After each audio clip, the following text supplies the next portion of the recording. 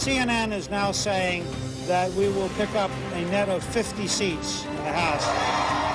Today, we have made history. It's clear tonight who the winners really are, and that's the American people.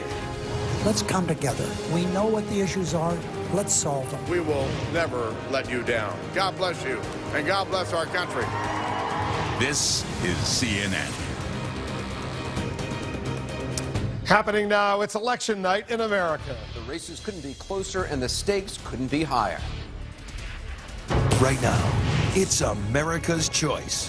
Will Republicans win the keys to the Senate? But we have to fix a few big things. It will not happen unless we gain control of the Senate. Or will Democrats stay in charge? Who's going to fight for you? That's what it boils down to. The president's record is an issue in some of the hottest contests. We need a senator who will stand up to Barack Obama. That's the biggest bunch of hogwash I've ever heard in my life. And the Senate's top Republican has a lot to win or lose. The races across the country are about Barack Obama's agenda. Barack Obama is not on the ballot. I am. This is CNN's coverage of Election Night in America. The fight for Congress, the battles for governor, and the warm-up for 2016. I need you to do this. Your country needs you to do this. We're in the home stretch. It all comes down to who's going to show up. The polls are open.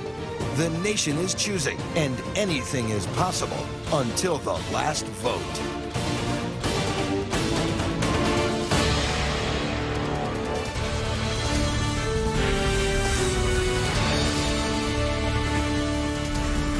We're live in Washington, and we're just moments away from getting the first exit poll information on this election night in America. We want to welcome our viewers in the United States and around the world. I'm Wolf Blitzer in the CNN Election Center with a special edition of the Situation Room.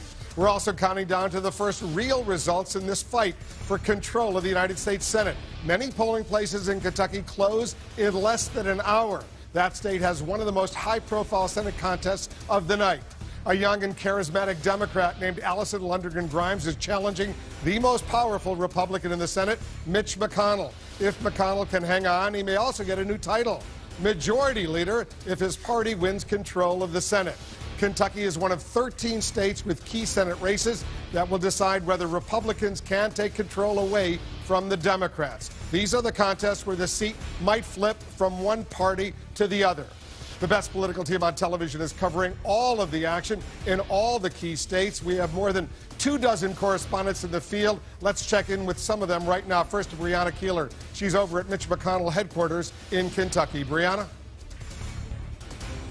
Hi there, Wolf. You know, every candidate in one of these tough races has written the two perfunctory speeches, the victory speech and the concession speech. But if you want to know how it's going here in Kentucky, know this. The speech that Mitch McConnell was editing and finalizing earlier today was the victory speech, not the concession. Polls show him up several points. Even so, his competitor, Allison Lundergan Grimes, the Democratic Secretary of State in Kentucky, is promising a surprise. On the flip side, Wolf, one McConnell aide joking to me that there may be a run on bourbon at the hotel bar here at McConnell headquarters tonight. We'll see who is right very soon. All right, Brianna, thanks very much. Let's go over to Martin Savage. He's covering a very high-profile Senate race in Georgia. He's over at the headquarters of the Democratic candidate, Michelle Nunn. Martin, set the scene for us. Well, Wolf, important to know here in Georgia, any winner has to get 50% of the vote plus one. Otherwise, we're headed for a runoff. This race is incredibly tight. 4 points separate the two candidates. Michelle Nunn, I talked to her. She believes they're going to win outright. Interestingly, her opponent, David Perdue, says the very same thing. We'll see how it goes. It could be. All of this is just a dress rehearsal for January. She point out that both candidates can say that they're political unknowns as far as politics, but their names very widely known. Sam Nunn, the father of Michelle Nunn. And then you've got Sonny Perdue, who is related to David Perdue. The voters know their names. We'll see how it turns out in a few hours, Wolf. All right, Martin, thanks very much. Let's go to the Senate race in New Hampshire right now. It's another critical contest. Brian Todd is standing by. Brian? Wolf, another long line building here at Ward 1 in Manchester, New Hampshire. Voter turnout is key here in Manchester and all over New Hampshire because heavy voter turnout, according to analysts, will favor the Democratic incumbent Jeanne Shaheen. But the razor-thin margin is there going into the polls. Shaheen, in some polls, had a very narrow lead. In other polls, Scott Brown, the Republican challenger, had a narrow lead. So This is razor thin coming into this vote tonight, and it's really up for grabs here. This is where the voting station is here in Ward 1. People come in and register, they get their chip, then they get their paper ballot. It's old school voting here, Wolf, and this is going to decide this very crucial Senate race, a must-win tonight for the Democrats. Brian, thanks very much. Brian will be with us, obviously, throughout the night. New Hampshire will be an early test of whether Democrats have a serious chance of holding on to the Senate. Let's bring in Anderson right now. He's got more with our analysts. Anderson, I know we're all going to be watching this very closely. No doubt about it. I'm here with Peter Hamby, our national political reporter for CNN Digital, also CNN political commentator and senior political writer for Politico, Maggie Haberman. Maggie, what race are you going to be watching as kind of a bellwether? I am watching New Hampshire, and I am watching North Carolina. North Carolina, I think, is looking better for Democrats than they had thought a couple of weeks ago. New Hampshire is what I'm looking for if the bottom is basically falling out. If you see that Jeanne Shaheen is losing in certain key counties, like Keene County in particular, if she is doing very poorly in Keene in New Hampshire, you will know that the Democrats are in for a rough night all over the place. Also, you say a bellwether because those are states that President Obama won. Correct. And states that President Obama won, New Hampshire is funky because it's a bit of a quirky state. It is a state that is moody in terms of how it votes for federal races versus statewide races, but she has been in office for a long time, so there's an anti-incumbent sentiment there. She's done a good job defining Scott Brown as a carpetbagger. It is still one that is really important to watch tonight. Peter Hamby, how about for you? I mean, I am looking at Iowa and Colorado. I mean, obviously, North Carolina is really important and fascinating. There's so many dynamics and cross currents with, you know, the anti-incumbent sentiment. Tom Tillis sort of reflects that because he's tied to the state legislature. You know, Kay Hagan is an incumbent tied to Obama. But looking out west, it's really interesting to look at Iowa and Colorado because, you know, these are two states that have really been trending toward Democrats for over a decade now. So right. Again, President Obama did very well in both exactly. Both swing states, but trending blue. Democrats have been very confident about their field operations in both of those states for a long time. Go back to 2012, presidential year, different dynamic. I remember talking to Iowa Republicans, and they were very confident that they had that state in the bag. Boom, polls close, Obama wins by 6. Right. So a little bit of caution there, but Republicans think they've fixed the ground game problem and that Joni Ernst has momentum, and they'll probably... Well, that's what's interesting. I mean, we've heard from Democrats so often, especially when in the presidential election, when President Obama was running, about the vaunted ground game that the Democrats had. It seems like the Republicans have certainly learned the lessons from President Obama in that. Yeah, the reason I actually disagree with Peter on this one, not that I'm watching both of those because they're really important races, and because Democrats have often cited those two states as part of their firewall out west. But the reason that I would asterisk both of those is candidate quality is incredibly important in both of those races. You have Cory Gardner, the Republican in Colorado, who was seen as good as you could get, basically, for the Republicans in terms of a candidate. And in Iowa, Joni Ernst has run a really good race, but Bruce Braley has made a lot of mistakes. And when you talk about field, GOTV, targeting, modeling, all that geeky stuff that Sasha Eisenberg wrote about in his book, that'll get you 1 point, 2 points, 3 points. Yep. But, you know, once the campaign is sort of drifting in one direction, and if you have sort of a drag at the top of the ticket, it becomes harder and harder to sort of get using GOTV to overcome that final margin. Exactly. But how essential is turnout today, particularly for Democrats among African Americans, among women, among others?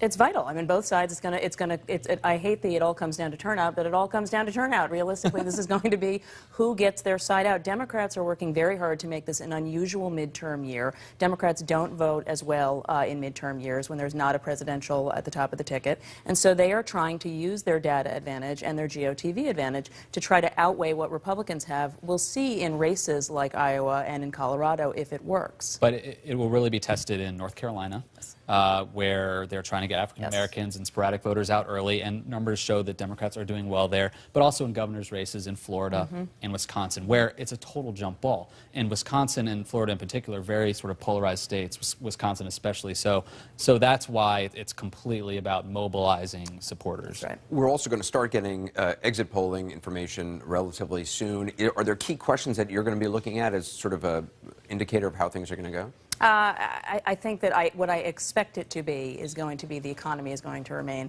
the most important issue for everybody. And if that is true, and I think how the president is viewed in exit polling, I think that will be a key indicator. I think if it is incredibly low and if that is a top line, then you know they're in for a rough night. One thing, and Maggie, whenever we travel and you talk to voters and just regular people, they're just kind of fed up with everything. Institutions, banks, politicians, Washington, the media, whatever. Trust in nothing. Trust nothing. So I'm interested to see if there's anything in the data about just sort of how much that is a factor, that Washington is broken and they're just kind of done with everything. Everything. We'll see. A lot to watch for, Wolf. Certainly, and we're definitely going to be a long night, so grab the popcorn and get ready. It will be exciting for sure. President Obama spent this election day concentrating on his day job as well, a little bit at least on politics. Let's go to our senior White House correspondent, Jim Acosta. He's got an update for us. He did at least one radio interview, right?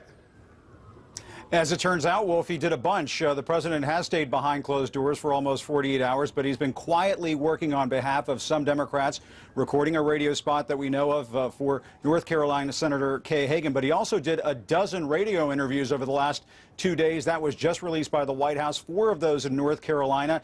And despite assurances from the White House that Democrats would hold the Senate, the president began to explain in an interview with a Connecticut radio station today why the GOP might have a big night. Here's what he had to say. In this election cycle, this is probably the worst possible group of states for Democrats since Dwight Eisenhower. There are a lot of states that are being contested where they just tend to tilt Republican. Now, as for Vice President Biden, he has been busy too, but he may have handed Republicans an election day gift, telling a radio station that Democrats have a chance of picking up independent Senate candidate Greg Orman. Orman has insisted he could caucus with either party, but Orman's opponent, GOP Senator Pat Roberts, he's already blasted out Biden's comments, and aides of the president told us earlier today, Wolf, there have been no conversations between the White House and Orman that they know of. As for the outcome tonight, the White House sort of gently distancing themselves from the overall result that we may see several hours from now. White House Press Secretary Josh Earn has said it will be, quote, the quality of the candidates that will make the difference tonight. Wolf. We'll see what that quality happens, how it unfolds tonight. Thanks very, very much. We're just beginning to get results from today's exit polls. Stand by for our first look at who's voting, what's on the minds of voters later. The surprising role that animals, including some alligators, are playing in this year's election.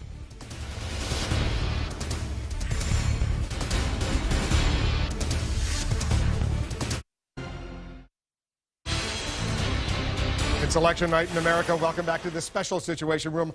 I'm Wolf Blitzer in the CNN Election Center. We're just getting in the first results from the CNN exit polls. John King is over here with me. He's over at the Magic Wall. I take it the voters out there, they've got some strong views on the Obama administration and the U.S. Congress. They do, and it's safe to say they're worried about the economy, Wolf, and they're mad at everybody when it comes to their politics. Midterm elections, usually a referendum on the president. Let's look at the first exit polls and add this up. Your opinion of the Obama administration? This is nationwide. People, as they voted today, telling exit pollsters, add this up, 58% dissatisfied or angry when it comes to the Obama administration. That's not good for the president in a midterm election year. 30 plus 11, so 41% are satisfied or enthusiastic, but a negative number for the president there. But, and this is an important but, what's your opinion of the Republican leadership in Congress? 36% dissatisfied, 23% angry. So that is a whopping 59% when you add that up. So they're mad at the Obama administration, but they're also mad at the Republicans who run the Congress. Let's move this over again. Opinion of the Democratic Party. The president says he's not on the ballot, but his policies are. We're waiting to see how vulnerable Democrats do. 53% of the voters, again, this is nationally. We'll look more closely at individual states later. 53% nationally have an unfavorable view of the Democratic Party. Again, if you're watching, you might think, whoa, that's not good news for the president and his Democratic Party. However, what do voters think of the Republican Party? Slightly bigger number. 56% of the voters today have an unfavorable opinion of the Republican Party. Just one more look as we'll take a peek here. So how's Congress doing its job? We know the president's approval ratings are low. That's a big number, Wolf. 79%. 8 in 10 voters today, as they went to the polls to decide, do the Republicans keep their House majority?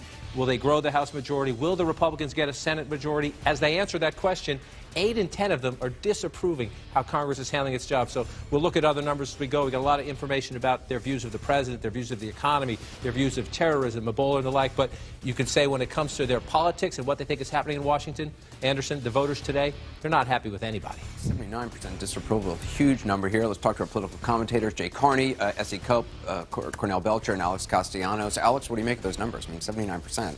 Well, the country's on the wrong track. The country's desperate for change. If they could fire both houses of Congress and both parties in it, Americans probably would right now. But the guys in charge are the Democrats, and the president is Barack Obama. And he lifted this country's hopes way up 6 years ago. The higher you go, the higher you can fall. Right now, this country is not only angry that their government doesn't work, that the economy doesn't work, they're scared. and they're looking for strength.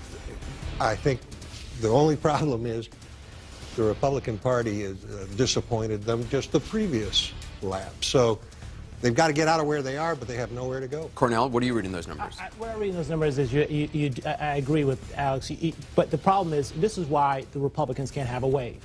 And we talk about all the electoral map, the demographics. History should say they should have a wave.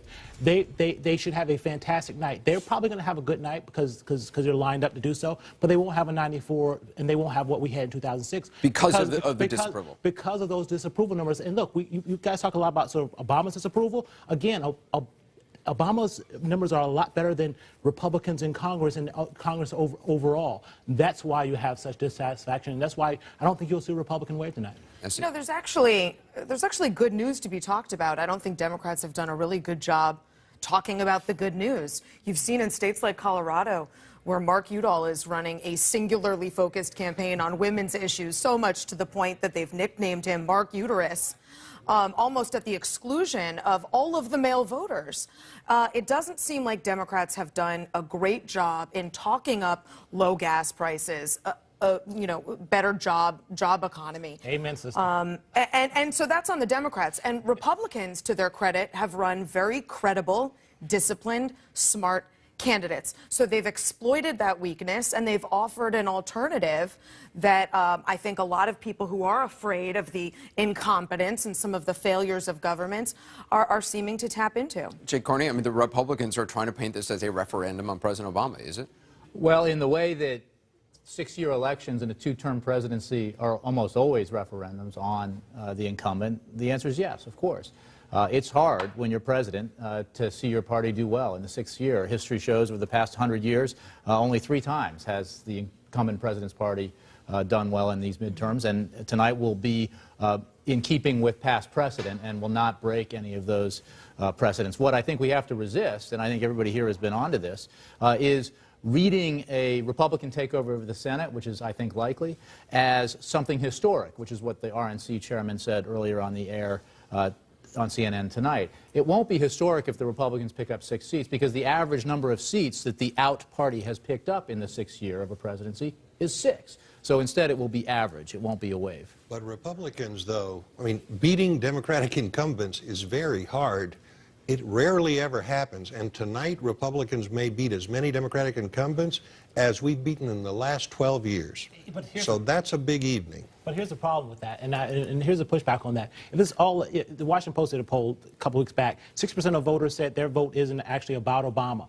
And if you right now tonight, you have more Republicans governors, you know, in really tough races, probably going to go down than you have Democratic senators. So I reject the idea that it's all about the president, because it's not. You see optimism on the government, on the governor front. Well, but look, there will be a sort of historic delivery if Republicans can turn out wins in blue states. Massachusetts governor, that's no small feat. Rhode Island governor could go Republican. Maryland governor could go Republican. These would all be surprise upsets. I'm not predicting anything, but that would be historic, that at a time like this, a Republican in really blue monochromatic states could unseat a Democrat at the State House. I think that's something to watch. I think in the purple states where we have Senate races, in the blue states where Republican gubernatorial candidates are running well, that's where we'll begin to see whether or not Republicans are really making inroads, as opposed to just winning states that the president lost by huge margins 2 years ago.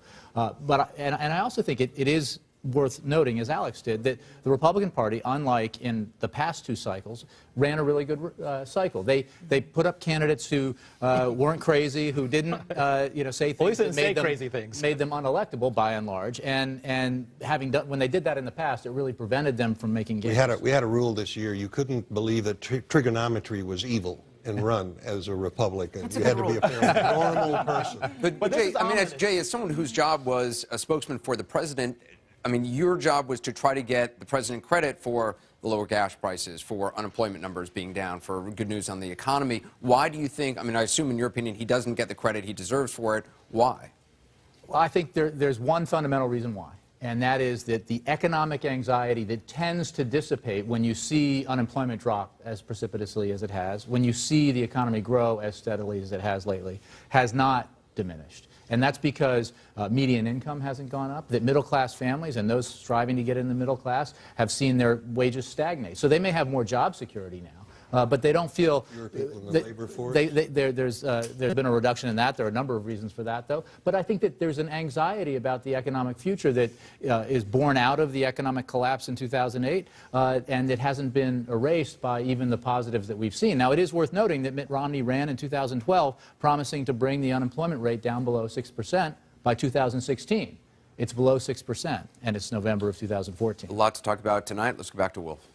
Anderson, we're getting more exit poll information. John King is with us over at the Voter Analysis Center, or as we like to call it, our magic wall. Let's pick up on the conversation Anderson was just having with Jay and the other analysts, because the exit poll data supports that conversation, that even people who feel relatively okay about the economy right now have long-term doubts. The economy was by far the #1 issue as the American people voted today. Again, this is our national exit poll. 45% of the American people saying the economy was their #1 issue. Health care for 25%, foreign policy for 13%, illegal immigration for 14%. But look at that, nearly half of the electorate saying the economy is the most important issue facing the country today. This is stunning. For a president who, as Jay just said, would like to say the numbers are getting better, 78% of the American people, nearly 8 in 10 voters going to the polls today, say they're worried about economic conditions. So those lower unemployment numbers aren't reaching the American electorate. They just don't trust him just yet. 78%, that's a stunning number. And yet, look at this. Look at the split here. The United States economy is a plurality. 35% say it's getting better. 31% say it's getting worse. 33% say we're treading water. It's just about the same. So there is sort of an even split about, is the economy getting better, worse, or just the same? But it's the long-term view that has people pessimistic. Look at this. National economic conditions, not so good or poor. So again, 30-something% are saying things are getting better, and yet nearly 7 in 10 describe conditions as poor because they're worried about the horizon. That's a tough number for all incumbents, especially the President of the United States. The country's going on the wrong track. Again, if you're an incumbent, that's a bad number for you. Normally, voters take this out on the president's party. We talked a bit earlier about the Republican brand being damaged as well. That will be a key test today. Do they take it out just on the president and the Democrats, or do they take it out on incumbents across the board? And here's what we like to call the American dream question. Life for the next generation of Americans will be, and this is where the long-term anxiety kicks in, worse than today. Nearly half of the American people, 49%, saying life in the future economically will be worse than today. Only 22% are optimistic that the next generation will have it better. 27% will think it'll be just about the same. So you have this, even people who think the economy is going okay for them right now, they have long-term doubts, especially when they look over the jobs horizon and when they look at their children. And these are national numbers. They're not numbers in battleground states. These are nationwide, and this is the first wave. We're getting more information. There's polls open in a lot of places still. Right, and these exit poll numbers even nationally could be updated, but we don't want to go into the individual states and break down numbers like this until the polls close, because sometimes they give you a hint of how the vote is going so far. We want to wait, just to be safe, until all the polls are closed before we dig deep in the individual states. Which is smart. All right, we're going to get a lot more information from these early exit polls. We'll share them with our viewers. In the meantime, Anderson, back to you. Yeah, I want to talk with our political analyst and also political reporter, Maggie Haberman, also national political reporter for CNN Digital, Peter Hamby. How much of this election you think, I mean, looking at those exit polls, is being driven by fear? I mean, you look at these numbers, 78% worried about economic conditions, 49% believe life in the future will be worse economically. It's what we were talking about before, where nobody trusts anything. That is the fear factor, and that is what you're seeing. You know, the economy is getting better. The data shows the economy is getting better. Voters do not feel it is getting better, and that is what you're seeing. This is why it makes it so hard to predict in a lot of these close races. This is why you have so many within the margin of error races, because people hate both parties, and people hate what both parties seem to stand for. And a lot of the national narrative has been about the Senate, obviously, but these governor's races, it's really a good place to get the temperature of these sort of crosswinds as well. You know, Essie was just talking about Maryland and Connecticut and Rhode Island. You know, Democrats are confident they'll hold on, although narrowly, but Republicans are running hard there on taxes and things like that, things that sort of, those pocketbook issues that frustrate people. But that's also where you're seeing that kind of throw everyone out anti-incumbent thing. I mean, if you're in the Senate race, you're tied to Obama, you're an incumbent, chances are you're in rough shape. But if you're a governor and you were elected just 4 years ago, Republican or Democrat, you're in big trouble too. It's also interesting. I mean, you have certainly in the news cycle, Ebola has been very big. The rise of ISIS, the difficulties there in the Middle East and across the Middle East.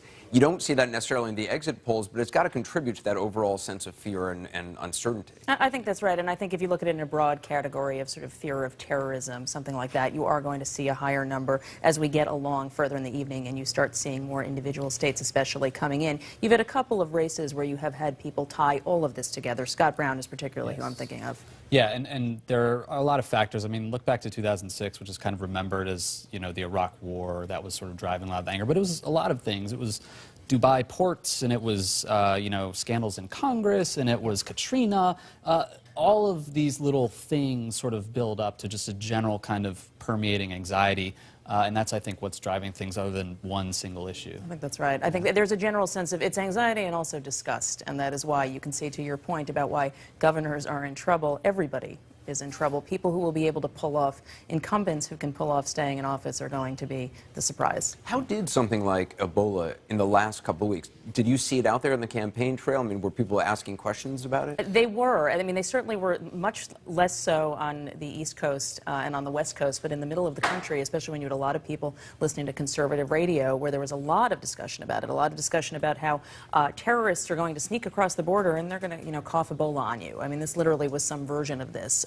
This obviously did not fit with science. This did not fit with what was being discussed among the medical community. But there was this sort of low-grade fear that began bubbling up. It's abated somewhat because you haven't seen widespread outbreaks. You haven't seen it going all over the place. But there was a flash there where it took hold, and you started seeing numbers. If you talk to strategists on both sides and both parties, these numbers in various states started kind of going all over the place, and that was when. Yeah, and both campaigns are sort of, we were talking earlier about get out the vote and field stuff. I mean, they're now able to sort of target and track among their universes of voters, you know, how these things are registering and target specifically people who might express more anxiety or less anxiety about Ebola. One interesting thing, not to get ahead of tonight's results, these exit poll numbers present a real opportunity for whoever's running for president to get out there, to be authentic, to not be conventional, and to really tap into the economic anxiety that the country is feeling. I think candidates who go out there, whether it's to Iowa or New Hampshire, are going to be punished if they are cautious, if they are seen as too close to Washington. That's going to be a real factor, and all of this stuff is going to start happening, tomorrow. You just described one person who that's a real problem for on the Democratic side. Yes, popped into my mind as well. Yeah. No, but this is a real issue, right? I mean, but it's interesting. I mean, you've seen Hillary Clinton and former President Bill Clinton out on the campaign trail significantly for a number of Democratic candidates. Yes, and she has actually been in her speeches over the last 2 months when she's been on the trail for people. But she has been much more like the 2008 version of herself than the 2007 version of herself that we saw in those primaries. And she's been trying to form sort of an aspirational, forward-looking message. But she still is not talking. A, she's not a candidate yet, and B, presuming she is, eventually, and B, she's not doing her own message. She is going to have to talk very clearly about the economy. It's going to be very difficult to do that without sounding like she is either criticizing or separating from President Obama. And Maggie was there in Massachusetts when she was campaigning for Martha Coakley, and Elizabeth Warren was there, and she almost tried to bear hug Elizabeth Warren, leaning a little bit too far into the kind of economic populist anxiety that's sort of taken hold among the Democratic base, suggesting when she said corporations and business don't create jobs, they said that was about corporate tax breaks. But it suggests it's not really in her comfort zone. Right, and she certainly seemed to walk that back. She definitely walked it back. Well, the sentence on itself made no sense, but the language of the populist left, as it has gone from sort of 2010 to 2011 to now, really has changed dramatically, and she is clearly trying to catch up to that. We're going to be watching these exit poll numbers very closely. Let's go back to Wolf. All right, as part of our comprehensive election coverage, Anderson, we have some exclusive access to the Democratic Party's war room. Let's go to our chief congressional correspondent, Dana Bash. Dana, tell our viewers what you're seeing, where you are. Well, I am behind the scenes inside what is effectively the Democrats' nerve center, where they are tracking campaigns and elections all across the country. I have to tell you, Wolf, I've covered politics for a long time now. I think it's cool to be in here because I've never been sort of behind the curtain, and that's where we are. Just take a look. We are basically seeing people at their desks doing incredibly difficult and important work, and that is they are collecting data from all over the country. But it's not just that, especially right now when the polls are still open across the country. What they're trying to do is not just gather the results, but affect the results. For example, I was just told, I can't tell you, I was told that I can't say which state because it's still active, but there's a swing state, a very competitive Senate race, where they got word that there was one particular area where Democratic turnout was very low. So what they did here is they used the tools that they have, email lists, not just the email list that they have now, but also the sort of vaunted Obama email list, to shoot out all across this particular state to get their volunteers, to get their motivators out and encourage votes in that particular area. So that's happening as we speak right now. And I just want to show you one other thing on the wall here. You see a big D there. Here we go. There's sort of a projection there. What is going to happen there when the results start coming in is they're going to compare the actual results with the turnout models that they have created to figure out whether the results match what they think that they need to win in any particular district or state.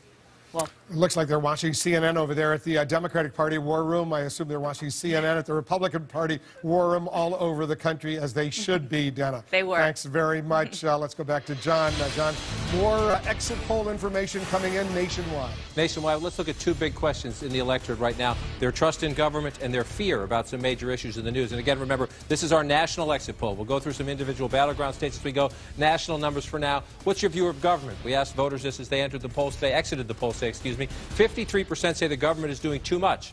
41% say the government should do more. So it tells you a more conservative electorate, more not necessarily anti-government, the government should do a little bit less. That's the view of the electorate. We'll watch how that plays out in the ballot map. You trust the government in Washington? 61%, more than 6 in 10 Americans, a lot of skepticism, cynicism here. Only 61% say only some of the time. 18% say never. 18% say most of the time. 3%, I'd like to meet them, say just about always. 61% saying only some of the time do they trust the United States government. Here's where we see some fear in the electorate, Wolf. Federal government's response to Ebola, 50% disapprove, 40% approve. All the conversations about quarantines, about U.S. troops going into West Africa, about how to handle the crisis here at home, the mistakes at that Dallas hospital reflected in that number, 50% disapproving of the federal government's response to Ebola. Do you support U.S. military action against ISIS forces? A big number here for the president. 58% approved his action so far against ISIS forces. Third of the electorate, a little bigger than that. 35% disapprove on this election day as people cast their ballots for a new Congress and in big governor's races. And here's a big number. Are you worried about a major terrorist attack in the United States? 72% say yes. 28% say no. So a little fear in the electorate. Well, if you look at the support, but concerns about ISIS, obviously concerns about a major terrorist attack here, and those numbers about not so much trust in the government, a reflection. Years of polarized politics, dysfunction in Washington, people out there don't have a lot of faith, especially in this town. You're going to be spending a lot of time at the Magic Wall here. United States of America 2014. Guess what viewers out there can do right now? They can do the same thing that you're about to do throughout the night. We've made it possible for you, our viewers, to try to get your own hand at our Magic Wall. Just go to cnnmagicwall.com, cnnmagicwall.com. You'll find an interactive map like this one. You can see it right there. You can zoom in on your favorite state, hit that state. You can see what's going on, county by county results. You can also find the same county by county results, by the way, for every election going back to 2006. The address again, cnnmagicwall.com. Find out what's going on in any state you want, just like John King can do. How cool is that, John? Works all right, doesn't it? You can go, as you said, you can go back in time, look at Senate races in the last midterm cycle, look at the last presidential campaign if you want to do that as well. Go back in time, zoom into a county, have a little fun. You actually learn a lot. It's a great way to learn. Feel very John King-ish doing this, and you can do it throughout the night. If there's a close race, people can go in, see what's going on. That's the best thing about it. You'll get the live results in these close races just as fast as we do. We're both going to be busy. You're having some fun tonight as well. Remember, we're only minutes away from the first poll closing and the first results from one of the most closely watched races. Plus, political animals. It's a jungle out there on this election day.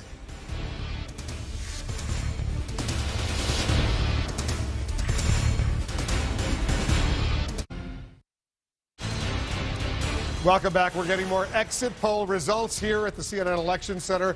John King is over watching what's going on. We're learning more about who actually showed up and voted today and what their inclinations were. Yeah, we'll give you a peek here at the political leanings of the electorate. Remember, this is our national exit poll, and their views on some of the big issues, at least the issues we thought would be big issues in this election campaign. Vote by party ID, fairly even split. 37% of the electorate, remember this is nationally, identified themselves as Democrats, 34% as Republicans, 29% as independents. So pretty even split. That's pretty representative of the country. We'll see in different states whether these numbers hold up when you go state by state. But 37% of plurality of Democrats close behind the Republicans. Vote by ideology, this is interesting. Only 23% of the voters describe themselves today as liberals. The biggest chunk, 40%, describe themselves as moderates as they voted today. 36% describing themselves as conservative. So the party, the candidate that wins the middle, obviously, in most races, going to win the election. Let's move on to what people think first about the president. 54% disapproving of how the president is handling his job in this 6-year itch referendum, as they call it, the midterm election. 44% approve. This is pretty consistent with the recent national polls. Our latest CNN national poll, I think, had the president at 45% approval rating. So the exit poll showing the electorate disapproving of the president, but the president's numbers a little bit better than they were a couple of months back. We thought, remember, at the beginning of the year that Obamacare, the president's signature health care law, would be the defining issue in the campaign. Didn't work out that way, especially at the end. But 47%, nearly half of the electorate voting today, think that law went too far. 22% said it was about right. 26% say it was not far enough. These are the folks who think perhaps it wasn't liberal enough. Remember, that has been a big part of the opposition. Has always been, even if a majority has opposed, a lot of it has been people who think it didn't go far enough. But 47% today voting say it went too far. Here's one more for you. Most illegal immigrants working in the United States now should be 58%. Nearly 6 in 10 Americans say should be offered legal status. 38% say deported. This will be an interesting number to watch, especially if the Republicans build on their House majority and if the Republicans take control of the Senate. Their leadership has had a hard time convincing their caucus to deal with this issue. But nearly 6 in 10 Americans today, Wolf, in this national exit poll, say illegal immigrants working in the United States should be offered legal status. We'll see if the exit polls have any impact on that contentious issue. First, the president will use his executive action pretty soon, we're told. And then we'll see if it comes up in Congress. Fascinating numbers, John. Thanks very much. I want to quickly check in with Jim Sciutto. He's over at the headquarters of the Kansas Independent Senate candidate, Greg Orman. Jim, tell our viewers what you're seeing over there, because Greg Orman, he could be a pretty powerful guy if, in fact, he goes on to defeat the longtime Republican incumbent, Pat Roberts. No question, Wolf. This is really a remarkable race. Here we are in Kansas, the reddest of red states, and you have Senator Pat Roberts, a 34-year Capitol Hill veteran, running neck and neck at best with Greg Orman, an independent, as you say, a political novice. A bit of a curveball thrown in the race today because you had Vice President Joe Biden seeming to say in a radio interview that he was confident that Orman would caucus with Democrats. Orman's been very coy about that, not saying which party he'd commit himself to. The Orman campaign pushing back very strongly against that comment from the vice president, saying, quote, to CNN, Greg's never spoken to the vice president in his life, and he's not going to Washington to represent the Democrats or the Republicans. He's going to represent the people of Kansas. To be fair, that's been a very consistent message from the Orman campaign throughout. And one thing driving that message, he says, is voter frustration, frankly, with both parties in Washington. And CNN's exit polls have been reflecting that. I managed to catch up with Greg Orman this morning as he cast his ballot. Here's what he had to say to me about what's driving his support. Why do you think you can make a difference if you win today? Well, it's really the voters of Kansas who are going to make a difference. The voters of Kansas are going to send a really strong message to Washington with this election that you can't hide behind your party label. Well, if Orman pulls it out tonight, cue the courting by both parties, he offering of powerful committeeships, perhaps leadership positions, etc., all that coming down to the math, Wolf, as you know, a real possible shakeup coming out of Kansas. We'll see what happens. We're going to be watching it every step of the way. Jim, thanks very much. Let's check in with Anderson once again for a little analysis. Well, let's talk about that race with our political commentators, Jay Carney, S.E. Cupp, Cornell Belcher, and Alex Castellanos. Jay, what was Vice President Biden thinking? Well, I think that was optimism speaking, not knowledge, in the sense that he obviously hopes, the Democrats hope, the White House hopes that if the Democrats are able to, keep it 50-50, maintain a majority, that if Orman wins, he's available to caucus with the Democratic Party. I think, as others said on the air on CNN earlier, I think it's certainly just as likely if the Republicans prevail, that he would caucus with the Republicans. You know, I was in Kansas this morning, actually. I was with the fine students and faculty at Fort Hays State University, where I gave a talk last night. And Kansas is feeling pretty unusually fortunate this cycle because it has an extraordinarily unlikely Senate race with an independent threatening an incumbent Republican. It's a fascinating And it race. has a very close gubernatorial race with an incumbent Republican governor who's threatened by a Democratic challenger. This doesn't happen that often in Kansas, which, as you know, is a pretty reliably red state. Do you think Vice President Biden did damage to Greg Orman? Because his opponent was trying to use this in calls out today, trying to mobilize voters. I don't think he did damage. Look, one of the things you got to give credit to, and you seldom see this as a political hack, you seldom see this, they are so disciplined on message. I mean, his response was spot on to how he should respond. They run a sort of a campaign that you seldom see from independent candidates. The other part of this is going back to what all these numbers that John King been giving us about how frustrated Americans are with both parties and how frustrated they are with politics. I think there's a unique opportunity for a lot more independent candidates to get in there. Of course, you know, they take a lot of money to pay guys like Alex, but that's part of the problem. But I think, given the frustration with Washington, I look to see a lot more sort of independent, viable independent candidates out Do you think we'll see that 2 years from now?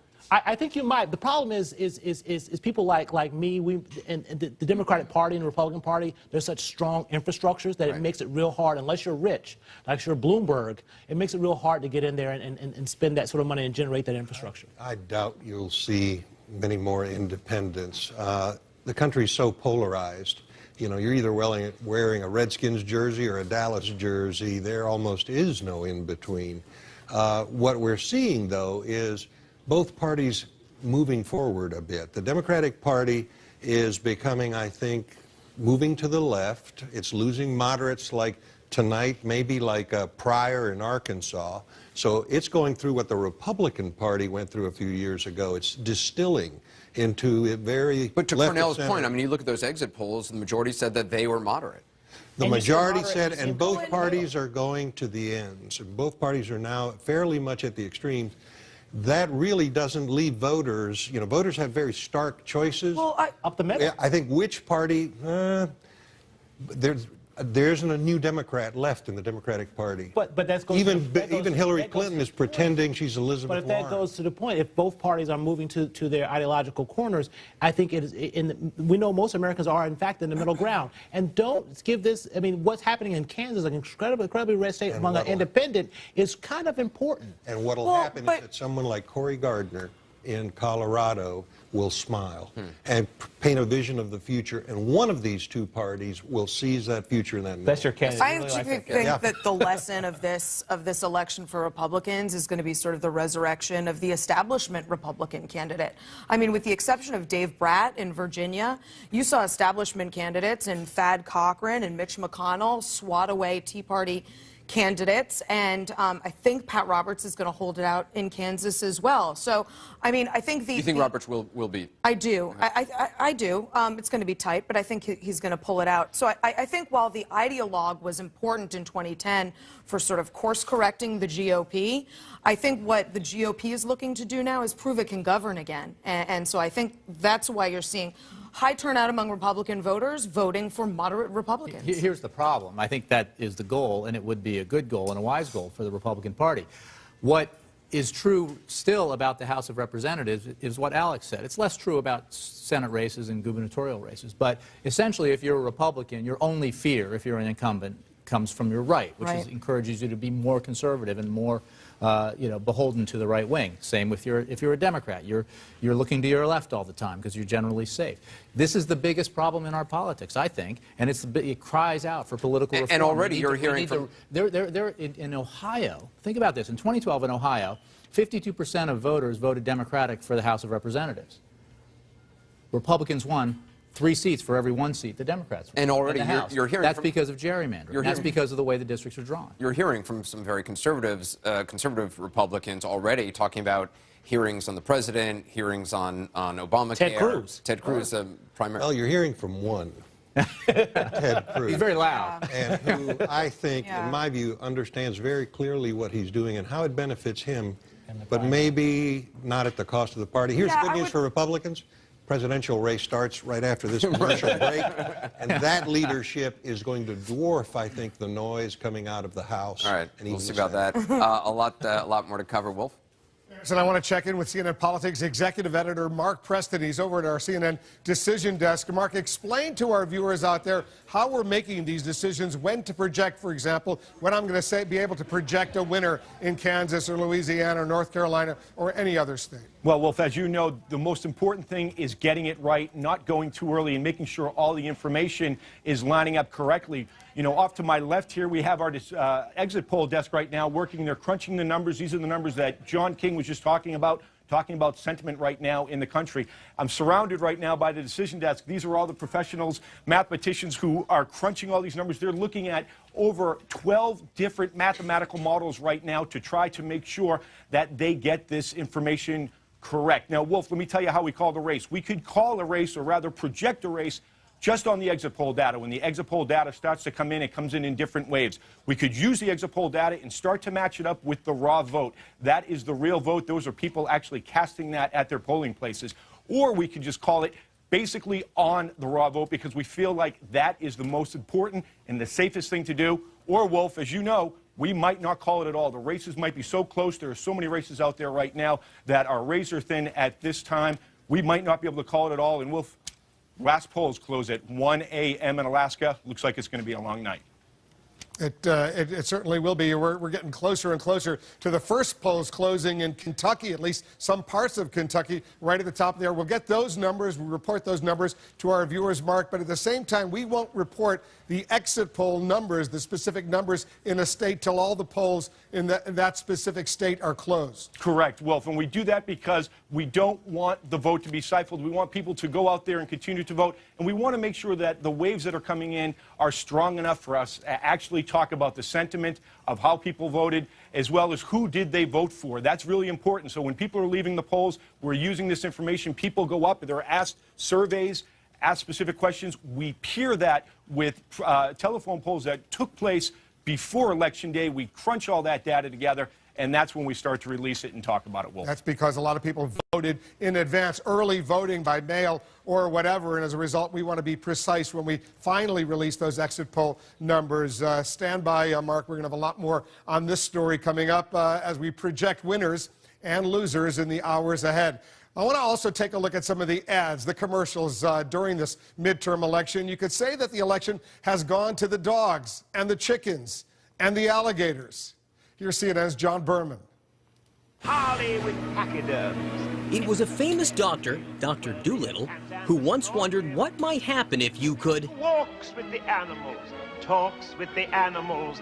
Now we know the answer. If you can do those things, walk with the animals, talk with the animals, you can run for Congress. Because Louisiana needs a senator that will stand up to the career politicians and the alligators.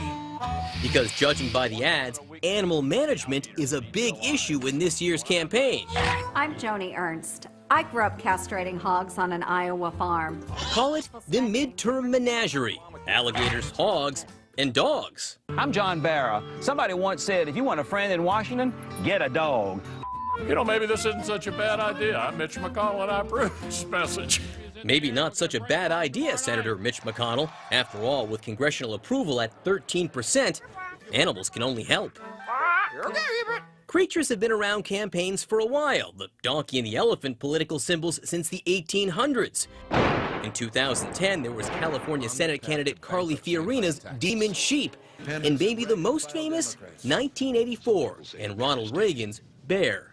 There's a bear in the woods. But those were largely symbolic. This year, it isn't as much a metaphor over what a bear does in the woods. No, the animals have been central to the debate. 820,000 of our tax dollars were spent studying how monkeys respond to unfairness. In Iowa, Republican Senate candidate Joni Ernst ran hard on hogs. Because Washington's full of big spenders. Let's make them squeal. Democrat Bruce Braley checked with chickens. We didn't hear a peep. And Republicans countered with their own chickens. It's not very neighborly. It's not very Iowa. Of course, the biggest advantage to most animals, they can't vote. The mammal that can vote seems pretty angry this year. Maybe instead of focusing on them, it's easier to talk about wrestling an alligator, petting a dog, and cutting off a hog's, you know. So in the end, after this midterm, even if Congress can't get its act together to vote on whether to support war in Syria, they could run a sweet petting zoo. John Berman, CNN, New York. Thank you, John. In just minutes, the first polls will begin closing. We'll be getting our first look at the results on this election night in America.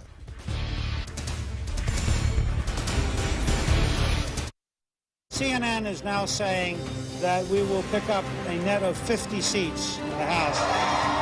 Today, we have made history. It's clear tonight who the winners really are, and that's the American people.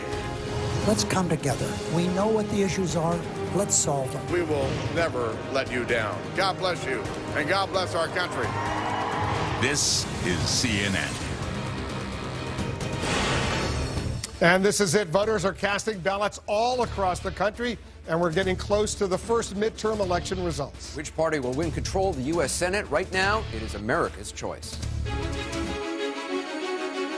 These are the last moments of a midterm slugfest. It is really important that we regain control of the Senate. They're really running against the president, aren't they? This is the last word on a campaign to shake up the U.S. Capitol and state capitals across the nation. South Carolina. In the state of Ohio. Texas.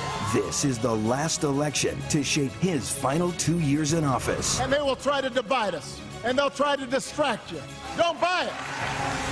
Tonight, Republicans aim to take back the Senate for the first time since the Bush presidency. It will all come down to about a dozen make-or-break races. There is nobody Barack Obama wants to beat worse than Mitch McConnell. The Senate's top Republican could get a promotion, or he could go home if his toughest opponent in decades wins. I don't know whether to call Senator McConnell Senator No-Show, Senator Gridlock, or Senator Shut Down.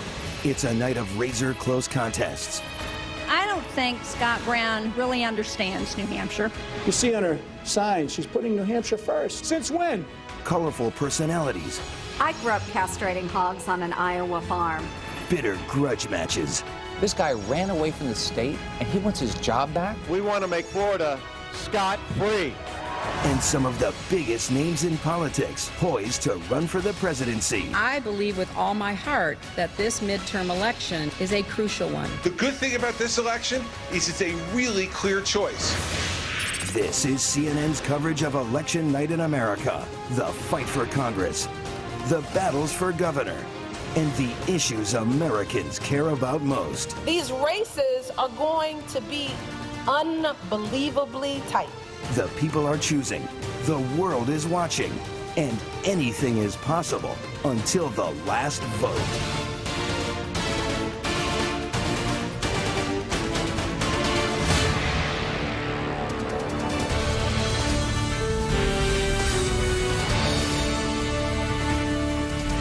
It's election night in America. We want to welcome our viewers in the United States and around the world to a special edition of The Situation Room. I'm Wolf Blitzer in the CNN Election Center. We're here in Washington, D.C. We're counting down to the first results coming in. The countdown is underway, and the power to control the United States Senate is up for grabs right now. 36 Senate seats are at stake tonight, but only 13 key races will determine if Republicans take control of the Senate or if Democrats stay in charge. We're going to focus in on those races all night long. We're standing by for the first raw votes to come in from Kentucky, where many polling places are now closed. Here's what we're looking for in this high-profile Senate race. Will a young Democrat, Allison Lundgren Grimes, defeat the Senate's most powerful Republican? Mitch McConnell hopes to hang on and get a new title, Majority Leader, if his party wins Senate control. This is the magic number for Republicans tonight. They need a net gain of 6 seats to win a majority of 51 and reclaim control of the Senate. We're counting down to the first major round of poll closings in Georgia, Indiana, Kentucky, South Carolina, Vermont, and Virginia. And we're getting in new exit poll information right now. Let's check in with John King. He's over at the Magic Wall. He's got those numbers. John. And Wolf, as we wait for more raw votes, let's just give people a sense of the mood of the electorate tonight and who's voting. And these are from our national exit polls. We'll go into some of these battleground states a bit later in the night. But across the country tonight, what's the ideology of the electorate? The largest chunk of the electorate described themselves as moderates as they voted today. Perhaps a slight advantage for Republicans in the electorate in that 36% say conservative, only 23% liberal, but as always in competitive elections, the fight for the middle, the moderate votes. But watch how that plays out as we end up going state by state through the polls and through the math. Most important issue facing the country today, by far, the economy was the winner at 45%. Healthcare came in second at 25%, but jobs and the economy on the mind of most voters as they cast their ballots today for the House, for the Senate, for their governor's races back home. Are you worried about economic conditions? This is a bad number for the president in the sense that referendum, midterm, normally a referendum on the president, 78% say they are worried about economic conditions in the country today. This despite an effort by the president late in the campaign to say, hey, look at the improving unemployment numbers, look at some other economic statistics. But Americans clearly worried about the economy. How's your family doing? Your personal family financial situation? About half of Americans, 46%, say they're doing about the same. 25% say worse, 28% better. So you see a divide there on the big question facing the electorate, the economy. One more, Wolf, as you play this out. How's the president handling his job? Pretty consistent with the late national polls before the election. 54% disapproving of the president. The president is obviously the big issue in a midterm election. But before we end here, just want to give you one thing. He's not the only one on the ballot. Remember, people are deciding. Keep a Republican House. Maybe hand the Senate to the Republicans. What do you think of Republican leaders in Congress? The president numbers aren't great. That's not great either. 60% say they're angry or dissatisfied with the Republican leadership in Congress. This in a year that should be a Republican year, Wolf. Anger, dissatisfaction at the Republican leadership. We will see if that cuts into what should be a good night for them because of the favorable conditions. That anger doesn't help. All right, John, thanks very much. We're just getting in the first real poll numbers coming in from the critically important state of Kentucky. Let me show you what we have right now. Very, very early, Mitch McConnell with an impressive lead, 66% to 32% for Allison Lundgren Grimes, but it's only 1% of the vote, if that, in right now. It's going to be a much longer night before we can make any projection. All of the states' polls will be closing at the top of the hour, 7 o'clock. That's where we'll be able to share exit poll results. We won't do that until then, but you can see the first poll numbers are just beginning to come in. Let's check in with Joe Johns. He's over in Lexington, Kentucky, watching what's going on. What are you seeing, Joe? Hey, Wolf, this is Fayette County, Kentucky, the clerk's office. It is in the heart of Lexington. And what you're looking at right now is a line of people who are waiting for the first returns to start coming in. Now, this is what's going to happen. As you can see here, this is a computer card. It's a disk. All of the information from all of the more than 150 precincts around this area ends up on here, and they bring it to this place in boxes. These ladies get it, put it in those boxes behind them, and then we're off to the races. Down here to a computer room that's just some distance away. That's Don Blevins, the county clerk. We're going to hopefully talk to him in just a second.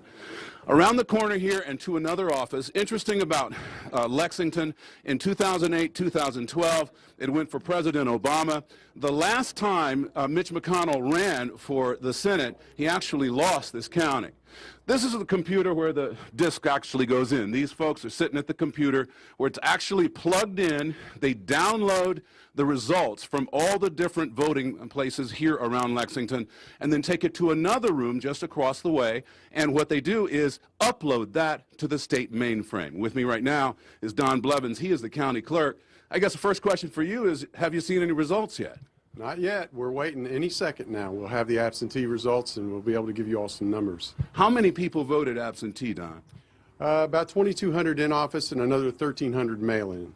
All right, so in just a couple of minutes, hopefully we'll start seeing the absentees, and then shortly after that, we're going to start seeing things come in. We'll see all the election officers bringing the results in, yes. Good enough. All right, so we're waiting for news here, Wolf, and hopefully just in the next few minutes, we'll have some of the very first results in the country coming out of Lexington, Kentucky. As soon as we get those results, we'll check back with you, Joe. Thanks very much. I want to check in with Anderson right now for more. Anderson? Yeah, we're obviously watching this race very closely in Kentucky. I want to go over to Brianna Keeler, who's standing by at McConnell headquarters. Also, Deborah Farrick is at Lundgren Grimes headquarters. Brianna, let's start with you. How's the mood there? This race, hard to see McConnell losing tonight. Thanks, Rachel. Thanks, Chris. Hi there, Anderson. McConnell aides, I'll tell you, are very comfortable and confident here with the lead that polls show they are enjoying several points. Mitch McConnell is in the building here at this Marriott in eastern Louisville. He has done earlier, out of the view of cameras, a walkthrough of this ballroom where he's expecting to give a victory speech. He has a concession speech written, but it's been shelved, I am told. He's very much expecting to give that victory speech. At the same time, his contender, or his opponent, Allison Lundergan Grimes, is promising an upset. She says there's going to be a surprise. She's saying that voter turnout has been high, but the question is, would it really be high enough to make a difference? It certainly would be quite a surprise to many around Mitch McConnell. I overheard one aide earlier joking about a celebratory run on bourbon here at the hotel bar. Anderson? And Deb Freyberg standing by at Grimes headquarters. Have you heard from the candidate today? Well, we have. As a matter of fact, Allison Grimes making her way here. We spoke to the campaign manager just a short time ago, and he reemphasizes expect a possible surprise. Keep in mind, this race has been a statistical dead heat for much of it. The 35-year-old lawyer, also Kentucky's Secretary of State, has really given the incumbent Mitch McConnell a run for his money. Now, the campaign manager said one of the strengths that they're banking on is their grassroots campaign. 50 field offices, 6,000 workers out today knocking on doors, some of them still out there because the polls close at 7 in half of this state. They said that they are not slowing down, that even though they've been outspent 3-1 according to their statistics, they believe that if Allison Grimes loses, it's not because of her quality as a candidate, but because they've simply been outspent. We are told that she's on her way here. They're expected to have a big outdoor party. You can see the band behind me. A lot of supporters making their way here as well. Anderson? All right. Deb Freyberg, thanks very much. I want to toss it back to John King and Wolf for the closer look at what's going on in Kentucky. It's obviously only 1% of the vote is in, but we're beginning to see a little bit of what's going on. Show us what you see. Well, what you see so far tells me, from knowing the state, that it's filling in the way we expect it to fill in. The question is, are the margins enough? You're seeing these red counties. You also see the total vote count. We're talking about a little over 5,000, a little under 5,000 people here.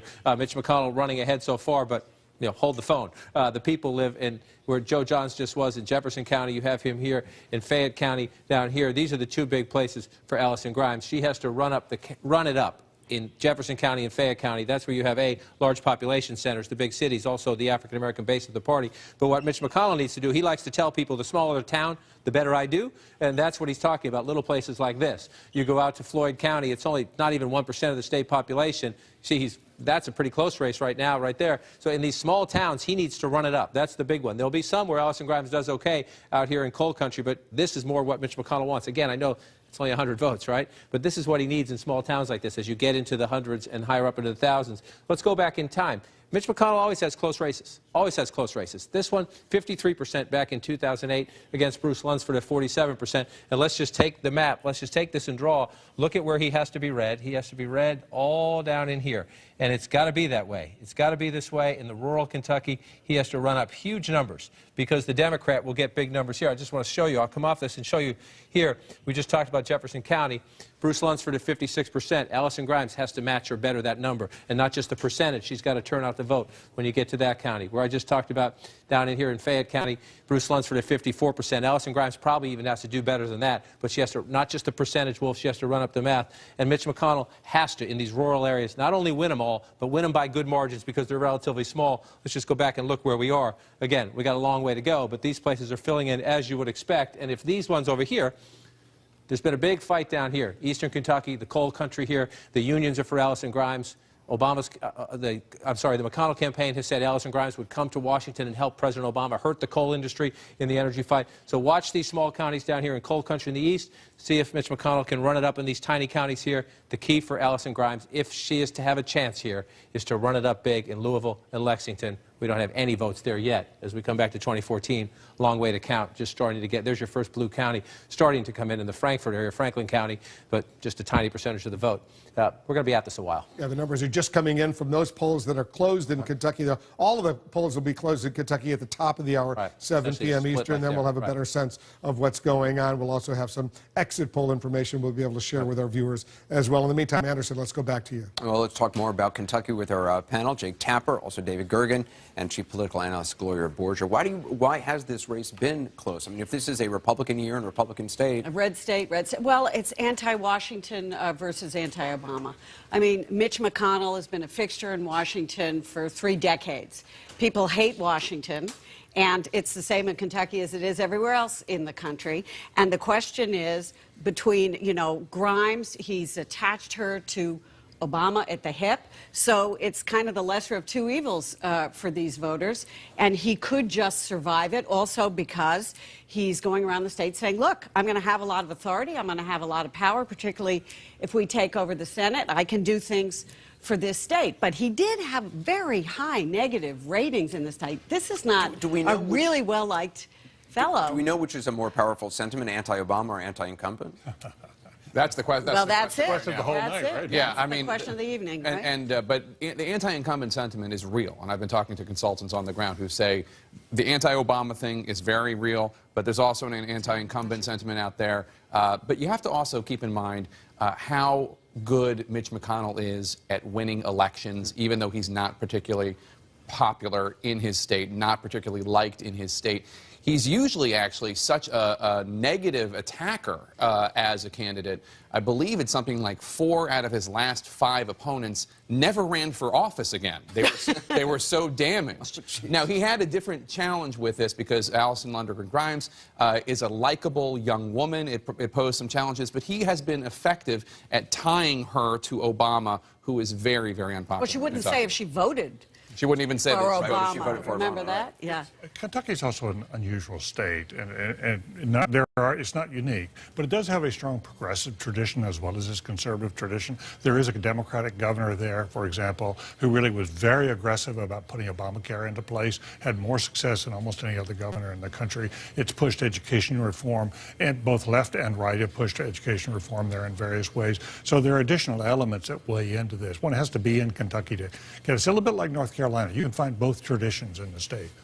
But I think you see from looking at these exit polls that people in this state, just like all over the country, are unhappy with Washington. They're unhappy with the president. And, I think Mitch McConnell just tied her directly to President Obama and did that very well. And then she had some unforced errors If Mitch McConnell wins, is this a message to work with President Obama, to compromise, or is it a message to be obstructionist?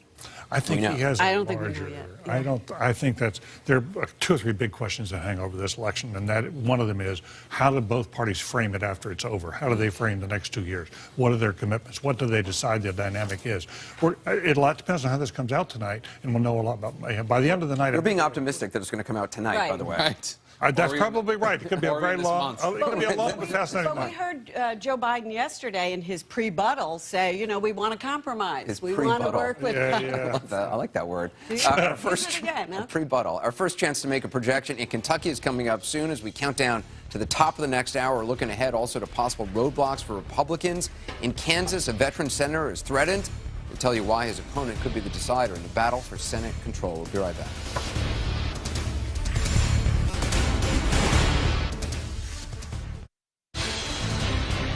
All right, check this out. This is the live picture coming in from our ballot cam in Manchester, New Hampshire. People are getting ready to vote, are still voting over there. Obviously, a critically important race. New Hampshire, one of 13 states with key Senate battles underway. These states will be crucial in deciding whether Republicans take back control of the United States Senate. Let's look at some of the 3 key races, early races, that could create major roadblocks for the Republicans. The Senate matchups in Georgia, Louisiana, and Kansas, they are competitive.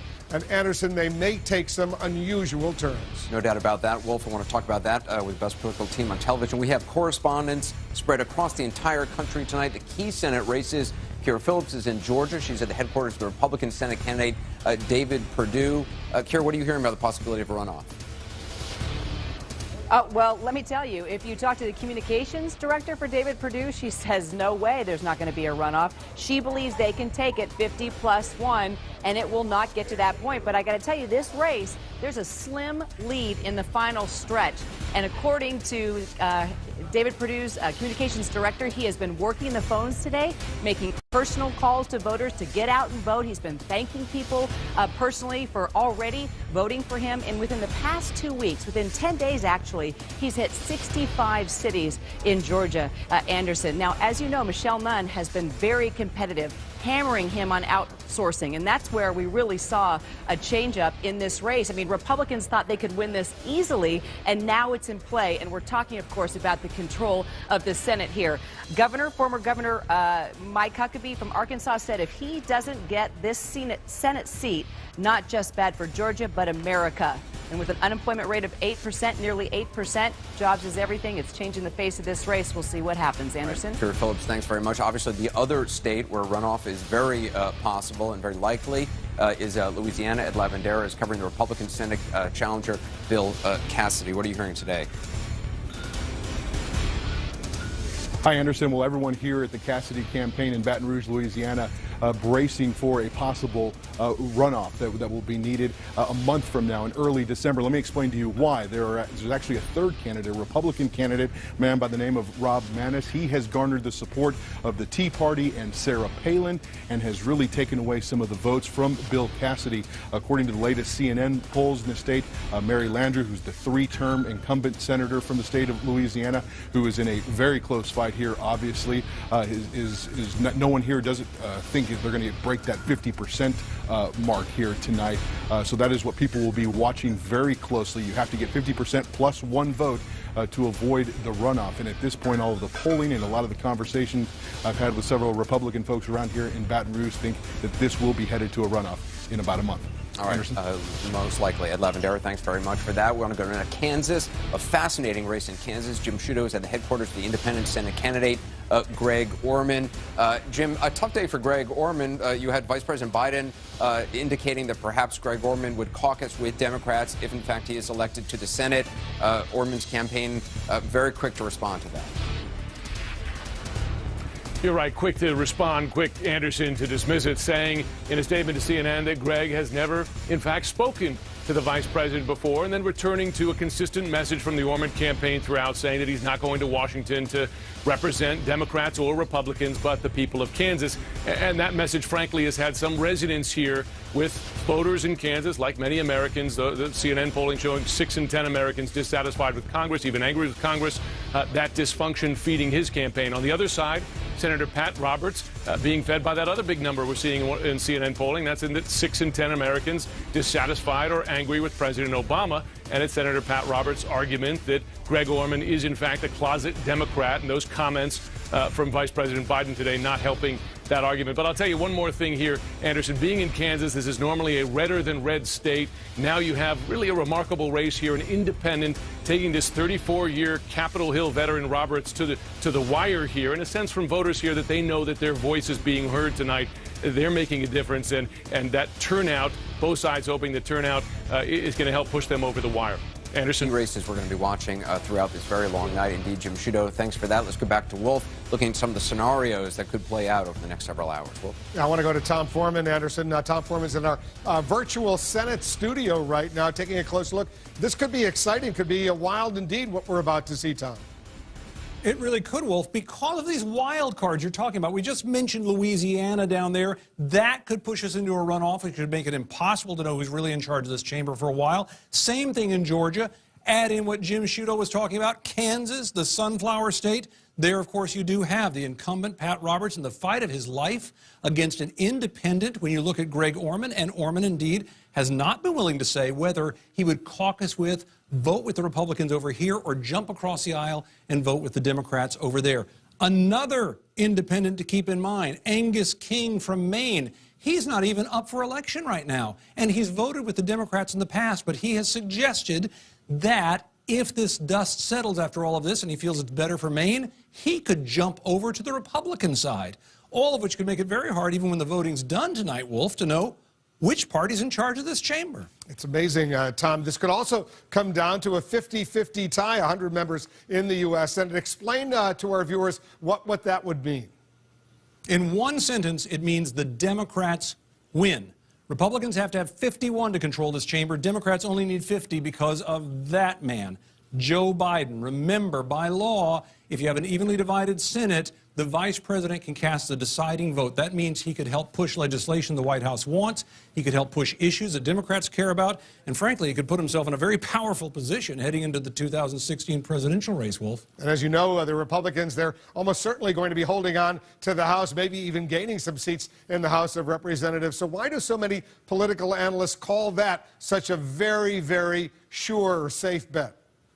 Well, let's travel across the rotunda here to the U.S. House of Representatives and look at the math, because that's what favors the Republicans so heavily. Go up high here and take a look at it. They have 234 seats in red. The Democrats only 201. That's a steep climb under any circumstances to gain back that and get the advantage. But we've also looked at the details of these races, and if you look at all of the polling out there, you look at the past voting trends, and you look at the demographics, who shows up for midterm elections, all of that suggests, while it's not impossible for the Democrats to retake this chamber, it is really mathematically improbable. Wolf. All right, Tom, we'll be staying in very close touch with you throughout the night. I want to take a look at some raw votes coming in from the state of Kentucky. Right now, once again, very, very early, only 1% of the vote is in. Mitch McConnell, the minority leader in the Senate, has 60%, 38%. Allison Lundgren Grimes, the Democrat, up by almost 3,000 votes, but it's very, very early. John, you're taking a very close look at this Kentucky race. Because it's so important. But only 1% of the vote in, so let's be careful and let's be cautious. But it is the beginning of the raw votes. We're still waiting for the entire state to be closed. 60% to 38%, so an early lead for Mitch McConnell. Guess what? We knew that was going to happen. So that's one of the things to come down. You get these smaller rural counties, they're reporting quickly. He's going to be ahead. That's no surprise. It is interesting to watch this go back to his last race. Remember this red down in here. In his last race, his Democratic opponent did do well in these counties right down here. This was a big competition in the coal counties of eastern Kentucky. So let's see what happens. Again, even in these counties, just a small smattering of the votes in. So this by no means that it's red now means it's going to stay red as we get through the night. But if you're at McConnell headquarters and you're looking at the very, very, very early results, you're happy watching this fill in. But you're not going to get very happy, and no one at the Grimes headquarters is going to get overly concerned just yet until we start to get results here. The largest county in the state is Jefferson County. That's where Louisville is. This is a Democratic stronghold. It is absolutely critical that Allison Grimes gets a big margin here. The African-American vote is critical there. And there's been some issues there because she has not said whether she voted for President Obama last time. African-American politicians get it. They say it's a strategy. But on the street, I was there, some rank and file, average Joes say they didn't like that all that much. And then another big place to look is down here in Fayette County. Joan Johns was talking about this earlier. It's about 7% of the population. Again, a huge Democratic center. She has to get big votes there. You know what, John? Hold on for a moment, because Joe Johns is getting some other votes, some more votes coming in from Lexington. What are you seeing over there, Joe?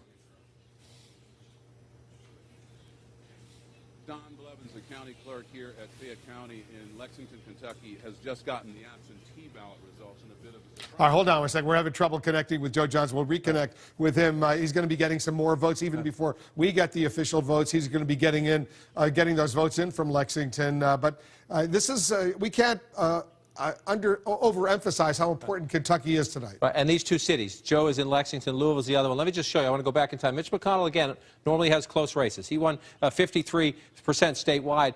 Last time, Mitch McConnell did fairly well in Fayette County. I was in Fayette County about a week ago, 3-4 days ago, actually, and what the Democrats there were saying is that they would do better than this tonight. They promised they would do better than this. All right, hold on. I think we've reconnected with Joe. Joe, go ahead. Tell us the numbers you're getting, Joe. Can you hear me okay? Okay. Hey. Yes, Wolf, I can hear you well. Now, Don Blevins, tell us about the absentee results here in Fayette County, the Lexington area of Kentucky. Well, I know that most of the nation is interested in our Senate race. So Allison Lundgren Grimes leads the race at this point with 1,815 votes to Mitch McConnell's 1,622. That's a 52 to 46%. Normally, when you get absentee ballots in, do you see more Republicans, more Democrats, or does it just depend?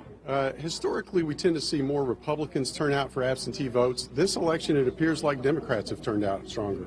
All right, thanks so much, Don Blevins, and we will be looking for the first results as they walk in the door right here. Wolf, back to you. All right, I don't know what that means, John, but she's got a slight little lead over there with these absentee ballots that are just coming in. A slight lead there with those absentee ballots. I pulled way out to the state. Let me come back in. I need to move this out of the way a little bit. Yes, a slight lead. I want to tell you this, though. In Fayette County, when I was there, again, this is right here, and we don't have any official votes recorded in the system yet, so that's the value of having reporters on the ground to get the ballot. So a slight lead right there was at about 200 votes with the absentee ballots. When I was here just the other day, local Democrats said that at the end of the night, they think her margin has to be above 17,000 votes in this county. They said if she is under 17,000 vote margin just in this county, they don't think they can win statewide. That's how hard they've worked this. Remember, the Obama campaign, the team that worked on Terry McAuliffe's campaign in the Virginia governor's race, the data team, they're working this. They do this micro-targeting. They identify their voters, and they have a pretty good sense from the model of how many people they need to turn out statewide and in each county. And this, I was told by those Democrats, watch that number at the end of the night. If Allison Grimes is above 17,000, the margin with Mitch McConnell, they think she has a shot to win. If she's below it, they think she does not. And I just want to take this back and show you, as the map fills in, nothing to write home about yet, but if you're watching it at home, if you're going along with the magic wall, this is McConnell's winning. He always tells people in the state, the smaller the town, the better I do. You pull out to a place like this, this is what he needs to do in these small towns. Now, this is a tiny percent. A couple more thousand people will vote here, but until we get the cities, we're just counting early. But if you're at McConnell headquarters, you're looking at that, you're thinking so far so good, but you're not cracking open the bourbon yet. Yeah, Allison Grimes, she really didn't want the President of the United States coming to Kentucky. She didn't even say if she voted for the President of the United States. That Obama factor is something we're going to be looking at throughout the night. I want to go to Anderson this is the right Obama. Now. Anderson, you got some more on what's going on over there. I like as soon as you say bourbon, you toss it to me. I would not mind a little bourbon. Let's talk to our political contributors, Van Jones, Alex Cassiano, Stephanie Cutter, and Newt Gingrich. I want to talk about whether or not this election is a referendum for President Obama. But Alex, while John and Wolf were talking, you said that you think Grimes actually started too early. She's an outsider in a year when everyone hates Washington. Mitch McConnell is the leader of Washington and the place everyone hates. You would have thought that a fresh face would do, blow him off the board. Although it is a Republican state. Although it's a Republican state, but still, what happened? She got out there so early in this campaign. The campaign's been so long and nasty that the outsider lost her freshness. The old saying is you roll around in the mud with a pig, you get mud on yourself, and the pig likes it. And I think that's a you know little that every election cycle you have some animal analogy. Well, Wolf said it was the year of the animal. Rabbits last year. But Karl Rove's group, Crossroads, went into that state early and kind of flushed her out a little bit, perhaps earlier than she should have. Okay, I just want to quickly go to Joe Johns in Lexington. Joe, what are you hearing? Joe Johns in Lexington, you're on the air. What are you hearing, Joe? And we'll come back to Joe, because clearly we haven't figured that out. Well, look, the first question you asked is this a referendum on Obama?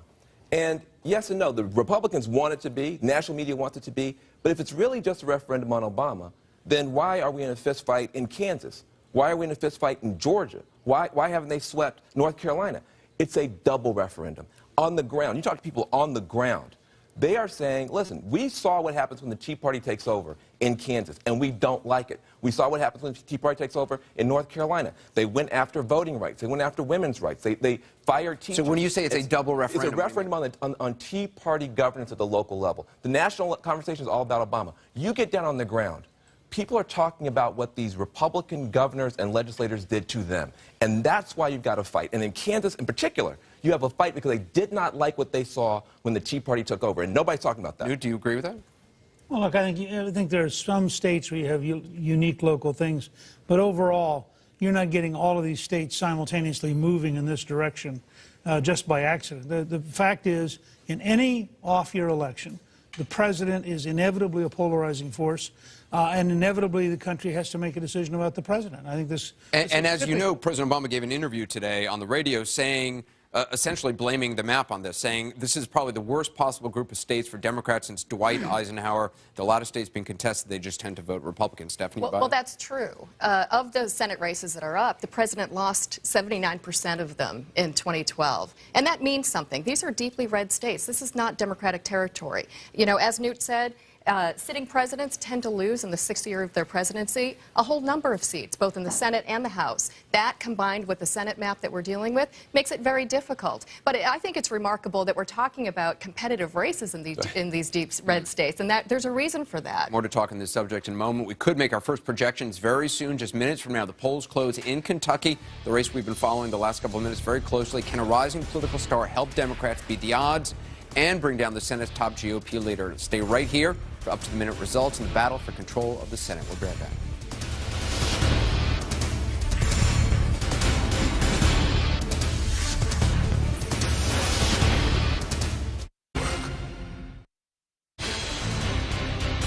It's election night in America. Welcome back to the CNN Election Center. We've got some more votes coming in from the important state of Kentucky right now. 2% of the vote is in Mitch McConnell, maintaining his advantage over Allison Grimes, the Democratic challenger. 60% for Mitch McConnell, 38% for Allison Grimes. It's now changed a little bit. 2% of the vote is a small number of votes in, but it's still an impressive majority right there, 58%.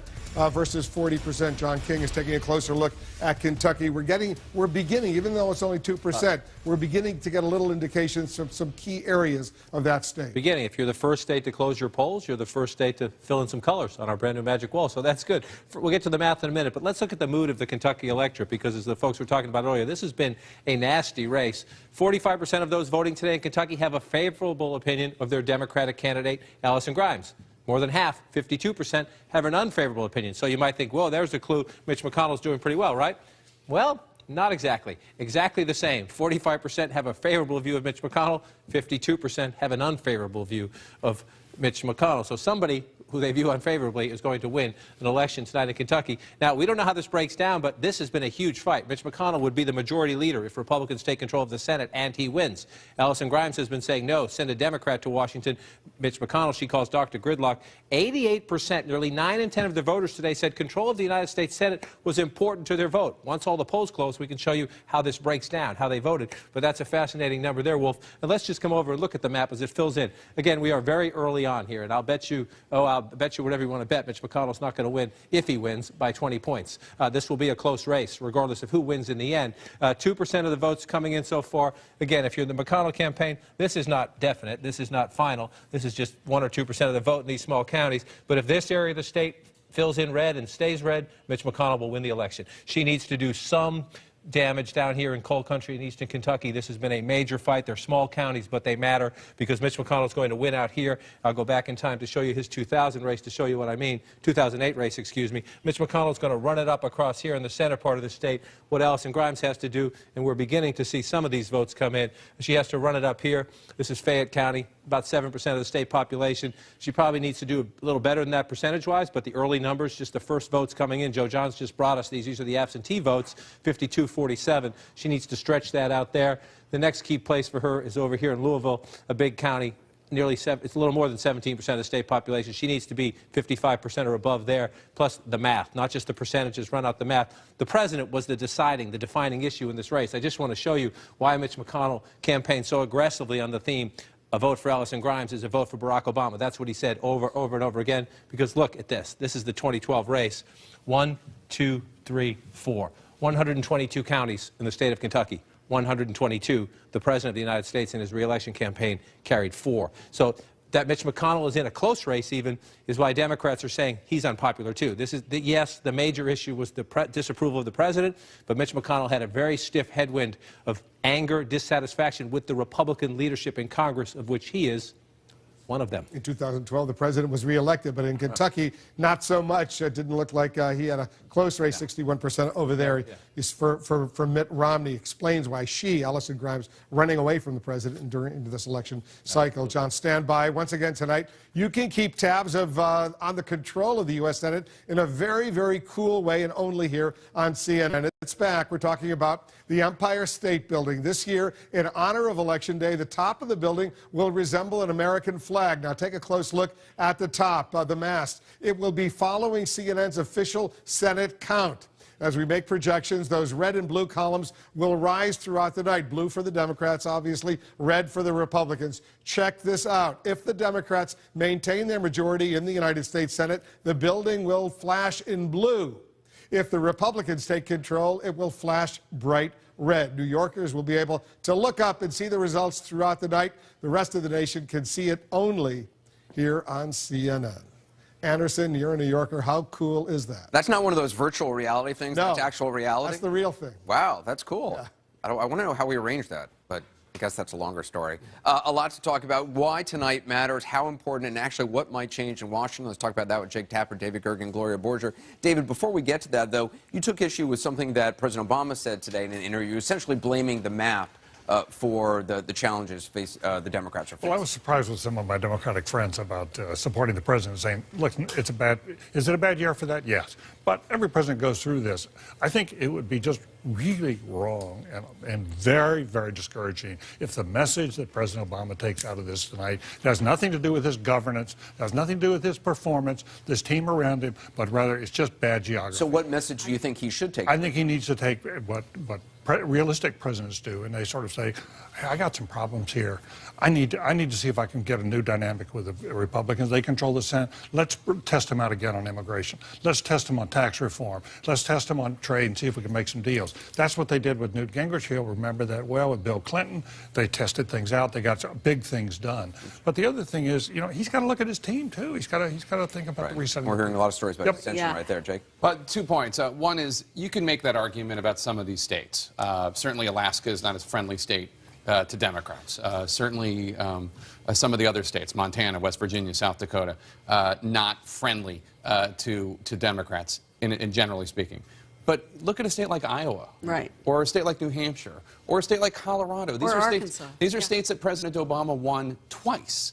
And they are competitive Senate races, and it's very unlikely that Democrats are going to win all 3 of them. So that's one. The second point is, a lot of these Democrats, or a lot of these states, went Democratic when President Obama was very popular. So you can't really have it both ways. I mean, it's the same map that existed in 2008. Mark Pryor in Arkansas, he didn't even really have an opponent.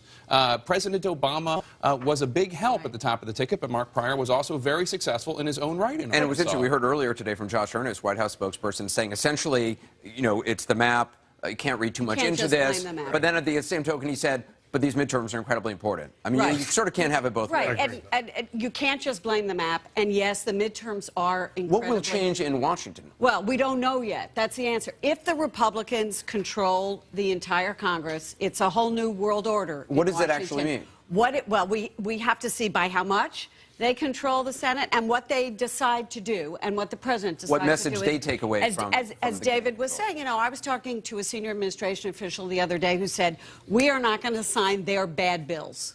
Done. Fine. Okay, so you'll see some vetoing of things from the president. But well, I mean, Ted Cruz's message is investigate the president, challenge the president on Obamacare. Do you think that's what most Republicans will see? Well, they have to decide whether they want to govern, Anderson, because they're looking towards 2016, and if they can't get some stuff done, they have to go to the voters and say, well, you know, we were controlling the Congress, and by the way, we got nothing done. So, I think one of the big things here is what's not in this campaign. This is not a Republican Party run that looks like it's owned by the Tea Party. The Tea Party is an important part of the Republican Party, but they found candidates this year that transcend the Tea Party. Mitch McConnell faced a challenge on his right earlier in a primary and defeated. Exactly, but look at a place like Colorado, where the Republican Gardner has got the endorsement of the Denver Post. That rarely happens. Yeah, no, but he got the endorsement because they thought he could work across the aisle. Look at Charlie Baker running as a Republican in Massachusetts. He's probably going to take that race tonight, take it away from the Democrats. He's run as somebody who is I'm here to get things done, not just to push ideological positions. And Anderson, a lot of Republicans in town are convinced that this is going to be something of a sugar high. They're going to have a good night tonight. They're going to pick up a lot of seats. It was a good map, good candidates, but in 2016, the demographics are going to be a lot tougher for them, and a lot of these guys are not going to be reelected. All right, a lot to talk about ahead. One of the few chances for Democrats to make gains in the Senate. Polls close in Georgia at the top of the hour. The question is, will the daughter of a legendary U.S. Senator follow in her father's footsteps? Stand by for our first projections on this election night in America. Be right back. CNN is now saying that we will pick up a net of 50 seats in the House. Today, we have made history. It's clear tonight who the winners really are, and that's the American people. Let's come together. We know what the issues are. Let's solve them. We will never let you down. God bless you, and God bless our country. This is CNN. We're about to learn the first winners and losers of this important midterm. Just moments from now, The first chance for Democrats to make gains in the Senate on a night when they're in danger of losing their majority. Mitch McConnell, he is out of touch. He is out of ideas. He will be out of time. In Kentucky, a rising star is fighting to take down the Senate's top Republican. She's a new face for the status quo. And in Georgia, the daughter of a Senate icon is hoping to win back her dad's old seat in a race against a political novice. I will prosecute the failed records of Barack Obama. Georgians are sick and tired of being sick and tired. This is CNN's coverage of Election Night in America. The fight for Congress, the battles for governor, and the issues Americans care about most. Republicans in Congress love to say no. Nothing I would like better than for him to have a bad night November the 4th. What do you think about that? The polls are closing in 6 states, and anything is possible until the last vote.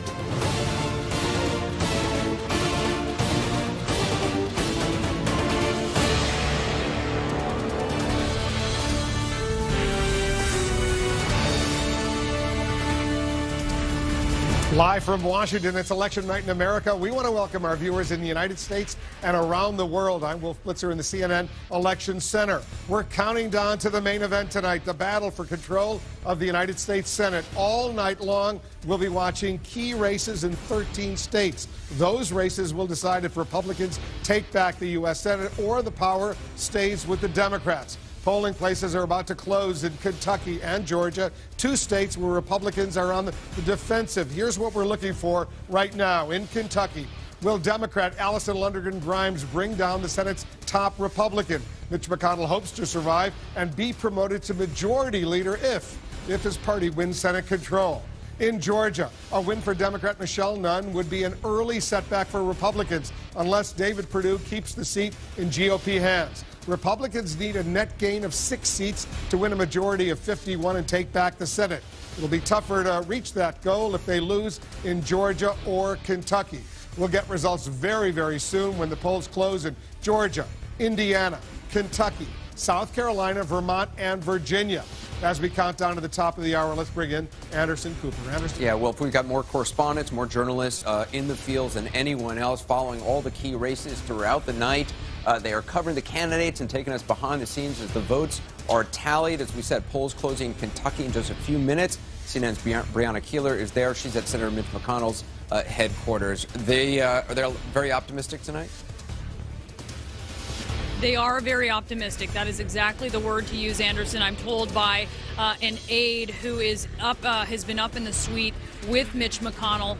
We are told that McConnell just wrapped a staff meeting with his Kentucky staff and his D.C. staff who are here in Louisville with him. He is watching the returns come in from, or he's watching from a suite with his wife and with his top advisors. And Kentucky's interesting because it's split between 2 time zones, and some of the polls have already closed. Right now, McConnell is watching some of the eastern counties, the bluer counties, hoping that if he doesn't do too poorly in them, that's a sign of a very good night for him. All right, Brianna Keilar, thanks very much. Also, polls set to close in Georgia very shortly. We're counting down the results in the Georgia Senate race. The possibility, a very strong possibility, of a runoff. Our Martin Savage is at the headquarters of the Democrat, Michelle Nunn. Martin? Well, it's going to be an exciting night for them, especially because Michelle Nunn right now, she took a break in the afternoon from the campaigning and decided to go home. She lives very nearby. She's with her children and with her husband. She's having a bite to eat, we're being told. Spoke to her earlier. She's extremely confident, not only that she'll do well, but that they will win outright. It's important to note that in Georgia, this is one of those states they need 50% plus 1 vote in order to actually win. They're feeling very confident that they will get that tonight. It should also be pointed out that there was a last-minute push on the radio, and you saw some significant political figures, Andrew Young among them, also John Lewis, the congressman, significant political figures, but also big in the African-American community. That is where she hopes to draw a lot of the votes that she will get tonight that she hopes will put her over the top, Anderson. And, of course, the very real possibility of a runoff there. We'll be following that closely. Martin Savage, thanks very much. I want to turn things over now to our Jake Tapper, who's with me here in the Election Center. Jake? Anderson, thanks so much. Our ballot cam reporters are in position to give viewers up-to-the-minute election results before anyone else. They're also looking out for any problems with the vote count. Let's go to Kentucky and Georgia, where all polling places are closing just moments from now. First to Joe Johns. He's in Lexington, Kentucky. Joe, what can you tell us?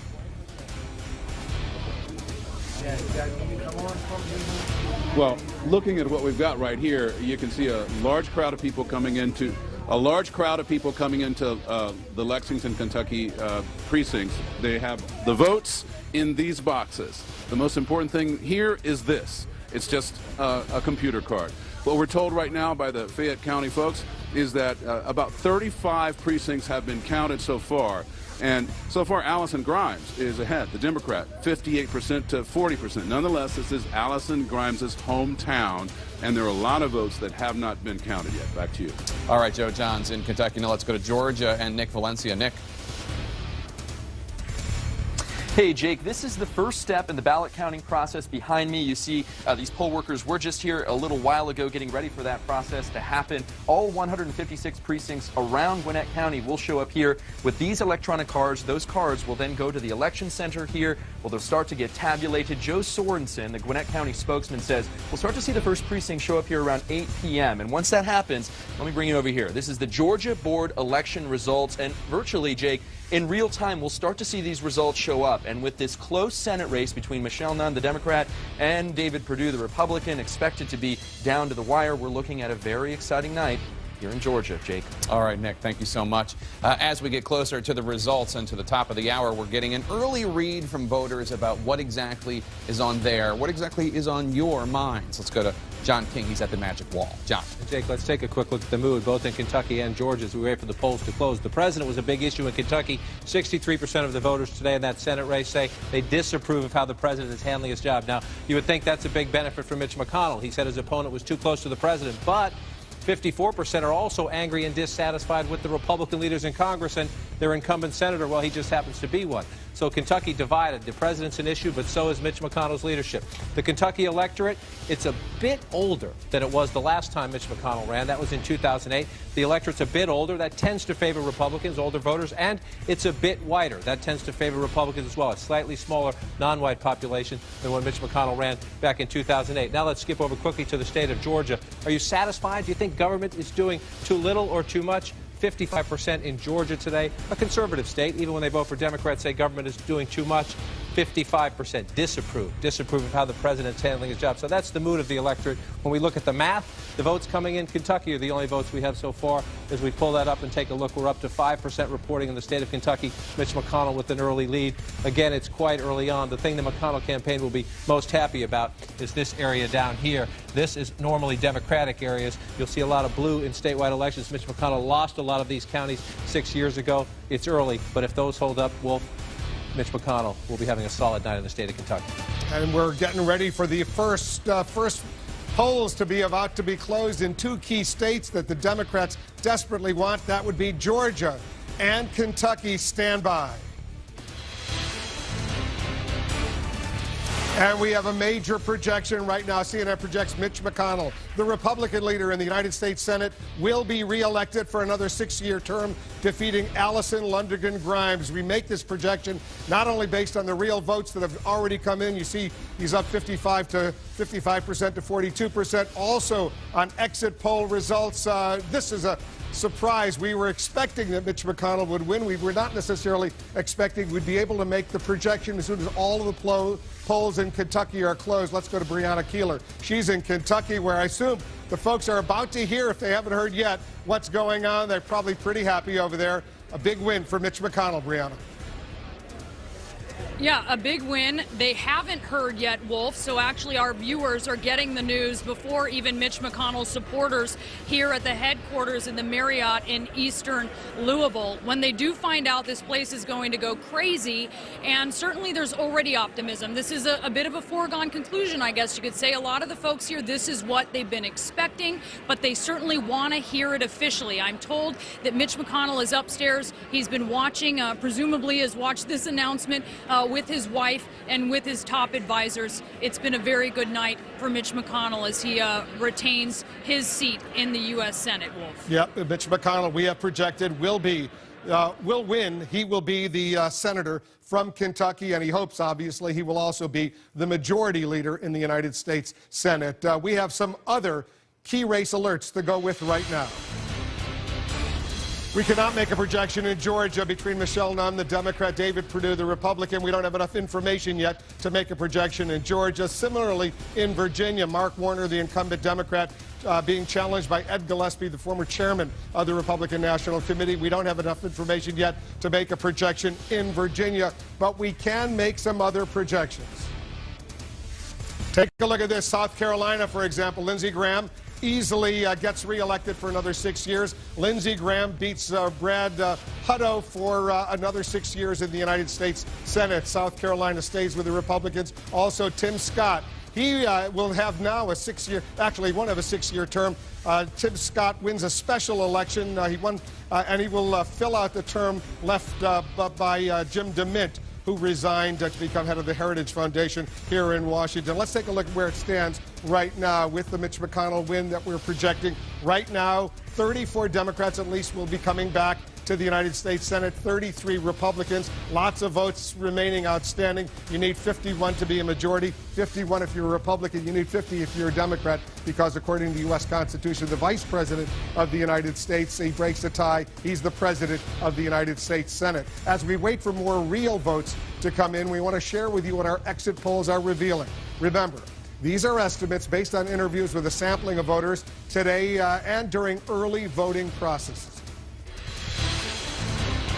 All right, here's the exit poll result for the state of Georgia. Look at how close it is. Michelle Nunn, 48%. David Perdue, 49%. In Georgia, you need 50% plus 1 to avoid a runoff on January 6th. Remember, this is the exit poll for Georgia, so it shows how tight this race could be. But both of these candidates, according to the exit poll, are under 50%. That is critically important. Here's another exit poll result for the state of Virginia. Mark Warner, 50%. The Republican challenger, 47%. Close in Virginia as well. Mark Warner wanting another 6-year term in the Senate. But this is an exit poll. Remember, these are estimates based on our survey of voters. The final outcome may be different. We use these exit polls to make projections only in non-competitive races. And we want to be fully transparent and make sure our viewers get the same information we have. It's very, very important. Let's check in with Jake Tapper now. Jake, you got a projection for a governor's race or so?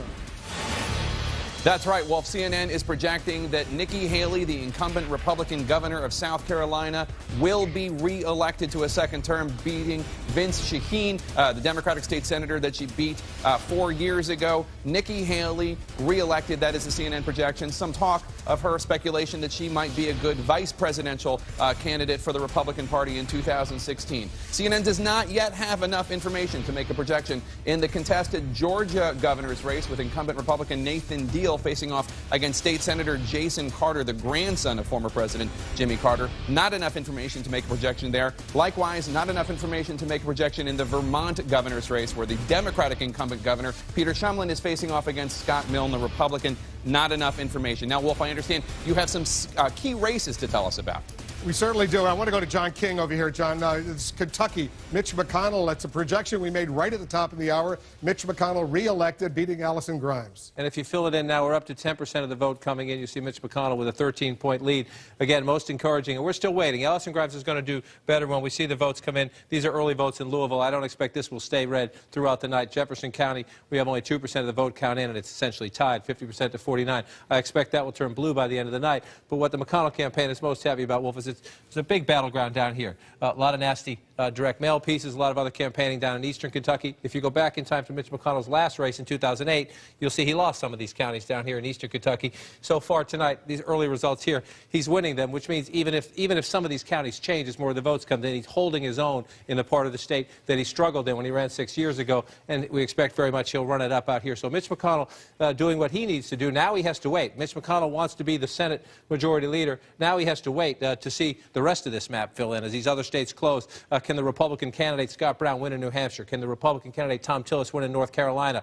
If the Republicans are winning in those states, Mitch McConnell will have an early clue. He's going to have a very good night, and he's going to become Majority Leader. If they don't, then we'll have to keep this coming all the way across the country. I want to show you quickly, just go inside the mood of the electorate in Kentucky a little bit to see how Mitch McConnell did this. This is interesting. An evenly divided Kentucky electorate, 50% men, 50% women. Allison Grimes won the women's vote, but just with 51%. For Democrats to win in these races, they need a bigger gender gap. It's pure and simple. 51 to 46 for Ellison Grimes among women. And look at these totals among men. Mitch McConnell getting 58%. So he had a bigger gap among men, a much bigger gap among men. That was the key to the McConnell victory in a race, frankly, people thought would be quite close.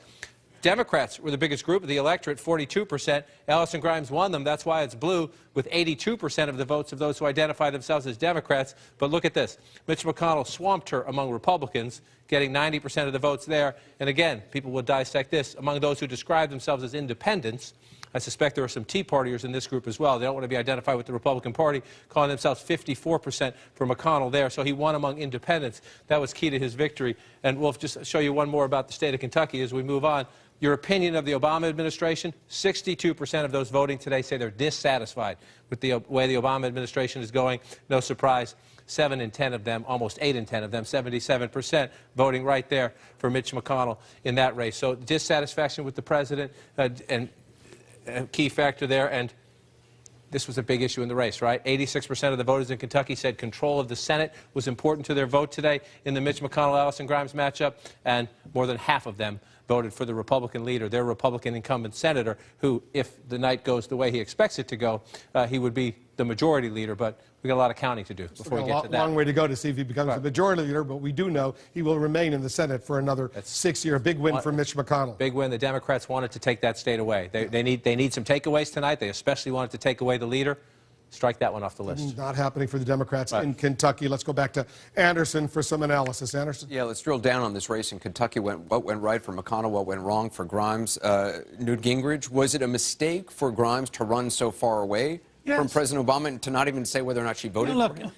When she goes through an entire week, and I think 5 different times, refused to say who she had voted for, when she'd been a delegate twice, she was the Democratic Secretary of State.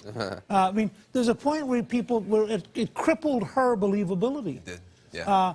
I think Michelle Nunn did a much better job in Georgia. And of course I voted for him. Next question. Was that a turning point? Look, I think it was devastating for her. First of all, John King mentioned that some of the grasstops black leaders were able to go along with it and hold their nose and pretend. That really angered a lot of people at the grassroots level, African Americans, who she needed.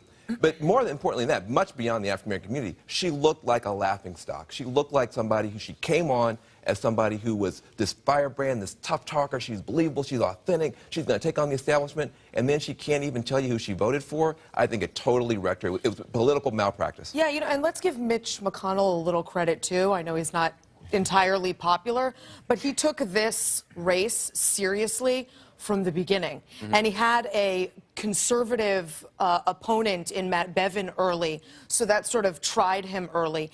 And unlike some other incumbents who tend to ignore their races until the last minute or ignore them altogether, Mitch McConnell really put a lot into this effort. I think what Wolf was saying, or what John was saying about the women's vote was really interesting. That Grimes only got 51%. Only 51%, and then among men, Mitch McConnell got 58%. What you're seeing those kinds of deficits.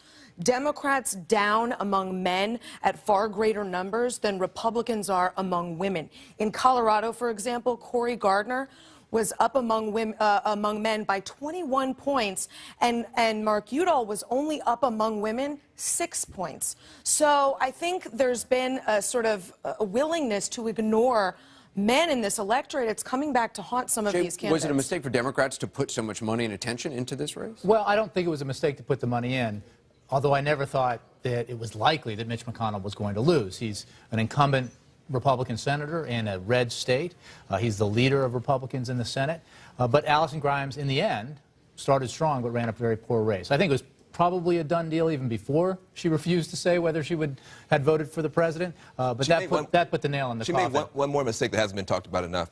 That ad that she put out talking about illegal immigrants, trying to attack McConnell from the right, saying that he was giving amnesty to illegal immigrants, really infuriated the progressive grassroots. You see a big drop-off of support. The entire blogosphere for progressives becomes about her being too tough and being wrong on immigration. She was shooting herself in the foot with her own base. It made no sense. Kentucky's also coal country. Let's also put that in perspective. And even though gas prices are down, Democrats are not willing to take credit for that because it would mean admitting that fossil fuels are in demand right now. So let me just say two things about that. One, if you look at the eastern counties that have now gone Republican, that as recently as 6 years ago were going Democrat, they actually fit next to West Virginia, which is one of the great stories of a collapse of the Democratic Party. And so there are actually patterns that are much more culturally close to West Virginia. Two, McConnell deserves some general credit. This is a very tough, very smart professional who set out very early in the year, knew he was going to be a target, knew it was going to be a tough race, and methodically did two things: rebuilt himself and demolished his opponent. Well, and that was to Jake Tapper's earlier point, which was that I think Jake was saying that in 4 of the last 5 races he's run, the candidate he ran against have never run again for anything, which is pretty devastating. Allison will. I predict Allison will. One other factor I think that's important, because the disparity in the margins with women versus men is important, especially in a midterm year when other advantages, demographic advantages that the Democrats have, are generally less prevalent because fewer minorities vote as a percentage of the electorate, fewer young Americans vote as a percentage of the electorate. So the dependence that Democrats have on running up the margin among women is even more important. Do you read much into the independents, that independents broke overwhelmingly for McConnell, or is it that you think that's more Tea Party support? I think it's hard to, those numbers are hard to parse. There are a lot of people who don't want to identify themselves as members of either party. They tend to skew one direction or another. They tend to vote regularly Republican or regularly Democrat. All right. Well, I do think one thing is going to be important here going forward. He ran against Obama. He has no mandate. I think you're going to see this across the board. It was sort of, if you like Obama, if you don't like Obama, vote for me. I think it's going to hurt the Republicans going forward, because what is his mandate now? Well, do we know what that means? Well, we don't, because I believe, and maybe Jay can talk about this, I believe there's a disagreement inside the White House about the way to proceed should Republicans take control. I believe that there is a wing that says, you know what, we've got to show that, extend the olive branch, get something done. And then there are people who are saying, no, we can't do that. There are ways to get things done on corporate tax reform, on infrastructure, rebuilding roads and bridges in this country. That may sound small, but it's actually large. There's an opportunity here. I want to continue this conversation, but quickly I just want to go to Wolf. All right, thanks very much. I want to go quickly to Brian Todd. He's in Manchester, New Hampshire. The polls there close. All of the polls close in New Hampshire at the top of the hour, Brian. But you're getting some early results that are officially being shared with our viewers. What's going on? Ward 1. Yes. Unofficial results? Yes, Wolf, this is Ward 1's results, read by moderator Joseph LaChance. We had 4,056 votes for the governor race. Walt Havenstein, 1,771. Maggie Hassan, 2,218. Senator Scott Brown, 1,857. Jeanne Shaheen, 2,142. Congress, Frank Ginta, 1862. Carol Shea Porter, 2071. Executive Council. All right. The results here, first results from Ward 1. According to the moderator, Jeanne Shaheen with 2,142 votes. We have our whiteboard on here. Scott Brown with 1,857 votes. This is the first results from Ward 1. This is just a snapshot of New Hampshire, Wolf. One ward in the busiest city in New Hampshire, the busiest ward, Ward 1. But Jeanne Shaheen, according to these early results, has taken it by a narrow margin, roughly 300 votes. All right, we'll see if she can keep up that margin statewide. The polls close in New Hampshire at the top of the hour. John, New Hampshire, a critically important state. The Democrats desperately need to hold on to the Senate seat. Desperately. Now that Mitch McConnell has won in Kentucky, he's sitting around looking at the map. And if you have, Jeanne Shaheen was the governor before she was senator. These are the early votes from way up here in the northern part of the state. We could add in those votes from Brian Todd, but we're very early on. So forget the percentages you're seeing there. Scott Brown, the former senator from Massachusetts, who lost his Senate race in Massachusetts. He was born in New Hampshire. He moved there. They ran against Jeanne Shaheen. Jeanne Shaheen has been a former governor. Her defense against the Obama drag, and there is an Obama drag in the state of New Hampshire, I was there last week, is that you know me. I was your governor. I'm Jeannie. She doesn't like to be called senator or governor. She calls herself Jeannie when she campaigns. She's run a pretty effective campaign trying to get away from the national climate, as they call it. If you talk to Shaheen supporters up there or people who voted for the president up there, they call it the national environment. If you talk to former Hillary Clinton supporters, they call it the Obama drag. It's interesting. Some battles never end. But if Scott Brown were to win this race tonight in a state with Jeanne Shaheen, who has familiarity in her state, that would tell you that I would call it a wave, or I'd call it at least a very high ripple. If the Republicans are winning in New Hampshire, that would raise serious questions about what's happening in North Carolina, and then we'd go across the country. Iowa, a state the president carried twice, where the Republican was leading in late polls. Colorado, a state the president carried twice, where the Republican was leading in late polls. If the Republicans are winning in New Hampshire, that means they're winning among independents, they're winning among moderates, and if they're winning them there, there's no reason to believe they're not going to win them elsewhere. Yeah, this is not Kentucky. This is New Hampshire, a state the president of the United States carried twice. I will say I talked to some Republicans in the state today, and their expectation was, and let's count the votes, but their expectation was that Shaheen would eke out a very narrow victory tonight. But they said that Scott Brown, in the final 72 hours of the race, had put it into play. If you asked in the middle of last week, they didn't think it would be in play. Quickly, I want to go to Alina Machado. She's in Florida watching the important governor's race over there. Alina, what's going on? Well, we've just learned that Charlie Crist's campaign has filed an emergency motion seeking to extend voting hours at one particular county in Broward County. They're saying that they're getting reports of extended lines and people who are still in line waiting to vote in Broward County at 3 precincts at this point. Wolf, we don't know what will happen with that motion, but we know they are requesting additional time for these voters.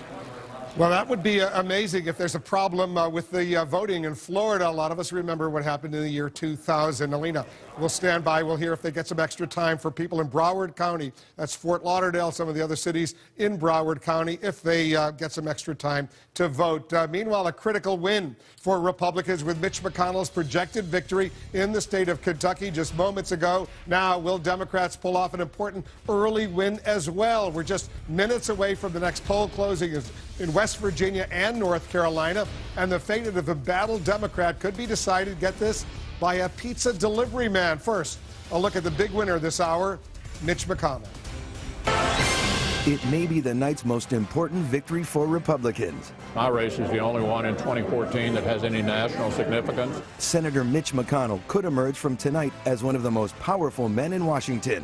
He's old school, unflashy, and a master of backroom politics. So I airdropped the tobacco buyout into a conference report. A man who gets deals done or makes sure they're stopped. I object. He's married to a former labor secretary, Elaine Chao, a Washington power couple that may be even more powerful after tonight. If Republicans capture the Senate, you're looking at the new majority leader. Mitch McConnell is Kentucky's choice. We're awaiting results from 2 more make-or-break Senate races. Republicans' hopes of picking up both seats just might be spoiled. Just moments from now, one of the Senate's most vulnerable Democrats is in the political fight of her life in North Carolina against a top Republican state lawmaker. I want to go to Washington and clean up Kay Hagan's mess. Speaker Tillis has different priorities, the wrong priorities. Stand by for results that are crucial in deciding control of the Senate. We know this much. West Virginia is getting its first female senator, no matter who wins. This is CNN's coverage of Election Night in America. The fight for Congress, the battles for governor, and the issues Americans care about most. Reports of the demise of the Democratic Party are premature. I believe we're going to retake the United States Senate, and we are going to retire Harry Reid as majority leader. The polls are closing in 3 more states, and anything is possible until the last vote.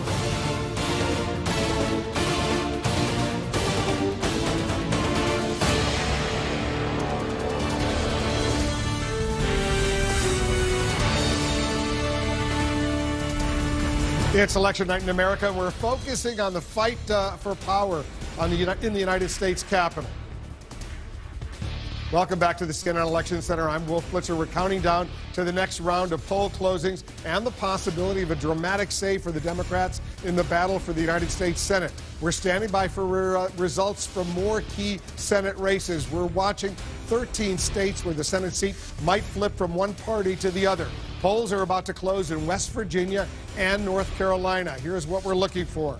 In North Carolina, will Senator Kay Hagan survive because of a spoiler? Republican Tom Tillis wants to oust Hagan, but his hopes could be crushed by a pizza delivery man running as a third-party libertarian candidate. And in West Virginia, the Senate race there, Democrat Natalie Tennant is in an uphill fight against the GOP Congresswoman Shelley Moore Capito. This is where Republicans may score their first Senate pickup of the night. Remember, Republicans need a net gain of 6 seats to win a majority of 51. That would put them in charge of the Senate once again. We're just minutes away from the next round of poll closings in North Carolina, Ohio, and West Virginia. Let's check in with Anderson for more. Yeah, Wolf, of course, our correspondents are monitoring the key Senate races around the country, and they're taking our viewers, all of you, behind the scenes as the votes are counted. I want to zero in on North Carolina right now. Renee Marsh is at Senator Kay Hagan's headquarters. Renee, what are you hearing? What are their thoughts about her chances? Well, Anderson, I just spoke with both campaigns, the Tillis campaign as well as the Hagan campaign, and I can tell you the Hagan campaign, they say they are feeling good tonight. They feel good for 2 reasons. We know that the early voting results, they came in skewing towards the Democrats. Also, the Hagan campaign saying that they have built the best voter turnout operation North Carolina has ever seen. New numbers just received. They say today alone, they knocked on more than 425,000 doors. They spoke to more than 82,000 people today. That's why they say they're feeling good. The Tillis campaign saying that they are cautiously optimistic. They say they've been tracking precincts, and they say that Democrats at those precincts are underperforming. Anderson? All right, Renee, thanks very much. I want to turn it over to Jake Tapper, who's monitoring more from North Carolina. Jake? Anderson, the big question right now, will the pizza man help deliver the election to Kay Hagan? It's likely to be a very close contest in the Tar Heel State, North Carolina. That's why we have a reporter embedded with election officials, Miguel Marquez. He's in Winston-Salem. Miguel? We could use some pizza out here, Jake. It is possible that he will, because Sean Hall has been polling about 4% in all those polls leading up to this election, and the margin of difference between the 2 candidates has been 1, 2, maybe dead on even the entire time. We expect the 4 biggest counties to start reporting their votes, their early and absentee votes any moment now. Wake County, Guilford County says that they'll be right on time at 7:30 in just a few minutes here. Mecklenburg and Forsyth, where we are right now, will be a few minutes later. Jake? All right, Miguel Marquez, thank you so much. Now let's turn to CNN's John King. He's at the Magic Wall with a new snapshot of some of the issues the voters you care about. Well, Jake, let's look at the mood in North Carolina, that key hotly contested Senate race. The breakdown of the vote by gender, 52% of the electors today in North Carolina are women, more women than men, but that number's down a bit from when Kay Hagan was on the ballot in 2008. Last time, that number of women, the percentage of women in the electorate, down a little bit. It's an overwhelmingly white electorate, 75%. The African-American number, 21%, about on par with past elections. The Latino number has dropped. We've seen that in a couple of states so far tonight. The Latino number, 2%, down from 3 or 4% in past elections in North Carolina. We'll see if that makes a difference when we get the results in. It's also the younger population voting in North Carolina, 18 to 29, has dropped significantly in this election. The percentage of 65 and older voters has gone up a little bit. On the surface, that tends to bode well for Republicans, but we'll see when the actual votes come in. One more as we look at North Carolina. How's the president handling his job? This has been a key issue in the race. Republican Tom Tillis saying Kay Hagan votes with the president more than 90% of the time. 56% of the voters in North Carolina today disapproving of the president's job performance. So we'll watch this one play out as the votes come in. Now I want to come over here just to show you. We'll start with the Senate map. We've already called the Kentucky race. We've got some very early votes in New Hampshire. Jeanne Shaheen leading. You see the blue. Very early votes in Virginia. The Republican Ed Gillespie leading in this race at the moment, but it's very early. Democrat Mark Warner has been favored to win here, but we'll keep an eye on that one. Let's move down here now to the state of Georgia. This is the hotly contested race here. Very early results, just 1%. David Perdue at 64%. Michelle Nunn at 34%. Remember, Georgia state law, you need 50% plus 1 to avoid a runoff.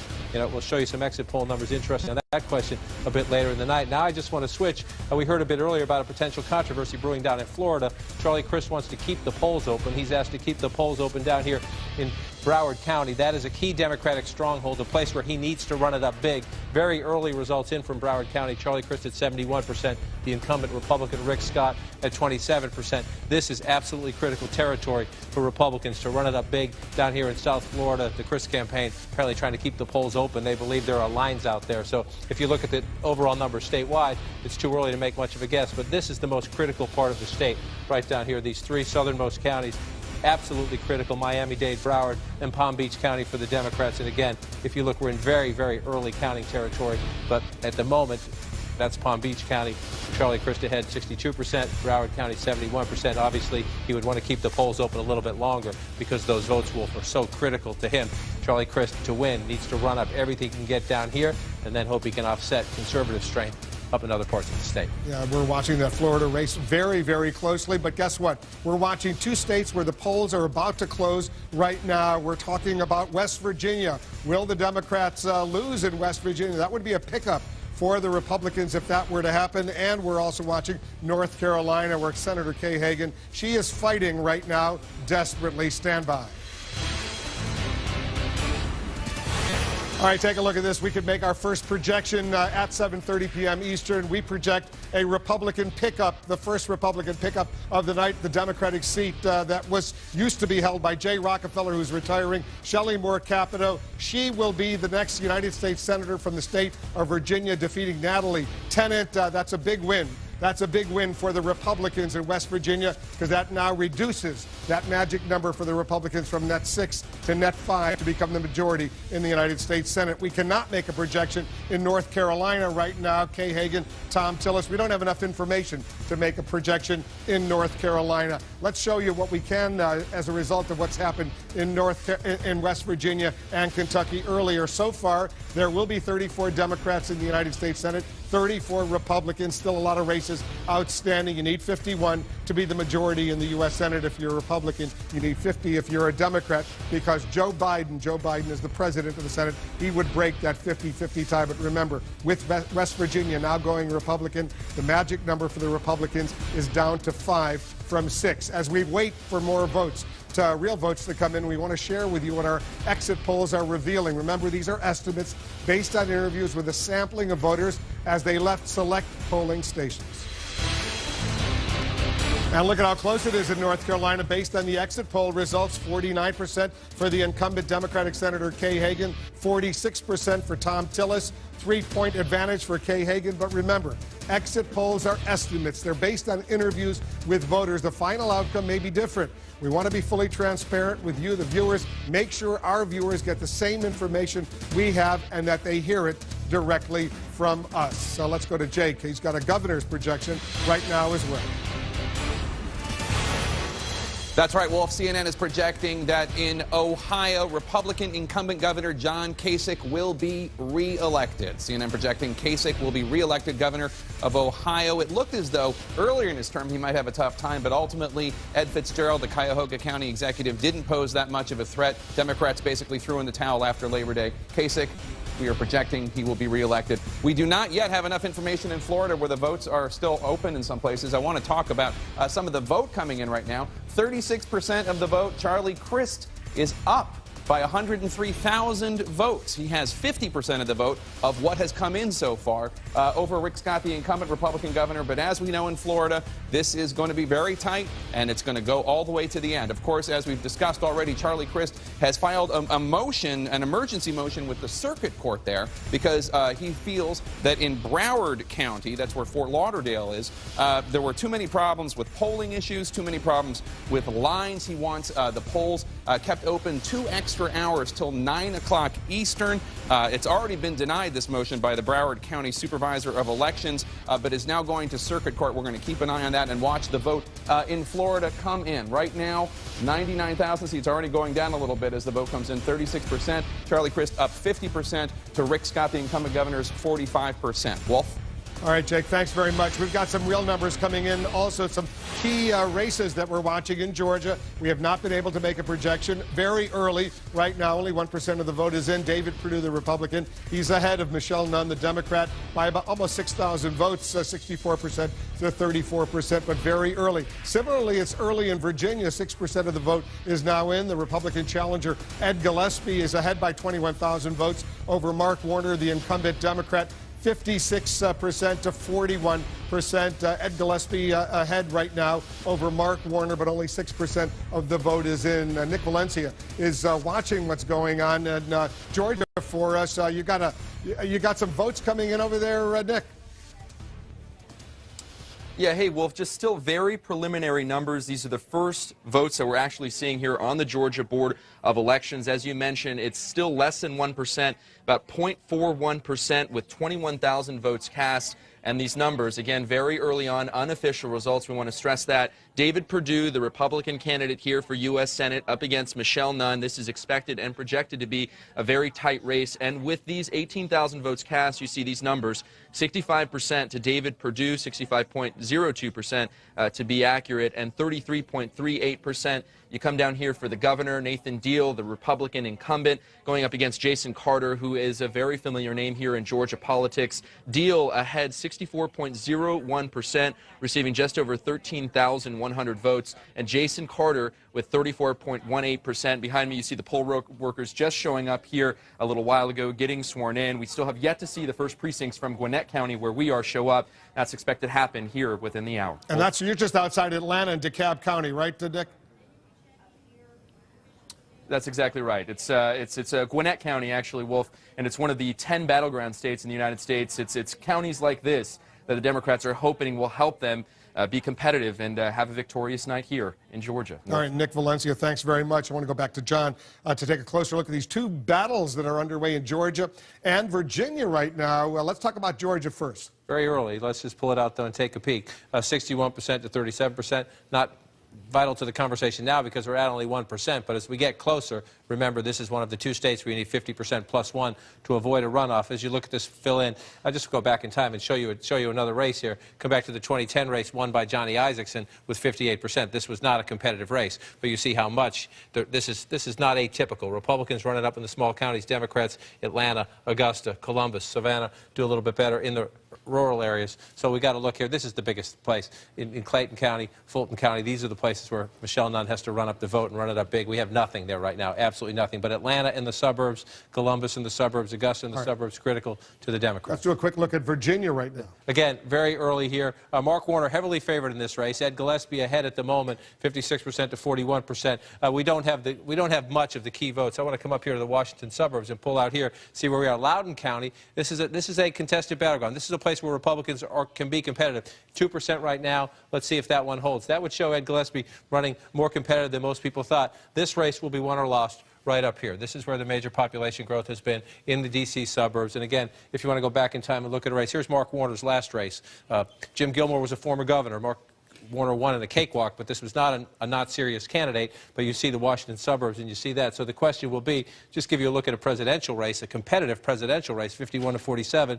The difference was right here in the Washington suburbs. So as we watch the Senate results come in, you see this one just starting to come in for Mark Warner, 7% of the vote count in right now. But it's these 3 or 4 counties right up here. This is Fairfax, Loudoun over here, Arlington here. They will decide this race. Yeah, those areas have really exploded with population over recent years. Stand by. Republicans just scored their first pickup in the battle for control of the United States Senate. That pickup in West Virginia. Will they score a second pickup in the hour ahead? Polls are about to close in New Hampshire. Republican Scott Brown is hoping to defeat the incumbent Senator Jeanne Shaheen so he can get a second chance in the United States Senate in a second state.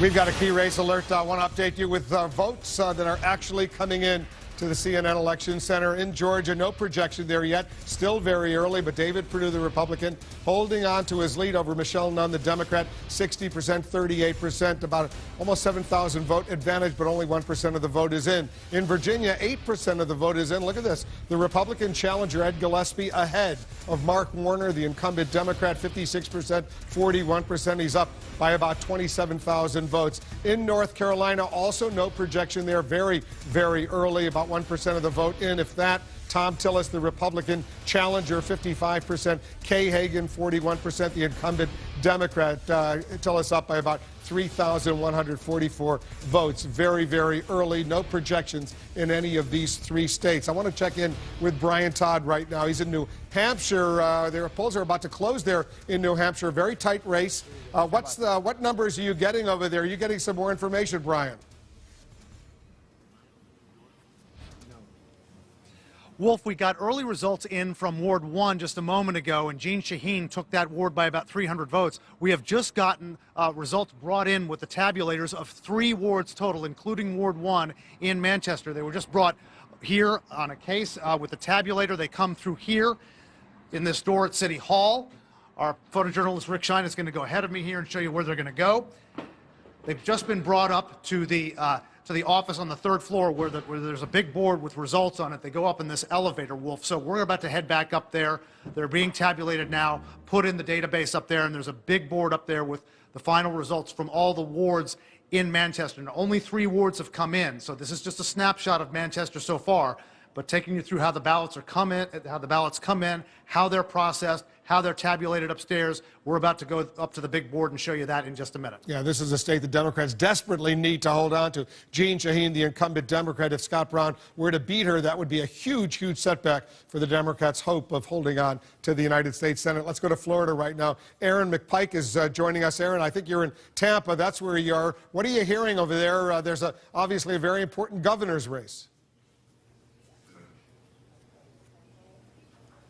Wolf, there sure is, and what we know from the early vote is that Rick Scott is going in with a much smaller advantage than he did in 2010 when he just won with 1.2 percentage points. There were 270,000 more Republicans who voted in early vote in 2010. This year, that advantage is just 100,000 votes. The vote tabulation is going to be going on behind me right now. It has just begun. Polls closed here in Tampa at 7 o'clock. The rest of the state and the Panhandle closes at 8 o'clock. What we know so far, of course, is that Charlie Crist has about 50% with the votes that are in to about 45% for Rick Scott. That is tracking very closely with what's happening right here in Hillsborough County. Yeah, we know Charlie Crist, the former governor, wants to be the governor. He's asking courts to allow voters to continue voting in Broward County in South Florida. That's where Fort Lauderdale is because of some problems, he says there. We're watching that very, very closely. I want to go to our senior White House correspondent, Jim Acosta. He's over at the White House. Jim Acosta, you've got some information on what the president is planning on doing tomorrow and the day after these elections? Well, if past is prologue, then we should expect to see the president come out tomorrow and talk about these midterm results. I am told by a White House official that the president is realistic about what is going to happen tonight. They are planning for all eventualities, a Democratic Senate, a Republican Senate, and a cliffhanger, something that might carry on for the next few weeks if we have some recounts and some runoffs in some of these states. But, Wolf, I can tell you that they do expect there to be a debate inside the Democratic Party as to whether or not it was a good idea for the president to stay away from all these key battleground states. They know that's going to come up if tonight does not work out that well.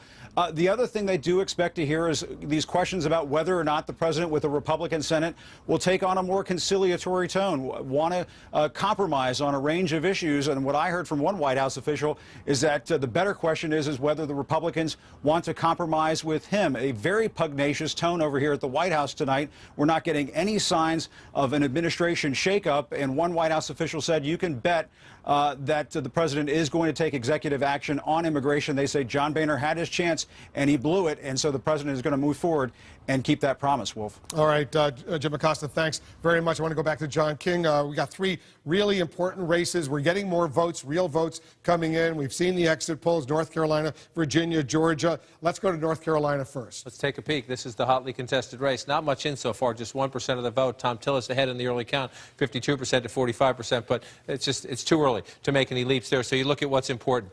Charlotte, the Mecklenburg County area right here, absolutely critical to Kay Hagan. She needs to run up African-American support up here. I talked to some people down the state earlier. They said they were a little bit worried about the margin. So we'll watch the final numbers there. Also up in the Raleigh-Durham area, African-American voters, also college-educated women. The research triangle up here, very critical to Kay Hagan.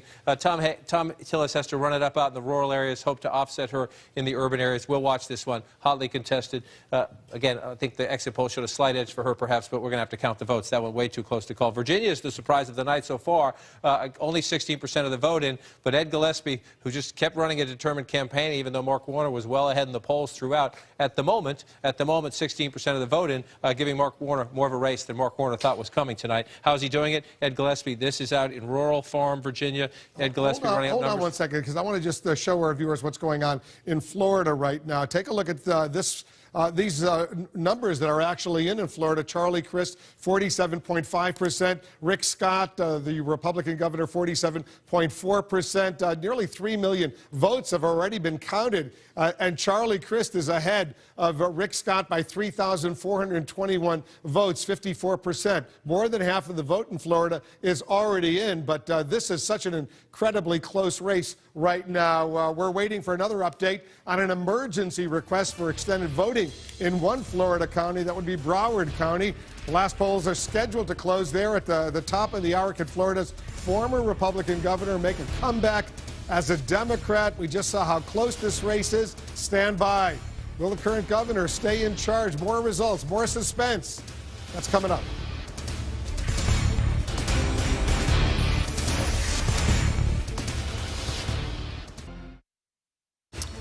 We're heading into the rush hour of this important election night. And get ready for new midterm results that could influence the next presidential election. Just moments from now, a critical hour in this midterm election, the most poll closings, and a pair of marquee matchups. I'm nobody's yes man's, nobody's rubber stamp. In New Hampshire, it's a former senator who switched states versus a sitting U.S. senator. We don't need to import a senator who will export American jobs. And in Florida, it's a former governor who switched parties versus the man running the state now. He had this job before and he didn't do it. Why we would re-elect this guy is beyond me. This is CNN's coverage of Election Night in America, the fight for Congress, the battles for governor, and the issues Americans care about most. The only thing that counts are those votes. That's what decides elections in this country. The polls are closing in 16 more states and the District of Columbia, and anything is possible until the last vote.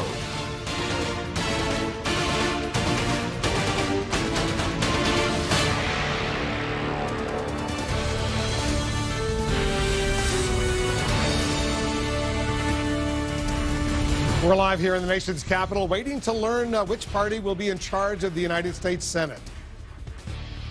We're back at the CNN Election Center. I'm Wolf Blitzer. We're closing in on 8 p.m. Eastern and the first results from one of the nation's closest Senate showdowns. Remember, we're watching key races in 13 states where the battle for the Senate, the control of the Senate, will be won or lost. So far, 2 of those states have gone Republican. Right now, we're focusing in on New Hampshire, where the polls are about to close. Here's what we're looking for. Will Democratic Senator Jeanne Shaheen be sent packing by a former colleague, Scott Brown? He could score the second pickup for Republicans tonight and make a comeback in the state. Republicans now need a net gain of 5 seats to retake control of the Senate after scoring a pickup in West Virginia.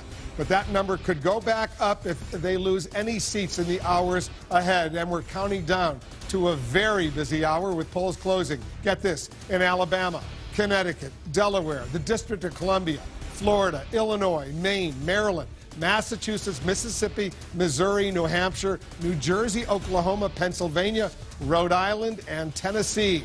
Florida has the hottest governor's race of this midterm election. We're waiting to find out if Charlie Crist can win back his old job, this time as a Democrat. The former Republican is in a bitter grudge match with the GOP incumbent Governor Rick Scott. As we get closer to the top of the hour and a chance to make some new projections, let's go back to Anderson for more. Anderson? Yeah, Wolf, we have more than a dozen correspondents all throughout the country following key races. They are getting new information all the time. I want to go quickly to our correspondent in New Hampshire, Michelle Kaczynski. She's at the headquarters of Senator Jeanne Shaheen. This is obviously a state President Obama won 2 years ago. How are things at the headquarters for Shaheen?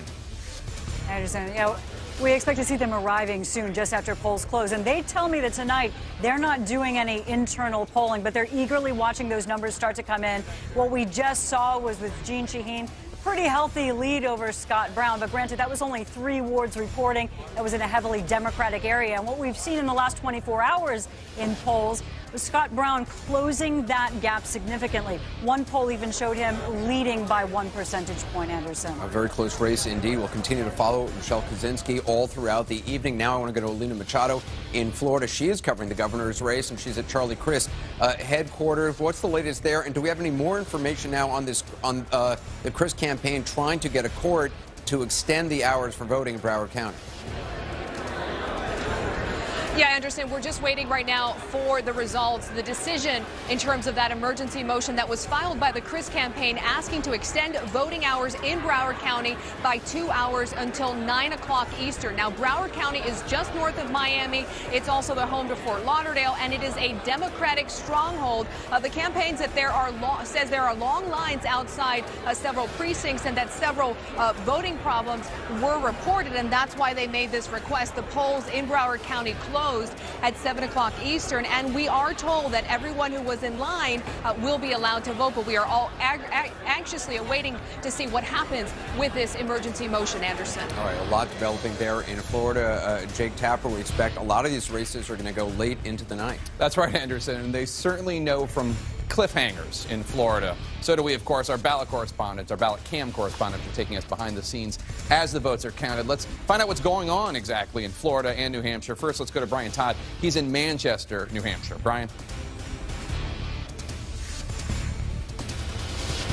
Jake, the results from the 12 wards of Manchester are coming in. We've gotten, I think, 8 of the 12 wards, maybe 9 has just come in. Here's one of the wards right now. Ward 3 has just come in. They come in a tabulator that you're seeing here. This is the exciting part of the night, guys. This is really where the ballots are counted, tabulated into the database here for the city of Manchester, and you're seeing it live. This is what we love about covering these ballot cam all of this ballot cam coverage. Now, what we're going to show you also is the big board up here. That's the tabulation from Ward 1. Jeanne Shaheen won Ward 1, 2,142 to 1,857, about 300 votes. They're tabulating some of the other wards now, and we'll have some of those results, but they come right in here, get tabulated here, get put up on the big board, and people can come in here freely and watch it. All right, Brian Todd from New Hampshire, which is the site of one of the closest U.S. Senate races in American history. I think just about 400 votes. Let's go to Tampa, Florida now, where Aaron McPike is keeping tabs on everything. Aaron. Jake, in this room behind me, the votes are being counted in Hillsborough County right now. And right now, in this particular county, Charlie Crist is ahead by about 4 percentage points, but in the state overall, it looks like it is a dead heat. And if at the end of the night the margin is less than half a percentage point, it goes to an automatic recount. I talked to a couple of Republicans today who said they are expecting just that, Jake. All right, Aaron McPike keeping an eye on that important governor's race where it's neck and neck, and if it's less than 0.5%, a margin of victory, it goes to an automatic recount.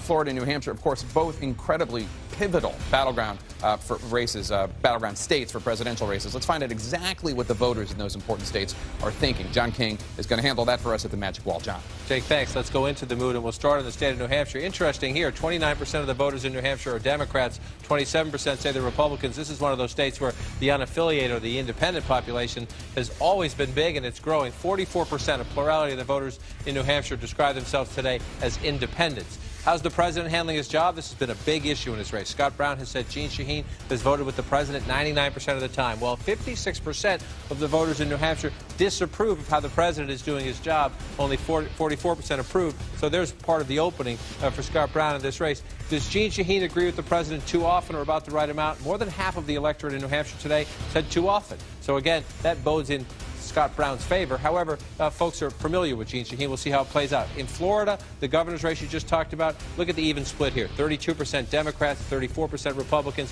34% independents voting in the state of Florida today. What do they think of their candidates? Charlie Crist used to be the Republican governor. Now he's the Democratic nominee. 51% of the voters today said they had a favorable opinion of Charlie Crist, 44% unfavorable. Here's the opening for Charlie Crist. The governor's underwater. The incumbent Republican Rick Scott, 54%, say they view him unfavorably. And as we just go over and take a look here, we're watching. These are governor's races now. We're watching them start to fill in. We got a ways to go here. It's 63% of the vote, but this map is filling in. Just taking a quick glance at it, that tells you, wow, tight race, Wolf. It's going to be a tight race we expect in New Hampshire as well, where Scott Brown and Jeanne Shaheen are in a desperate battle right now.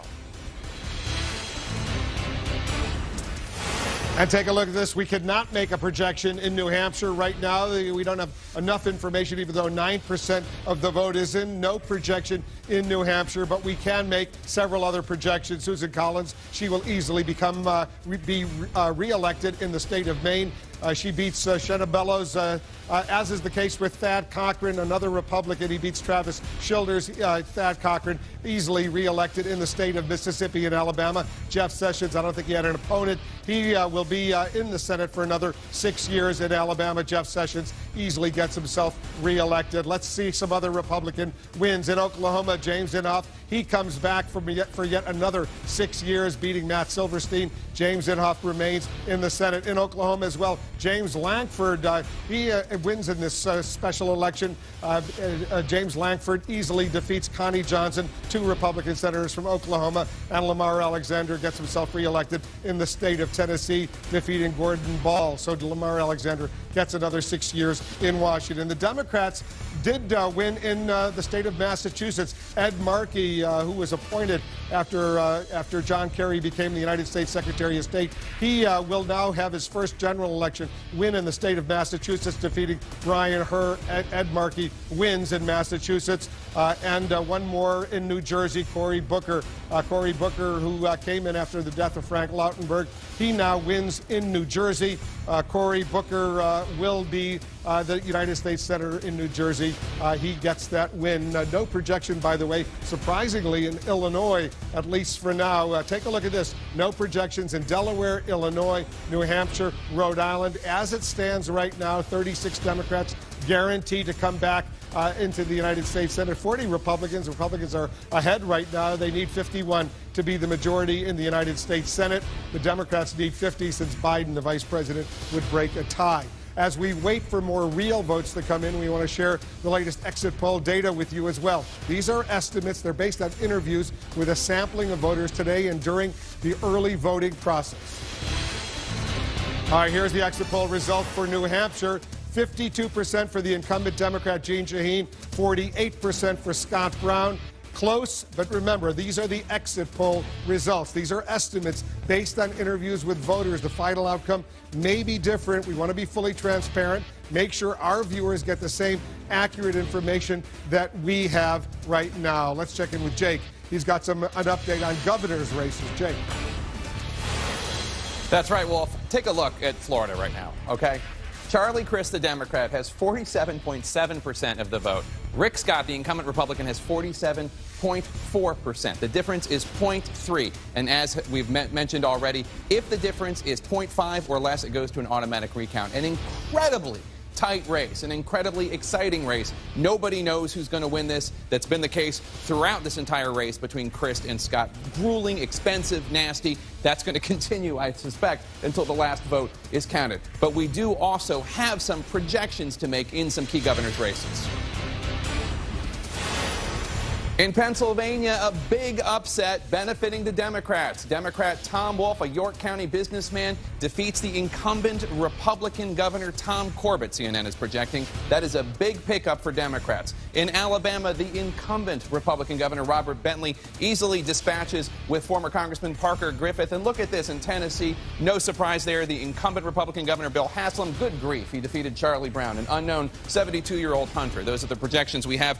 Now let's look at all the races races where we've projected winners and where we cannot. Look at these unknown. The yellow is unknown. Yellow, we do not have enough information to make a projection as of yet. Look at New England. This gives you an idea of just how difficult this terrain has been for Democrats this year. We cannot make a projection in New England. We cannot make a projection in Illinois. It shows you just how tough it has been for Democrats this cycle. So none of those projections yet for Connecticut, Florida, as we mentioned, Illinois, Maine, Maryland. Maryland, we can't make a projection. Massachusetts, we can't make a projection. New Hampshire, Oklahoma, and in Rhode Island, which usually trends blue. Wolf?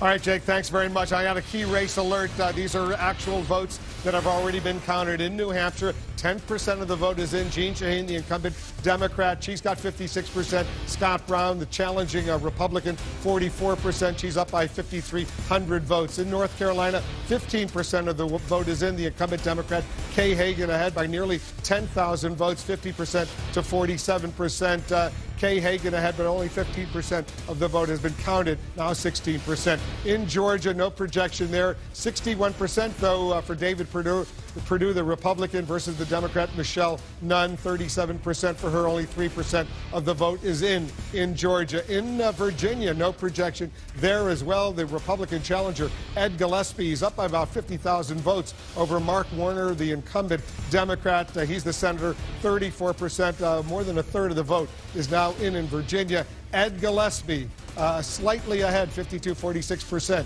over Mark Warner. These are all key states we're watching right now. I think this is pretty surprising. Ed Gillespie is doing well so far, with 34% of the vote in. Surprising, although as more of the vote has come in, that lead has narrowed a little bit. But Ed Gillespie putting up a tough race. We're a little over the third of the vote counted. I will say this. We have nothing from down here in Virginia Beach. This is a very reliably Democratic area down here. Just go back to Mark Warner's last race 6 years ago, and you see he got 64% of the vote down here, all blue in here. But so we need to wait for that to come in. Let's peek up again and see what else is missing. Ed Gillespie doing what a Republican has to do, though. Look at him winning out here in the rural areas.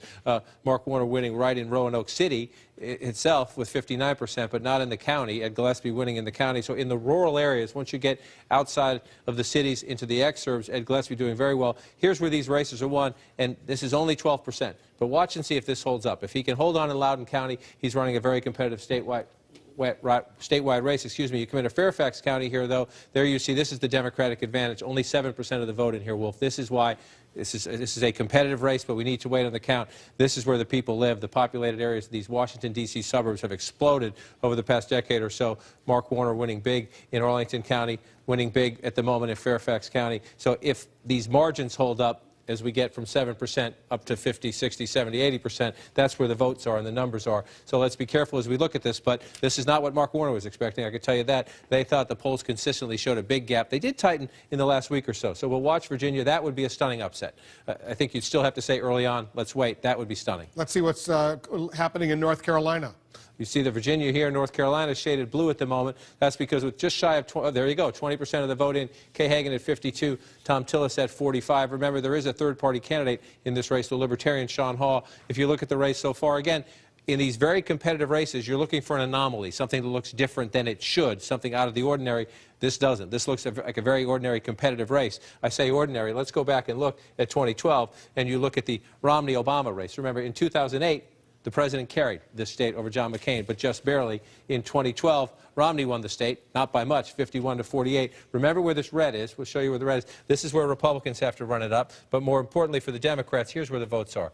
In Raleigh and Durham, in Charlotte, in Fayetteville. That's where you have a Democratic base. One of the key questions was, would you get African-American turnout, Democratic base voters, at a time when Kay Hagan was saying, don't come see me, Mr. President. I have some disagreements with the president.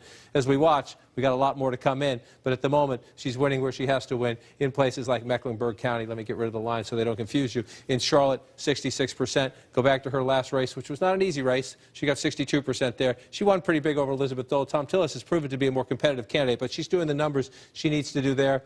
Let's see if she's checking up. Those are the numbers she needs to do there, but very early on in the race. If you look at this now, we're going to have to count them for a while. It's filling in as you would expect it to in a very competitive race. And last minute, she asked the president to do a little radio ad for her today, which he did, and she approved of that ad. Let's see if that helped turn out that Democratic base in Charlotte and some of the other towns. Let's go to Georgia right now. Looks like a critically important contest there as well. And the vote count's coming in slow at only 4%. almost pay no attention to the numbers in the sense that, yes, David Perdue has the early lead, but we have to see what's happening. We have nothing, no votes at all yet coming in. Clayton County here in the Atlanta suburbs, Fulton County is Atlanta itself, nothing, absolutely nothing yet. That's the Democratic base in the state of Georgia. So, again, just as we've talked about in North Carolina, the key question was, can Michelle Nunn, she didn't invite the president down. She said he wasn't on the ballot. He'll be gone in 2 years. Does the Democratic base turn out? Another place you have to watch for Democrats over here, Chatham County, in the Savannah area. So you look at this map now, in the rural areas that are reporting pretty quickly, David Perdue, this is what he has to do in the small rural counties, run it up, but there's not a lot of votes there. The question that will be answered here is when the cities come in. Columbus, Georgia here in the central west part of the state, absolutely nothing yet. So we have nothing from the big Democratic areas yet to give us a sense of how this is going to go once the vote totals come. I want to stay in Georgia. Nick Valencia is joining us from Lawrenceville, Georgia right now. What are you seeing? What are you hearing over there, Nick? Hey, Wolf, just like John King said, not a lot of votes counted here in Gwinnett County. 0 precincts reporting so far. We're waiting for those precincts to show up here. But let's bring you back over here to the Georgia Election Board numbers. We've got about 250,000 preliminary votes so far, less than 5%. Again, these are very early raw numbers. David Perdue, 141,000. For him, Michelle Nunn, 100,900. And just to show you a sense of how these counties are trending right now, again, not official, but this is how they're trending right now. Nothing around the Atlanta area, nothing from Gwinnett so far. But you see a lot of sort of mixed blue and green for Perdue and Nunn, with Swofford getting less than 4,000 votes. Wolf, still very early here in Georgia. Very early in Georgia. We're watching Georgia very closely. I want to go back to John and take a closer look at New Hampshire. This is a race that obviously has great significance. Right, you have Massachusetts blue. You just projected the Ed Markey race. That was not a tough race. This one here, the question was, would it be a tough race? We're at 10% of the vote in. Jeanne Shaheen with an early lead. Scott Brown, the former Massachusetts senator. I'll show you. Let me pull this up a little bit and stretch it out for you. If Scott Brown is to win this race, he's going to win it down here. Jeanne Shaheen will win in Portsmouth, but Scott Brown has to win the area around it, and he has to win right here along the Massachusetts border. A lot of people lived in Massachusetts and moved north to New Hampshire, a lot of independents across these towns. If Scott Brown is going to win it, the southern belt of this state will be filled in. But Jeanne Shaheen has a lead at the moment, in part because you see where we are getting votes. We're getting them in Manchester. Brian Todd was just talking to you about that. 75% of the vote in the city. Remember in 2008, this is a state where people do tend to vote late. 2008, early on, it looked like Barack Obama was winning the Democratic primary in New Hampshire. Hillary Clinton came back late with those wards in New Hampshire. Jeanne Shaheen has to win those. That's your gritty, blue-collar town. It's critical to Democrats. Then you move up here at Concord, the state capital, government workers and the like. Jeanne Shaheen needs to do well there. 100% in. She's getting 67% of the vote. Those are the numbers she needs to do. The other big key for Jeanne Shaheen is to come up here. You get up, there's a strip of college towns up here along the border, Dartmouth University up in there. We'll see how that one fills in. Too early to say right here, but if you're Jeanne Shaheen and you're looking at what has come in so far, you're feeling pretty good. But we need to see the seacoast, and we need to see the belt right across the Massachusetts border, Wolf. All right, take a look at this, John. We got some votes. I want to show our viewers how close it is in Florida right now. Look at this. This is the governor's race in Florida. Rick Scott, 47.9% to Charlie Crist, 47.2%. Only 32,000 votes ahead. 32,000 votes. Look at this. Almost 4 million votes have already been counted. 74% of the vote already in. Look at how close it is in Florida. Let's go to Alina Machado. She's taking a closer look. You got some news, Alina. What are you learning? Well, we've learned that, according to a spokesperson from the Florida Secretary of State, a judge has ruled on that emergency motion that was filed by the Charlie Crist campaign seeking to extend voting hours in Broward County after learning about possible problems at some polling stations. We're told that that motion has been denied, and from a spokesperson from the Charlie Crist campaign, we're told that they will not be appealing that decision. We're also told that the Rick Scott campaign is not commenting on this emergency motion, but it's worth noting, Wolf, that the people who are already in line at 7 o'clock Eastern when the polls close will still be allowed to vote. All right, Alina, thanks very much. Looks like that judicial issue is over with for now. John King, let's take a closer look at Virginia right now once again, because it's obviously a bit of a surprise that Gillespie is apparently doing as well as he is against Mark Warner. And we're up to 36% of the vote. Ed Gillespie continues to hold that lead. I just want to give you the cautionary note to look where the Democratic votes are. Let's just check. Only 14% of the vote counted so far in Fairfax County. So this is Mark Warner territory. So we need to watch that at the moment. So they're not panicking at Warner headquarters yet, but they are sweating a little bit and seeing how this race goes. This is a key battleground. Another suburb about Loudoun County. It's getting a little tighter as the vote comes in. We're only at 12%. If this one stays red, then Ed Gillespie's putting up a tough fight. The other two counties, when you get to Arlington and Fairfax, closer in. And again, I just want to note, this is a big Democratic stronghold down here. A little over 5% of the state population. We have nothing reported down here. So that's a Democratic stronghold. We'll watch this. But Ed Gillespie running very well in the smaller rural counties of Virginia. That's what a Republican has to do to get into play. This gets you into play, all that red out here. But the way you win is to then be competitive in the suburbs. Close elections in a swing state like this are won in the suburbs. And this at the is moment, Fairfax County, a suburb of Washington, D.C. Here's the right capital. there. Here's Washington right here. This is a lot of people who work in this town live here. A lot of high-tech workers, a lot of defense workers, a lot of younger people, a lot of Latinos. This area has changed dramatically over the course of the past decade. You had a more diverse population growing anyway, and then post 9/11, when you had the high-tech and the defense industries beef up around here, this is the fastest-growing area in the state. It's the most diverse area of the state. A lot of younger voters. Again, Arlington County, Mark Warner getting 68%. Only 21% of the vote in. Remember, a lot of people live here. So as the count comes in, his math will go up. The question of the margins. You move down to Alexandria City, 71%. This is a Democratic stronghold. About 70% of the vote in there, so there's not that much more for Mark Warner to pull out. But there are still plenty of places here. This is a tougher race and a closer race than we thought it would be. I just want to caution that there are still plenty of places for Democratic votes to come in, including down here and in the suburbs. You know, Florida, it's incredibly close right now. Close race in Florida. Yeah, I mean, it brings back some memories, as you and I will remember. And so now it's shaded red, but it keeps going back and forth. 48 to 47, 2 million to 1.99, 75% of the vote count in. Luckily, we're past hanging chads and all that. The technology a little bit better. 75% they're counting. What do you look at? You look up here in this part of the state. This is likely to be red. Let's take a peek at how Rick Scott's doing up in these counties, up in the Panhandle. We don't have any vote. Boom. You touch it and vote comes in, but very little so far, 57% to 38. He needs to keep running up numbers like that. You see where you do have vote here. Again, it's a smaller county, only 20,000, 25,000 votes total, but that's only 5%. Rick Scott needs to keep these margins in these small counties, and he has to run it up, because you're going to see a lot more red than you see blue in the state of Florida. You always do in a close race. The problem for the Republicans is you start moving down here. As they say, the further south you go, the further north you get. This is where you have a lot more transplants, a lot more Democrats. 60% for Charlie Crist in Palm Beach County so far. Only 8% of the vote in. There are a lot of votes still to come in there. If Charlie Crist keeps that margin, he's going to be tough to beat. You move a little further down to Broward County, where there was the dispute about keeping the polls open. He's at 71%, but that's 0% because these are absentee ballots. So right. We're just getting, so we have not, they have not. This potentially bodes well for Charlie Crist. If that margin holds, if that split holds up, when you get the boatload of votes that are missing here, it not only bodes well, it could make the difference. And then the same difference when you move down here into Miami-Dade. I just want to show you, Rick Scott had a pretty tough race. The last time we went at this in 2010, he got 42% in Miami-Dade. What is he getting now? He's getting 41. Let me one more check here.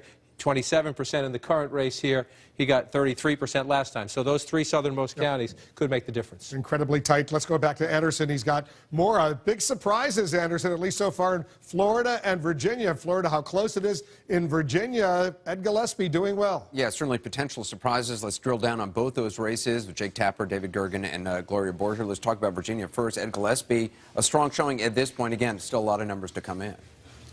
Go ahead, please. I think it's a surprise. I mean, you know, there's always a surprise on election night. Ed Gillespie may not pull it out, but the fact that he's doing so well is a shock even to Republicans I've been communicating with. Former head of the RNC. Right, former head of the RNC, worked for George W. Bush in the White House, was always a staffer, suddenly decided to run, which came as a shock to many of his friends. But these are two important battleground presidential states, and the fact that Ed Gillespie has a race here and it's this close in Florida has got a lot of Democrats saying, okay, that's interesting for 2016.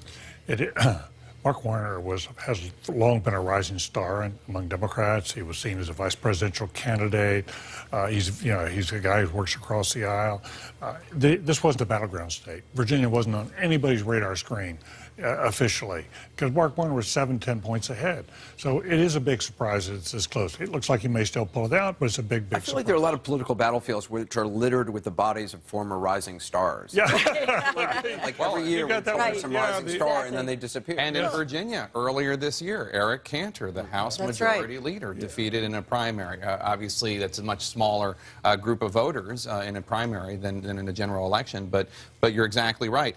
Interesting about Ed Gillespie Gillespie, who is obviously a very seasoned Washington hand, he ran against Warner as Mark Warner has changed, because Mark Warner was a one-term popular governor in the state of Virginia. the Commonwealth of Virginia. I don't want to get tweets on that.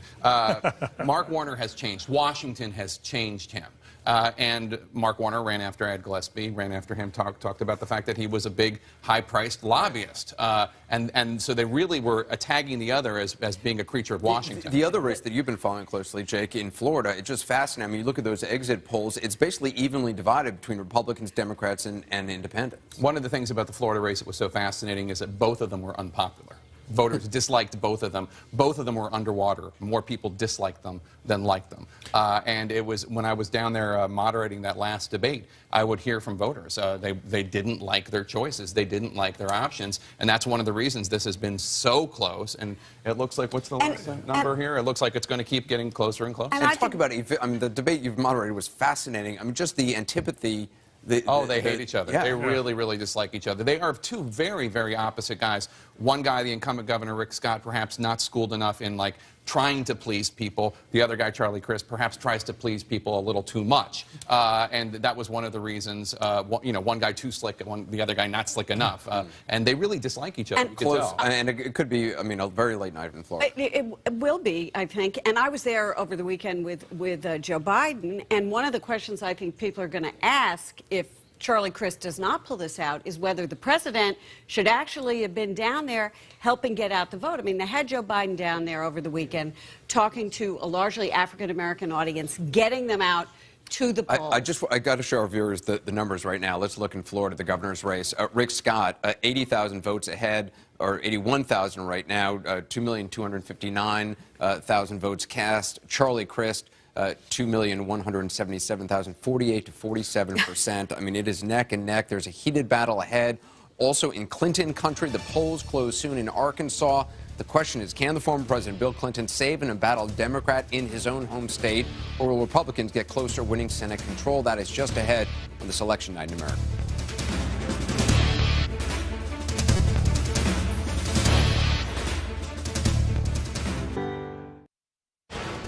Coming up, one state with high stakes. And for the Clinton family, this one is personal.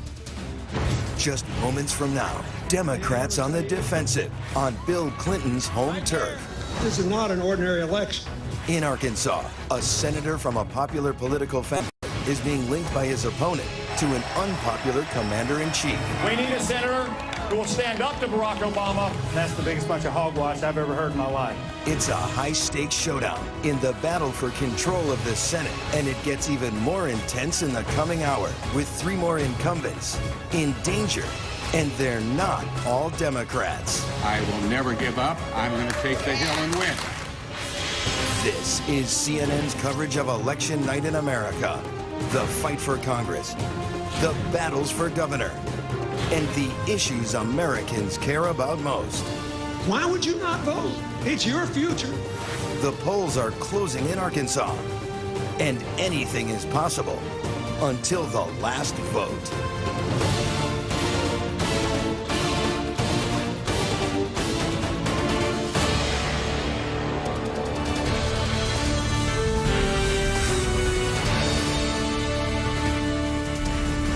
Congress could look very different by the end of tonight. Welcome back to the CNN Election Center. I'm Wolf Blitzer. In a matter of minutes, there's a lot on the line for Democrats in Clinton country. We're standing by for results from another one of those 13 key races that will decide which party controls the U.S. Senate. The polls are about to close in Arkansas, where a Democrat and a Clinton ally is on the ropes. Here's what we're looking for right now. Will Senator Mark Pryor be toppled by a Republican rising star? A win for Congressman Tom Cotton would certainly make him one of the youngest members of the United States Senate. Based on the results so far, Republicans now need a net gain of only 5 more Senate seats in order to get a majority and win control. As we stand by for the polls to close in Arkansas, we also want to look ahead to one of the most interesting governor's races of the night. In Wisconsin, Democrat Mary Burke is challenging the Republican governor, Scott Walker. He fought organized labor, survived a recall election, and now is seen as a possible presidential contender in 2016. polls close in Wisconsin right at the top of the hour. Anderson Cooper will be watching that race and a lot of others very closely. That's right. We've got the best political team in television spread out from coast to coast tonight to cover the most important and fascinating races. I want to turn back to that crucial fight right now for control of the Senate. Gary Tuchman is at Tom Cotton's campaign headquarters in Arkansas. Gary, the poll's about to close there. They're about to close here. If Tom Cotton wins, he will be the youngest U.S. senator. As a matter of fact, he would be the first U.S. senator to ever be born after the U.S. bicentennial. He was born in 1977. He's 37 years old. He faces the Democrat Mark Pryor. He's been a senator for 2 terms, 12 years. His father was a senator before that. There was very heavy early voting here in Arkansas, and both men believe that plays to their advantage. Anderson? All right, we'll be watching very closely. As I said, polls close there very shortly. I want to check in on the Wisconsin governor's race. It's been getting a lot of buzz nationwide. Ted Rollins is at Governor Scott Walker's headquarters. How are things there tonight, Ted? Well, Anderson, Scott Walker, of course, is being watched. He is a conservative favorite. They're watching to see if he can get reelected after, as you mentioned earlier, he imposed those incredible law changes when he first took office in his first term. He's up against Mary Burke. She's a businesswoman, and she's hoping to help Democrats send a message to other governors not to do what Walker did here in Wisconsin. If Mary Burke is elected, she'd be the first Wisconsin female governor. And as you mentioned earlier, Scott Walker not only trying to keep his job here, but also trying to keep his 2016 presidential hopes alive. We're waiting on early numbers here. Voter turnout will be a key, specifically in Milwaukee. Burke needs a huge turnout in both Milwaukee and Madison if he hopes to win. All right, Ted, thanks very much. We'll come back to you shortly. Our Jake Tapper is following a lot of fascinating governor's races tonight. He's also checking in with our ballot cam reporters. Jake? That's right, Anderson. Some of the night's hottest races could be decided by a very, very small number of votes, including potentially the Senate showdown in Arkansas. Randy Kay is there just moments before the polls close. Randy.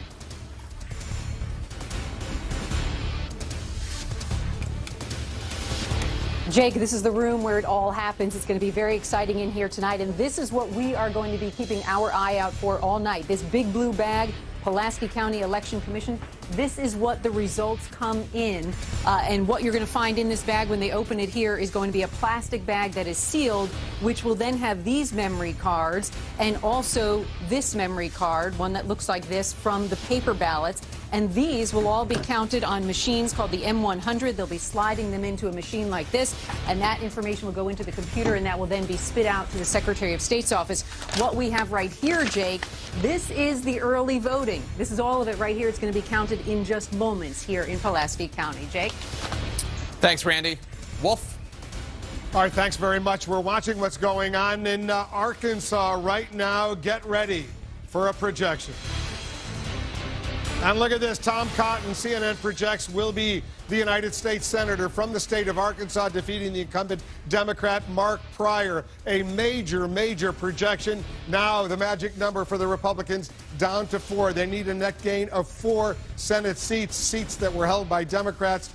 Without losing any Republican seats. Tom Cotton will be the United States Senator from the state of Arkansas. Gary Tuchman is on the scene for us. Gary, I assume this is going to be pretty exciting news for the folks who supported Tom Cotton.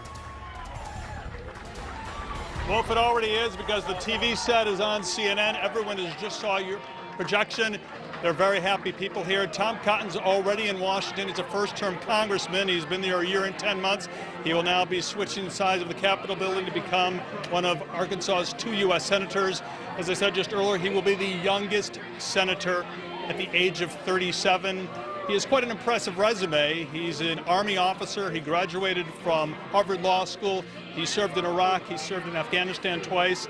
And what he's done a lot of during this campaign is he's talked about his opponent, Mark Pryor, and said he's too closely aligned with Barack Obama. That's been a lot of the campaign. Mark Pryor, on the other hand, 2-term senator, and said he's very disappointed in Barack Obama. Obama's name has been mentioned a lot, but it has not worked out for Pryor. It has worked out for Tom Cotton, who will be Arkansas's junior senator. The first time since the 1870s there are 2 Republican senators in this state. Wolf? Interesting stuff. Gary Tuchman. Tom Cotton, CNN projects, will be the next United States Senator from Arkansas, defeating the Democratic incumbent Mark Pryor. We have some more projections for you right now.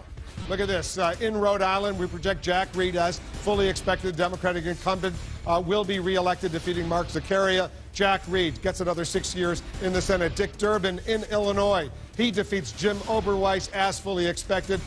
Dick Durbin will remain in the United States Senate for another 6 years. Here's the count where it stands right now. 38 Democrats guaranteed in the next U.S. Senate, 41 Republicans. Still plenty of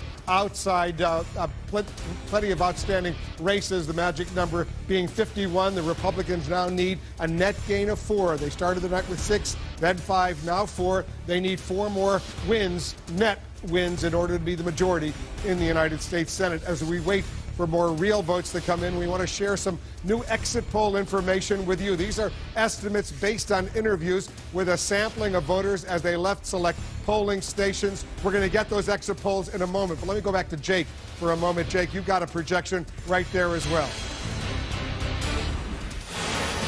That's right, I do, Wolf. It looks like it's a good night for Republicans in Arkansas. CNN projecting that Asa Hutchinson, the former congressman and Bush administration official, will be elected the next governor of Arkansas. He defeats former Congressman Mike Ross, a Democrat. Asa Hutchinson, CNN projecting, will be the next governor of Arkansas. Now let's take a look at that hot race in Florida, where we have 89% of the vote in. Rick Scott has now taken a lead, 49% of the vote, compared to Democrat Charlie Crist's 46% of the vote. He's up 124,000 votes. But of course, that is still not enough information. We're still waiting for 11% of the vote to come in. Wolf, now I understand you have some key races you want to talk about. I do have some key races, and let me show the viewers what the numbers are right now. No projection in Georgia, but 12% of the vote is in. David Perdue, the Republican, 61%, 37% for Michelle Nunn, the Democrat. Still very early. Remember, in Georgia, if you don't get 50% plus 1, there will be a runoff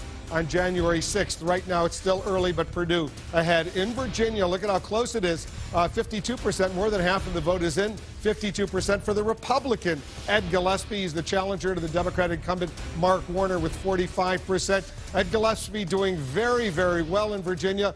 A lot better than a lot of the pundits originally thought. They thought Mark Warner was going to ride this one out. He still might, based on some of the results that are not yet in. But right now, with more than half of the vote in, Mark Warner not doing all that great. In North Carolina, no projection. A third of the vote is in. Kay Hagan, the incumbent Democrat, ahead 52%, 45%. She's got a 61,500 vote lead over Tom Tillis. In New Hampshire, only 17% of the vote is in New Hampshire. But Jeanne Shaheen has 56%. Scott Brown, 40%. 44% for Scott Brown, but only 17% of the vote, under 10,000 margin ahead for Jeanne Shaheen. I want to go to Dana Bash, our chief congressional correspondent. Dana, you've got some information. You're in the Democratic Party war room over there. What are you learning? Well, I'm learning that, according to sources in both parties, that on Friday, the White House has invited a pretty large group of bipartisan leaders to start talking about what's next. We're still on election night. We don't know what exactly the outcome is going to be, but obviously where I am, Democrats are bracing for a loss in the Senate. They're almost sure it's going to happen in the House, so they're going to start talking already on Friday about how to govern in that situation with complete control by the Republicans of Congress. Wolf. All right, so the president will be inviting the bipartisan leadership, I assume, of the House and the Senate to come to the White House on Friday to deal with the final 2 years of his presidency. We're watching a surprising turn in the Virginia Senate race. The Democrat Mark Warner now trailing his Republican challenger Ed Gillespie. Can he survive? We're also standing by for more votes. Could be a bombshell in the battle for control of the Senate. But first, let's take a look at the man who just scored the second Senate pickup of the night for Republicans. A key victory for the GOP. New York Magazine calls Tom Cotton the perfect Republican. He has a resume made for politics. A farm boy with a Harvard Law degree. He joined the Army after 9/11, led combat patrols in Iraq, then served in Afghanistan, winning the Bronze Star. A one-term congressman on the fast track to the Senate. So fast, he'll be one of its youngest members. Some people say I'm a young man in a hurry. Well, guess what? They're right. 37-year-old Tom Cotton is Arkansas's choice.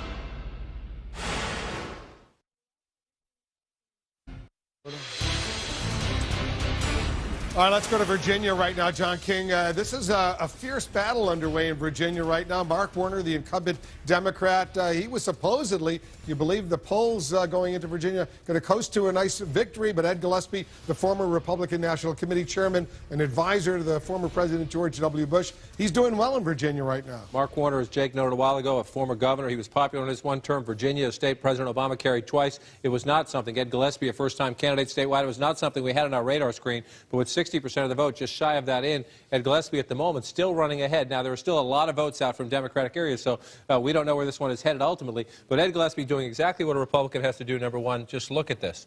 In the exurbs, once you get outside of the Washington suburbs and the exurbs, and then all throughout the rural parts of Virginia, a lot of Republican red. The question is, can Mark Warner make up the votes? It's interesting. You look at that map, you think the Republican has to win. Look at all that red in the state of Virginia. But what we have to do is to stretch the map out a little bit and look here at the Washington suburbs. This is where the people live. So you're looking here, Mark Warner's getting 57%. Here's the big number. Only 11% of the vote in. So there are a lot of votes. If that margin holds, the math will change because there's so many votes still to be counted. That's Fairfax County. Here's Fairfax City, where it's a little closer, 55 to 43, almost 60% of the vote in there. Come back out a little bit. I want to stretch back in just one more time and take a look at Arlington County, only 25% of the vote. So in places where Mark Warner is winning by lopsided margins, there's still a lot of votes to be counted. If the margin holds up, there's enough math to make up that Gillespie lead right now. I will say, come down here to Alexandria City, that vote's in. So that's all he's getting there. So that one of the three suburbs we were looking at is in. When we last looked at this race, we had nothing from down here in Virginia Beach, so let's take a look. 51 to 47 with 57% reporting. I'll show you this, 51 right there now. Let's go back to this last race, which was against a credible candidate, but was not very competitive against Jim Gilmore. Mark Warner had 64%. So margins sometimes matter in a close race. Remember, 64% when he last won. Only 51% this time. If that margin holds up, that can matter. So you're going to see this area stay blue. We're going to have to keep an eye on it to see what the margins are, because when you get out into these rural areas, 61 for Gillespie here, 57 for Gillespie here, 71% here. Not a lot of people out here. I just went into West Virginia just for the fun of it, right? In these areas here, and again, it's actually, I went into West Virginia by accident, but it tells you something. Newt was talking about this earlier. You look in these areas, this is former coal country and tobacco country right through in here. This used to be Democratic strongholds. Michael Dukakis carried West Virginia back in 1988. Al Gore lost it in 2000. This is a changing part of the country. A lot of people thought Virginia had made the transition to a blue state. Ed Gillespie sending a statement tonight. Maybe not so fast. Shelley Capito, the congresswoman from West Virginia, will be the next Republican senator from West Virginia. Let's go to Florida right now, where an incredibly close race is underway for the governor. Switch us over to the governor's race here. We're at 49-46. Rick Scott has actually pulled out a little bit since we last looked closely at the map at this race. We're at 90% reporting. So your question is, there's 10% of the vote out. Is it enough? Is it enough? And so you look for where it is, and I want to get to where it matters most in a moment. But this was open last time we looked at this race. I was saying Rick Scott had to do well up here, and do well he did. 75% in Walton County. 74% in Holmes County. Again, not a lot of votes up here, but he knows what's going to happen to him where I'm about to go. So it's critical for the Republican to run up the margins in these small rural counties up in the Panhandle. So now we go down here. These are the three most important counties for the Democrats right down here. We do this in every race, whether it's a Senate race, a governor's race, or a presidential race. This is where the votes are in Florida, so let's pull them out. Let me get rid of the line so you don't see them. Palm Beach County, 7% of the population. Here's where it's getting a little dangerous for Charlie Crist. 76% now in. He's running a good margin. I want to make these comparisons to the last race. Rick Scott had a good race last time against Alex Sink. 39% last time in that county. He's getting 38% now. The question is the turnout comparable? We'll look at those numbers to see. Charlie Crist doing what he has to do there. The question is it enough? This is the one that I have a big question about. Only 17% reported so far. Charlie Crist getting 70% in this county, so you've got 80% or more of the votes still to come. You look at that gap. So there is math. The mathematical county is 10% of the population. Right. The mathematical possibility remains, and we only have 1/3 of the vote counted in Miami-Dade County. Again, Charlie Crist getting 57% of the vote. If that margin holds up, when the 2/3, the rest of that vote comes in, you can see, so mathematically, there are a lot of votes still to be counted in places that are shaded blue. And the key question is, are there a lot of Republican votes left out there? And that's why the Scott campaign is going to watch nervously as those votes come in, because you go to these conservative counties, 98% counted, 100% counted, 83% counted, 74. So there are some votes still out here for Rick Scott. He's going to get votes in the dozens and hundreds. Down here is where Charlie Crist can get votes in the tens of thousands to make up some math. We'll see. 92% reporting. That is a close race. Yeah. Advantage Scott at the moment. There's a Democratic incumbent in New Hampshire, a Democratic incumbent in North Carolina. Can they hold on? Let's go to North Carolina first. Again, this is a flip-flop. We thought the Virginia race would be shaded blue by now, and we'd be wondering what was happening in North Carolina. Kay Hagan, I think even most Republicans would concede, has been the most disciplined, both her as a candidate and her campaign, in a very tough state. Now, right now, with 40% of the vote in, 42% of the vote in, she's leading 52 to 45. That by no means it's over. But as the results come in, again, we were talking earlier about Rick Scott doing what he had to do. Tom Tillis is doing what he has to do out here in the rural areas. But there's look at these races up here. I want to go back to 2008 when Kay Hagan won. Elizabeth Dole did not run a good campaign. Also, it was a presidential year. Remember that, too. So you had Barack Obama carrying the state then. So Kay Hagan doing better in some places where she's not going to win tonight. But at the moment, she's running up the margins where she needs to. I want to look at the Raleigh-Durham area, 55% there. You come over here, 59%. She's doing what she needs to do where the people are. And that late ad by the president perhaps helping gin up turnout. We'll see where that goes. And let's take one quick look before we go. Let's move up here to the state of New Hampshire.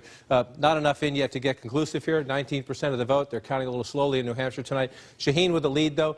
If you talk to most people at the end, they said at the very last weekend, Scott Brown pulled this one close.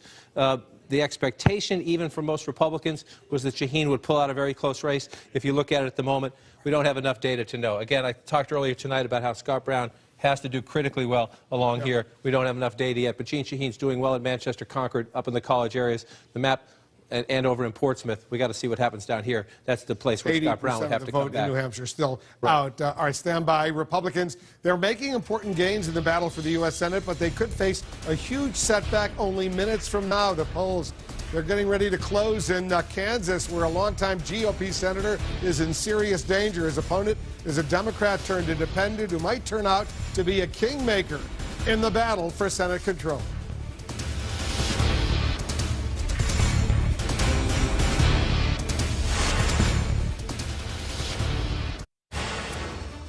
Some of the biggest upsets of the night may be just around the corner. We're heading into another round of poll closings, and both parties have something to lose.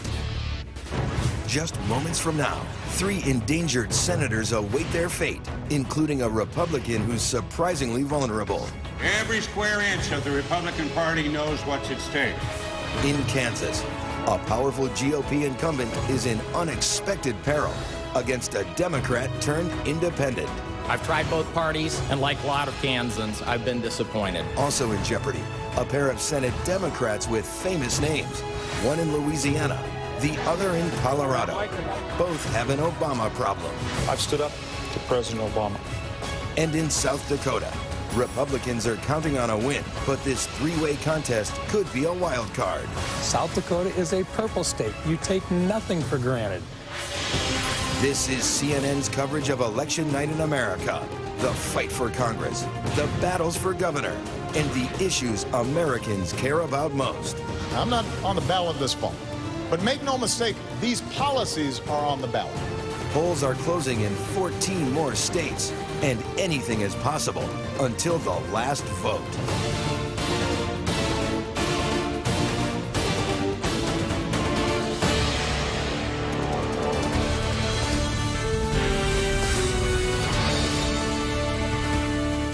It's election night here in the U.S. Capitol and across the country. Welcome back to the CNN Election Center. I'm Wolf Blitzer. We're closing in on 9 p.m. Eastern when there's more at stake in the battle for the Senate than in any hour so far. 4 key races, they are on the line. Remember, we're focusing in on just over a dozen key Senate contests across the country. These are the races where the fight for the U.S. Senate control is being decided. The polls are about to close in 4 key races: South Dakota, Colorado, Kansas, and Louisiana. Here's what we're looking for.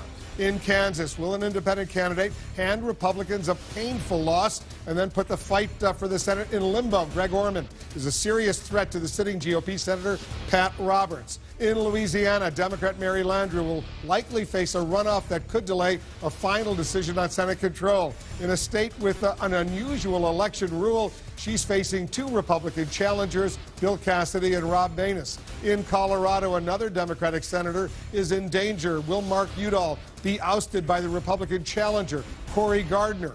And in South Dakota, another crowded field. Democrat Rick Weiland is facing former Republican Governor Mike Rounds and an independent candidate, former Republican Senator Larry Pressler. Republicans are expecting a pickup, but will there be a surprise? Right now, Republicans need a net gain of 4.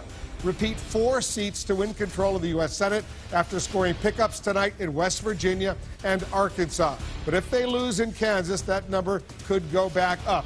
Polls are about to close in Arizona, Colorado, Kansas, Louisiana, Michigan, Minnesota, Nebraska, New Mexico, New York, North Dakota, South Dakota, Texas, Wisconsin, and Wyoming. Let's go back to Anderson for more. Yeah, one of the most fascinating races we've been covering, of course, is in Louisiana. We've got correspondents all across the country right now covering the Senate races in key states, tracking the ballots as they're counted. I want to go to Louisiana now. Suzanne Malveaux, she's at Senator Mary Landrieu's headquarters. Very possible there's going to be a runoff there, Suzanne. You know, Anderson, it's very possible, but this is a jungle primary, all 9 candidates fighting to get 50% plus 1. If nobody hits that magic number, there will be a runoff in December. I just spoke with a senior campaign aide of Senator Landrieu's staff who says that they are very hopeful that they are going to hit that number, but they are prepared for a possible runoff in December. Now, the senator is going to be arriving very shortly with her family to watch very closely the votes coming in, to tally those votes. I spoke with her earlier today, and she said it's the energy, it's the crowds, the excitement that makes her confident about this evening. But Anderson, she's got to get a record number of African Americans, women, as well as 30% of white voters to come and vote for her. The polls have closed, so we'll see what those numbers say as they come in. In my book, Anderson? Louisiana wins for the coolest name for a primary, a jungle primary, only in Louisiana. Now to the Kansas Senate race, another fascinating race for covering. Jim Show is at the headquarters of the independent candidate, Greg Orman. Jim? Well, Anderson, I'll tell you, here at Orman headquarters, they have the balloons, they have the music. I can tell you the bar just opened as well, but they have everything but definitive results. The initial results coming in, it is a virtual dead heat with 9% of precincts reporting. Just 27 votes separate the candidates. That's out of 66,000 votes. Remember, Kansas is interesting because most of the states, the polls closed about an hour ago. They're in the central time zone. It's just a sliver in the west where the polls are just closing in a few minutes now, and that's when you're going to get those final precincts reporting. But I was told by the Orman campaign that there are still people in line in many of these districts, and if you're in line when those polls close, you can still vote. So not only is the counting still being done, but the voting is still being done here in Kansas in a very close race. Well, the bar is open to the Greg Orman headquarters. Sadly, no bar here in Washington yet. We'll see what happens later tonight. Chris Freites is in Colorado covering the Republican Senate challenger, Cory Gardner. Chris? Hey, Anderson. So for the first time in Colorado history, the ballots being cast this year are by mail, and at least 1.8 million votes have been cast so far. And in the next few minutes, a huge amount of those results are going to begin pouring in. Cory Gardner's camp feels pretty good because at least 7% more of those ballots so far are Republican. But Mark Udall's campaign says they're counting on late voting Democrats and unaffiliateds to put them over the top tonight. It is getting very exciting in a number of races. Chris, we'll check back in with you. I'm going to go to Jake Tapper now, who's covering a number of other races. Thanks, Anderson. As you've mentioned, we're coming up on 2 races that have many candidates. The vote counting process, therefore, could get very complicated with the potential for cliffhangers, legal challenges, and more. Let's go to our ballot cam reporters in some of the states where polls are about to close. Don Lemon is in Louisiana. Don. At the Secretary of State's office, Jake, and a jungle primary. How interesting is that? According to the Secretary of State, we're going to see results. The polls are going to close in just a few minutes. We shouldn't start seeing results probably for about 45 minutes. They say normally if this was just a sort of a regular municipal election, we'd start to get the final results in about 2 hours. It's going to take longer now because there is a lot on the ballot. Quite a big ballot here in Louisiana. This is what people are paying attention to here. They're voting for, of course, senator, congressman, and also voting for a lot of other things on the ballots. It's going to take some time for them to tally all that. Results start coming in, probably about 45 minutes. We'll be here to cover it. Jake, I need to tell you, all candidates have been going to their social media sites telling people to get out and go vote. They're spelling GO, G-E-A-U-X, in Louisiana and not G-O. Of course they are. Don Lemon, thank you so much. Now let's go to Kansas, where we find our ballot cam reporter, Kyung La. Kyung. Well, Jake, we're just getting the very first results. This is early voting, advanced voting. You're seeing the Election Commissioner, Brian Newby, start to cross-reference the numbers. This is 30% of the people who will vote this evening. And I'm looking over his shoulder. Brian, tell me, Representative Pat Roberts has, in Johnson County, the largest county in Kansas, how many votes does he have so far? Right now we have Pat Roberts, 28,865, and Greg Orman, 31,475. Okay, Orman's ahead. Orman's ahead in Johnson County. This is the largest county in Kansas. Just an early sign, Jake. All right, Kyung La, thank you so much. Now let's go to Colorado, where we find Ana Cabrera. Ana. Hello, Anderson. We are just about 10 minutes away from the polls closing here, and as Chris mentioned, it's mail-in ballots in Colorado, so people have been casting their votes for the past couple of weeks, but we're still seeing a lot of those people turning out to the polls today. Just behind me in all these green envelopes are some of the most recent ballots that came in here to Arapahoe County, one of the bellwether counties. They're going through a machine here and will be eventually processed in a matter of seconds. In fact, those votes will be tabulated, and all they have to do is hit that button on election at 7 o'clock, and we'll be able to get some results very quickly. Back to you, Anderson. Or Jake, either one. Thanks, Anna. Appreciate it. With the polls about to close in 4 states, we're getting a lot of new exit poll information. John King, what are you learning? Quick look at the mood in some of these big states, Jake. Let's get this baby to move, and we'll start in Kansas. Greg Orman's business dealings, Pat Roberts stressed them. Were you concerned about him? Nearly half of the voters in Kansas said yes today. But do you think Pat Roberts spends too much time away from Kansas? A lot of people question whether he lived there. 64%. So the two big questions at play in the Kansas race. Quickly look at the Colorado race. This one's a tough one. 28% Democrats, 32% Republicans, 39% independents. Well, so the candidate who wins those unaffiliated independent voters will win that big Colorado Senate race. All right, John, thanks very much. Let's get a projection right now. And take a look at this CNN Now projection. South Dakota, Mike Rounds, the Republican, will be the next United States Senator from South Dakota. That is a Republican pickup. Another Republican pickup. Mike Rounds wins in South Dakota. No projection in Colorado, where there's a close race between the incumbent Democrat Mark Udall, the Republican challenger Cory Gardner. No projection, at least not yet, in Kansas. The Republican Senator Pat Roberts facing a stiff challenge from the independent Greg Orman. And in Louisiana, no projection there. Mary Landrieu facing 2 Republicans, Bill Cassidy, Rob Maness. Remember, Louisiana, you need 50% plus 1 in order to avoid a runoff. Democrats did well in several states. In Michigan, Gary Peters will be the next United States Senator, succeeding Carl Levin. Gary Peters defeats Terry Land in Michigan. Chris Coons, he gets elected in the state of Delaware, defeating Kevin Wayne. Another 6 years for Chris Coons in the state of Delaware. Chris Coons wins. In Texas, John Cornyn, the Republican, longtime Republican from Texas. He defeats David Alamale. John Cornyn reelected to the United States Senate. There are several states where we are not yet able, as I said, to make projections. Take a look at those. No projections, as I said, in Colorado, Kansas, Louisiana, those 3 big races. Minnesota, Nebraska, New Mexico, and Wyoming. As of right now, the Republicans have an advantage. 40 Democrats guaranteed to be in the next U.S. Senate, 43 Republicans, still several outstanding races. You need 51 to be the majority if you're a Republican, 50 if you're a Democrat, because the Vice President, Joe Biden, is the president of the Senate. He'll break a 50-50 tie in favor of the Democrats. As we wait for more real votes to come in, we want to share with you what our exit polls are revealing. These are estimates based on interviews with a sampling of voters today and during the early voting process. Here are the exit poll results in Colorado. Look at this. Mark Udall, 46%, but Cory Gardner, the Republican challenger, 50%. In Kansas, Pat Roberts, the Republican incumbent, 49%. Greg Orman, 46%. And in Louisiana, remember, you need 50% there to avoid a runoff. Mary Landrieu, 45%. Bill Cassidy, 38%. Rob Maness, 13%. If you add those 2 Republicans, though, in a runoff in December, she could be in trouble if there is a runoff in Louisiana. So you see, as of right now, by the way, with that win in South Dakota, the Republicans only need a net gain of 3. They started the night with a net gain they needed of 6, then 5, then 4. Now it's down to 3. Let's go to Jake Tapper. He's got an update on what's happening with the governors. Jake.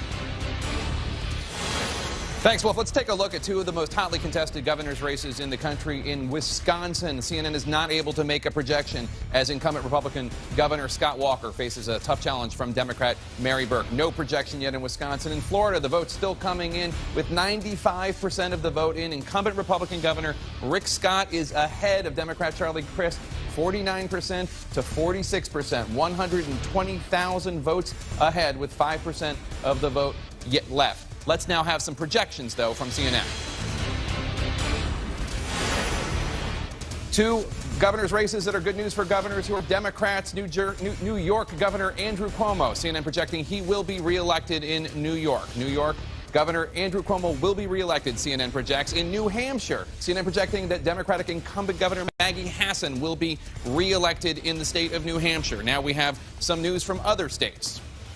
In Texas, CNN projecting that the state attorney general Greg Abbott will defeat Democratic State Senator Wendy Davis. That's a race that got a lot of media attention, but ultimately not a lot of competition for Attorney General Greg Abbott, who CNN projects will be the next governor of the Lone Star State. In South Dakota, CNN projecting that Dennis Daugaard will be elected the next governor, or will be reelected rather, the governor of South Dakota. Now, let's look at the map and the races that we cannot yet call. They include Arizona, Colorado, Kansas, Michigan, Minnesota, Nebraska, New Mexico, Wisconsin, as we mentioned, and Wyoming. That's a lot of yellow, a lot of undecided. We cannot yet project those races. Wolf, I understand you now have some key races to update us on. Yes, we do. Take a look at this. These are actual votes that have come in Kansas. So no projection there. 9% of the vote is in. Pat Roberts, the incumbent Republican, ahead of the independent Greg Orman, 49% to 47%. Still very, very early. In Georgia, a quarter of the vote is now in. David Perdue, the Republican,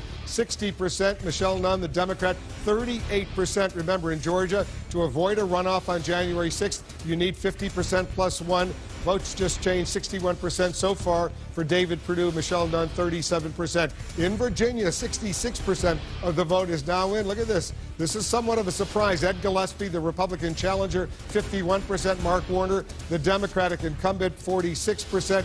82,000 vote advantage for Ed Gillespie with 66% of the vote now in. Those are important states that we're watching very, very closely. We got more votes for you right now in North Carolina. No projection now. 53% of the vote is in. More than half, 50% for Kay Hagan, the Democratic incumbent, 46% for Tom Tillis, 53% of the vote is in. 63,000 vote advantage for Kay Hagan right now. More than half of the vote is in. 29% of the vote is in New Hampshire. And Jeanne Shaheen, also the Democratic incumbent.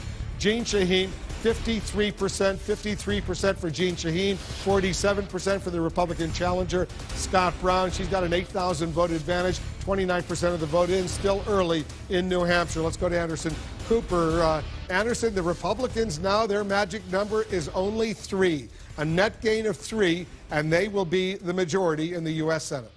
There's certainly the map is starting to look very, very difficult for the Democrats. I want to bring in our contributors, Newt Gingrich, Jay Carney, S.E. Cupp, Van Jones. Newt, you've been following the race in Virginia very closely with Ed Gillespie. You've been talking to people there. Yeah, I think, first of all, it's a great tribute to Ed, who ran when nobody thought it was possible and kept running when people still thought it was impossible. But Barbara Comstock is going to be a freshman congresswoman, was a delegate, won her race so decisively in Loudoun County and areas that Gillespie has to perform well in. Her folks tell me that he is going to do very, very well in her district. That may end up being the margin of victory, but because her victory is so big that she's actually probably carrying an extra 8,000 or 10,000 votes for Gillespie just by the turnout in that particular congressional district. Jay Carney, I mean, for those in the White House tonight, they're looking at the map. It's obviously not looking good for them. We've already now heard Dana Bash reporting they're going to be meeting with bipartisan leaders from Congress later on this week. But for President Obama, what does this mean moving forward? Well, I think it's pretty clear that unless Democrats are able to pick up some Senate seats at this point, that it's likely the Republicans will take the Senate.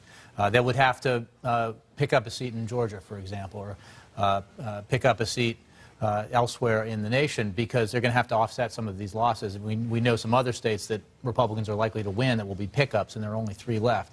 I think no matter what happens, and I think it's likely the Republicans win the Senate, the White House was planning to and will try to engage with the new leaders of the Senate and the Congress and make an effort to demonstrate a willingness to cooperate in a bipartisan fashion.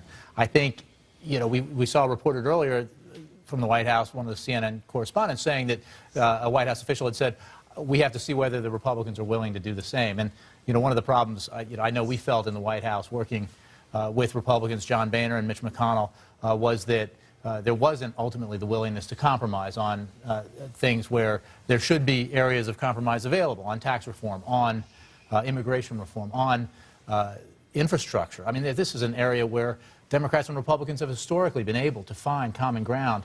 Our nation's crying out for some infrastructure investment, and there has been nothing but gridlock. Well, and we'll see how Republicans interpret victories that they get tonight. I do want to go to some statements made by Mitch McConnell just a short time ago. Let's play that. So tonight, I pledge you this. Whether you're a coal miner in eastern Kentucky who can't find work, or a mom in Paducah who doesn't understand why the government just took away her family's health insurance, I've heard your concerns. I've made them my own. You will be heard in Washington. And look, when you get right down to it, that's what this campaign was really all about. It wasn't about me or my opponent. It was about a government that people no longer trust to carry out its most basic duties. For too long, this administration has tried to tell the American people what's good for them and then blame somebody else when their policies didn't work out. Tonight, Kentucky rejected that approach.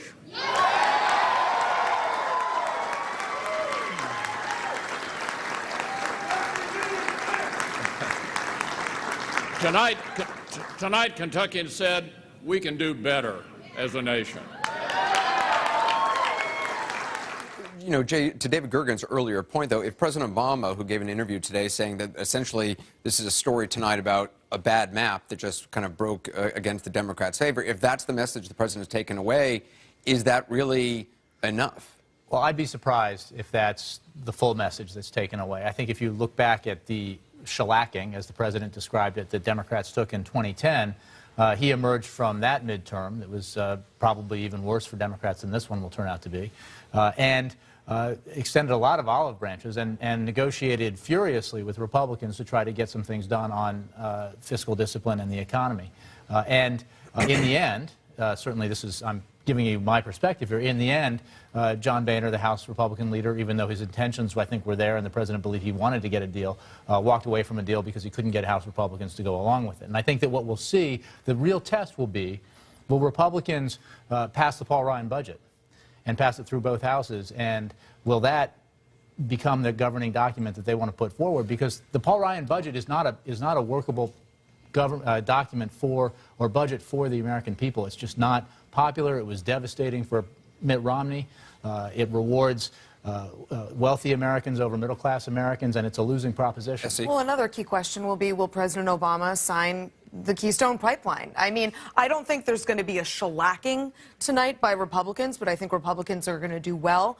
And hopefully the president would take some time for some introspection, some self-reflection to say, okay, some of my policies were on the ballot this year, as I predicted, and maybe I need to work across the aisle a little bit more on things like the Keystone Pipeline, already popular with the American public. Which will create 33 permanent jobs, and we'll talk about that later. Listen, this is not over.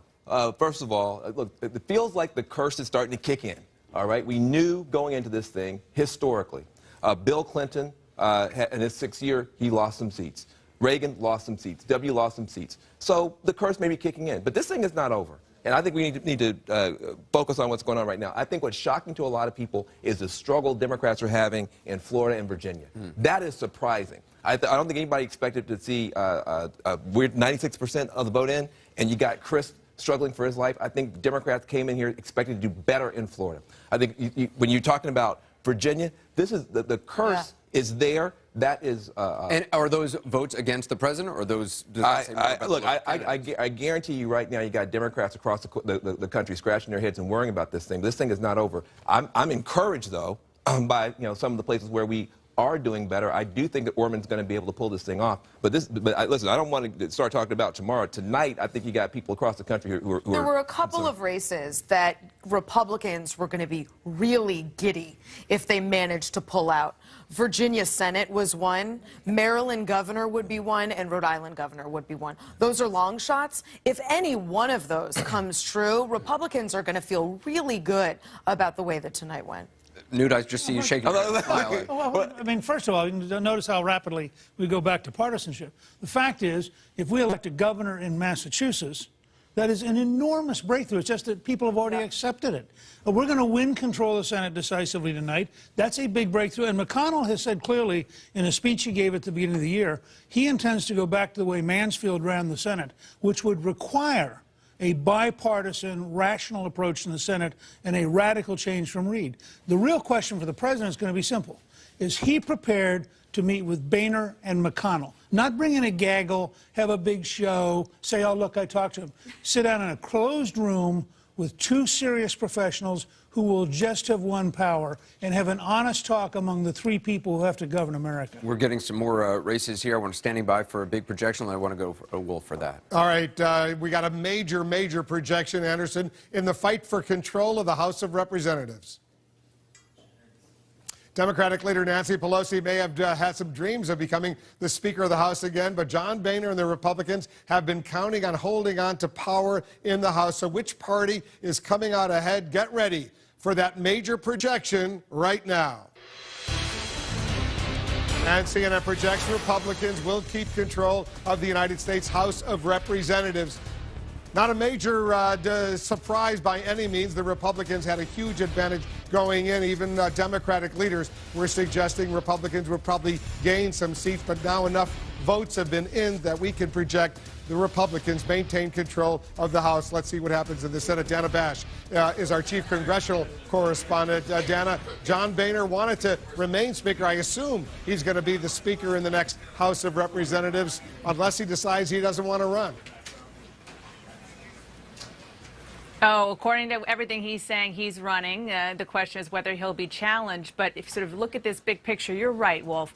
Democrats here where I am at the Democratic headquarters, their boiler room, they call it, they're not surprised by this. They all knew that the control of the House was not in their reach. The question at this point, though, when it comes to governing, is how much of a margin are Republicans going to increase above what is already a relatively big margin when it comes to their majority. And what that means for governing, according to some senior Republicans who I've been talking to tonight, they insist is it will be easier. And the reason is what Jay Carney was talking about earlier. It has been hard for Speaker Boehner and his lieutenants to break deals or cut deals because they're worried about losing their rank and file. Now, maybe they can lose more rank and file because they have more of them to have. So that is really the question. But on the flip side, Republicans are most concerned traditionally at this point about primary challenges. So it's still up for grabs. All right, so the Democrats, no great surprise, will maintain the majority in the House of Representatives. John, this is very, we haven't really paid a lot of attention to the House because the Republicans have a significant majority, but enough votes have already now been counted that we can make this projection. When I spoke to Steve Israel, the Democratic congressman who chairs that committee to try to get Democrats elected to the House, he even acknowledged that the Republicans would probably pick up at least 10 seats or so. They've got a significant majority already. The Democrats had hoped, the Republicans are 234. The Democrats had hoped to keep them in single digits, to keep them below 245. Republicans are hoping to get to 250. Newt's the historian. I believe that would be an all-time high, or at least since World War II. It's not just how many seats they get, Wolf. To Dana's point, how much leeway, how long of a leash does John Boehner get? He couldn't maneuver much in the last Congress because of Tea Party revolts. So where will these seats come from? I'm going to circle something here for you right now. These are not done yet, but the Republicans at the moment, got to start in here, are competitive. They're winning a race in New Hampshire. They're winning a race in Maine. Look up here. I watched this for a reason, because I want to show you this is where we start the night right now. Right now, there are no Republicans. When you get up into New England, there are no longer any Republicans in the Congress. So let's see what that number is at the end of the night. There's a couple competitive races in Massachusetts, that one in Maine, Maine, at least one in New Hampshire. Those are moderate Republicans, people who are unlikely to have Tea Party sentiments. I just want to show you something else about this. You heard the comment Jim Acosta reported earlier from the White House saying, or even the president saying, it's just a bad map. Well, the map during the Obama years, the Republicans complain about him all the time. I just want to show you something. They may miss him. This is the House of Representatives. This is the United States of America, the House level. Look at all that blue right after the president won in 2008, right? Remember all that blue. That's the Tea Party year of 2010. Look at all that red. Here's 2012. The Democrats got a couple of back, but 201 Democrats now, 257 in the House when President Obama took office. So the country has changed dramatically. You look at the Democratic Party in the House is now on the coasts, Latino areas in Texas, up in New England, some strength in the Midwest. But if you look at, if you just, again, picture all that blue, especially up here. Now look at where we are now. This has been a stunning transformation during the Obama presidency, and Republicans are adding to it tonight. And as this happens, Wolf, in all these House districts, there's a domino effect. State legislative seats. 1,000 seats have changed hands in that ballpark in the Obama years. That's the Republican bench for future elections. See how many seats the Republicans pick up. They maintain the majority in the House. Let's go to Kansas right now in the Senate. Let's go back to the Senate because it's a very, very close race in Kansas right now. We're watching this challenge from the end. And look at this. Show us what's going on in Kansas. We have one purple spot on the map. That's because we have one independent candidate who we believe has a chance to win tonight, and it's right here in the state of Kansas. We've got only 19% of the vote in. It's a very close race, 4,000 votes, a little less than that separating the two candidates. But watch as this plays out. When we went out there earlier to the correspondent, this is key to Greg Orman. This is his base of operations for his business. He has support in the college towns here, out here in the Fort Riley area. The eastern part of the state is critical to Greg Orman. So let's look at the numbers and move the lines away. 49% in Leavenworth County. It's a relatively small county. 49% here. Those margins, frankly, aren't big enough. He needs to grow those margins as that vote comes in. If you come down here, Lawrence County, 74%. That's more what Norman needs in this area of the state, because Pat Roberts is expecting to fill most of the state out here in with red. If you go into these small counties, they're tiny. These are tiny counties where you're going to have 1,000 votes cast or a couple thousand votes cast. Pat Roberts just has to swamp Greg Orman in these tiny Republican counties as we get through the state. So you have 20% of the vote, and he's ahead narrowly.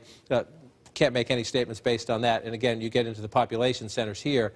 Kansas has no huge cities, but you get into the population centers. This is where Pat Roberts has to win. But everywhere we've looked, just about everywhere we've looked, we've had very close numbers, except for those tiny rural counties. Pat Roberts has to run it up out here to offset some Orman support. We'll see if Greg Orman, the independent, can beat the longtime incumbent Pat Roberts in Kansas. No independent infrastructure, obviously. What he is counting on is there is a Democratic revolt against the Republican governor, Sam Brownback, and Orman is counting on all those votes coming out to vote against the governor to help him in this race. Let's do an update on what's going on in New Hampshire right now. Jeanne Shaheen, Scott Brown, what's the latest? 33% of the vote is now in. Shaheen is still ahead. She's holding that lead, 52-48. We knew this was a competitive race. A lot of people thought that would be about the final number. Here's my question, though. Shaheen is doing very well where she needs to. In Concord here, you see 67%. 100% of the vote is counted, though. Remember that. So there's no more votes to come for her there. Let's go down to Manchester and come in here and pull that up. 92% of the vote counted. So Scott Brown running reasonably competitive in blue-collar Manchester. 92% of the vote in there, so not a lot of votes left to come out of there. Then you come over here to the seacoast. Portsmouth, another big area for Jeanne Shaheen. 100% of the vote in. She won big there, but turnout not terribly high, so she's won there. The question now is what happens? Up here, college area Democratic. The question is, will turnout be high enough? Let's just look again. See, if you look at these counties, you're looking at relatively small counties. 100% of that vote is in. So can Scott Brown fill in up here in northern New Hampshire? This is mostly conservative country. Can he fill that in? Can he overcome Shaheen's familiarity? And let me move the map up and stretch it out a little bit. As we talked a little bit about this earlier, this is absolutely critical. She's going to win Portsmouth. Scott Brown has to win the areas around it, and he has to win across here. And we're still waiting for some of these votes to come in. Let's just check the margins in these places. They have come in, 56-44. Here, again, these are very small counties. Massachusetts transplants. This is what Scott Brown needs, numbers like that as you move back across the Massachusetts border to have a chance. If you're looking at this right now, edge Shaheen, but a lot of small places to fill in a lot of those counties. If you just look at the presidential race, let me just flip so you can see it. You know, watch as this mirrors out. Remember, see all this in here? You split back and forth. Now you come back to the Senate race. We've got a lot of business to do still. Still 2/3 of the vote outstanding. Right. Let's go to Virginia right now, where there's a real battle underway. I guess a lot of people are surprised how close it is. Virginia used to be a red state. Then it became a very competitive state. A lot of people thought after 2 Obama victories and the Democratic win in the governor's race that perhaps it was moving blue. Ed Gillespie is making a statement tonight that this is still a battleground state. 79% of the vote in. We're getting into crunch time, 50 to 48. So let's look at what's out. Let's look down here in the Richmond area. 99% reporting Mark Warner winning there, but there's not many more votes to come out of there, so his count is done there. Let's come down here. This Ed Gillespie putting Virginia Beach back in the Republican column here, 78% in, 54-43. Military area down here, when Republican is running strong, you win here. The Hampton Roads, Norfolk City area here, having African-American base. The Democrat does well here. That's the trade-off you get in a competitive race in that part of Virginia along the coast. And then you come back up. We've talked about this before. Let's stretch it out and see. Here's the question for Mark Warner. Right now, Ed Gillespie has a narrow lead, about a little more than 20,000 votes right there. The question is, are they out there for Mark Warner? Here's your answer. Yes, they are. 47% reporting in Fairfax County. Maybe one more quick there. 79% in Arlington County, and 100%. Fairfax County, the largest suburban county right here. Still hope for Mark Warner, but crunch time. It's close. Let's go to North Carolina, just below Virginia right now, because this is an important contest as well. Kay Hagan, the incumbent Democrat, Tom Tillis, the challenger, the Republican. And she's hanging at 50%, 61% of the vote in. Again, it's just filling in like a horse race. This is just, you look at place, the Republicans are doing what they need to do. Tom Tillis running up the numbers in these small counties. The question is, are those vote counts enough where not that many people live? And did she succeed in turning out people?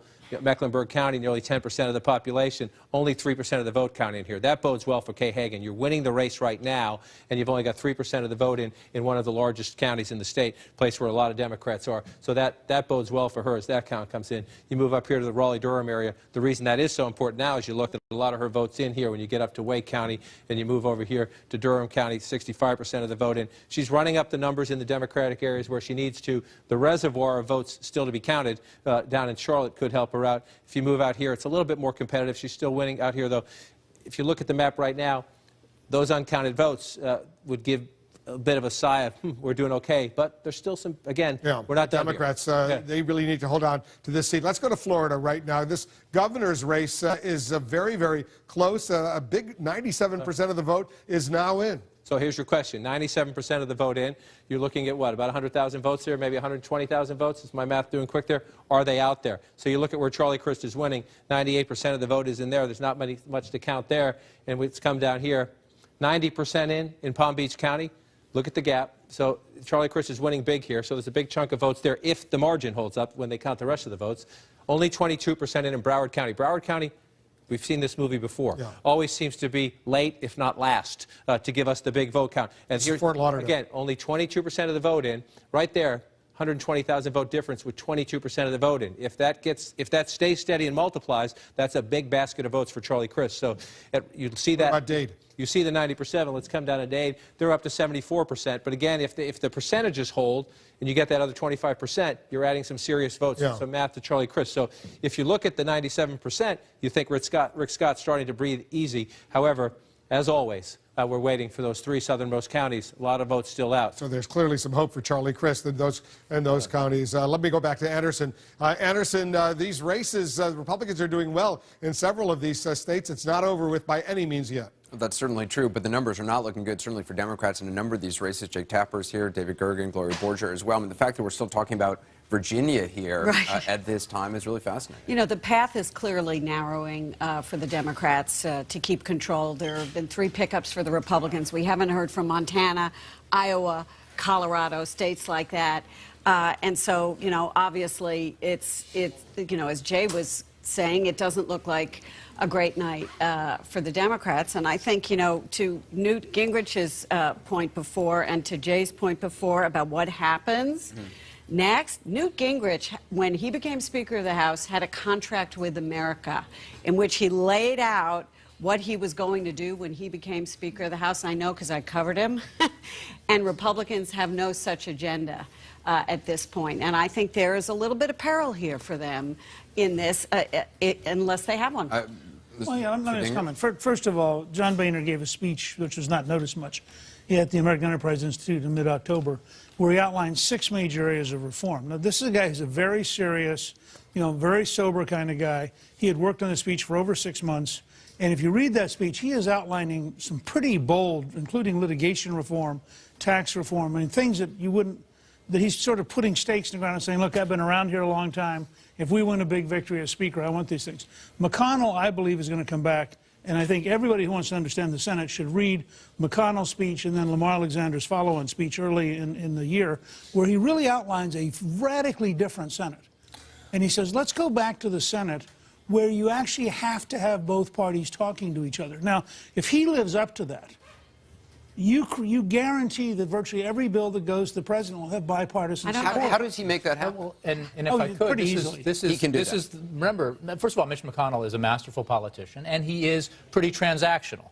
In the end, when we had to get a deal with the Congress from this White House, and the House was a basket case, and Boehner, the Speaker of the House, couldn't create anything out of the House, Mitch McConnell came to the rescue of Republicans in the Congress and got a deal. But remember, Mitch McConnell also said that his primary objective as the Republican leader in the Senate was defeating Barack Obama, which is a political objective and not, this was prior to the re-election, and not a policy objective. So he's going to have to change his approach. Well, let me tell you what he said. And I think Boehner's going to need some wiggle room with the conservative Republicans because in the end, when you talk about the president meeting with the Speaker, the president met a lot with the Speaker. Often, we never said it at the time because the Speaker was afraid that his Republican conservatives would find out he was meeting. Let me just tell you what McConnell said tonight in his acceptance speech. He said, we have an obligation to work together on issues where we can agree. Just because we have a two-party system doesn't mean we have to be in perpetual conflict. Amen. And I think he's going to do that. But let's take the example I think S.E. mentioned earlier, which is a very simple test of the president's goodwill. The Republican House and the new Republican Senate are going to pass the Keystone Pipeline.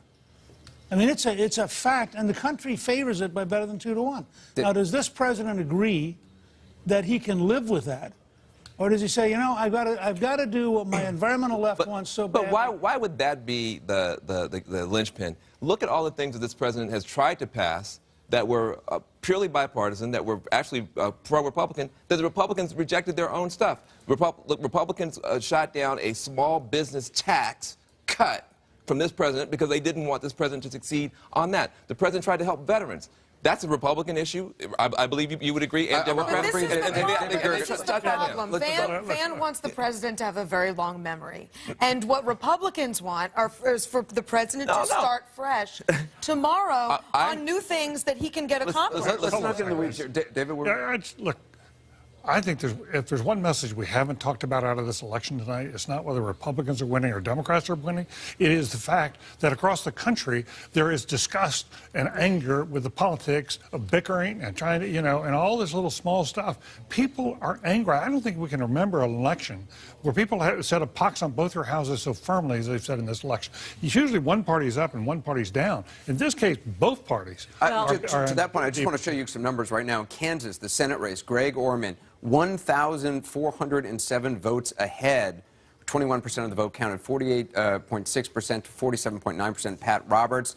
Also then, look over, just jumped over there to 667 votes ahead, 48.4 to 48.1, got closer there. In Florida, and that's 22%. Florida, the governor's race, Rick Scott, a little bit more than 87,000 votes ahead, with 97% of the votes counted. And importantly, Jake Tapper, Broward still outstanding. Well, of course, Broward. As John said, we've seen this movie before about those southern Florida counties. I just want to say a point to what David said, which is there is this tremendous anti-incumbent feeling out there, but the anti-Obama feeling is strong, perhaps even stronger. And when you look at the fact that it seems pretty clear that Republicans are going to take control of the Senate tonight. We're still waiting for 8 different Senate races, but all the Republicans have to do is win 3 of them. Right.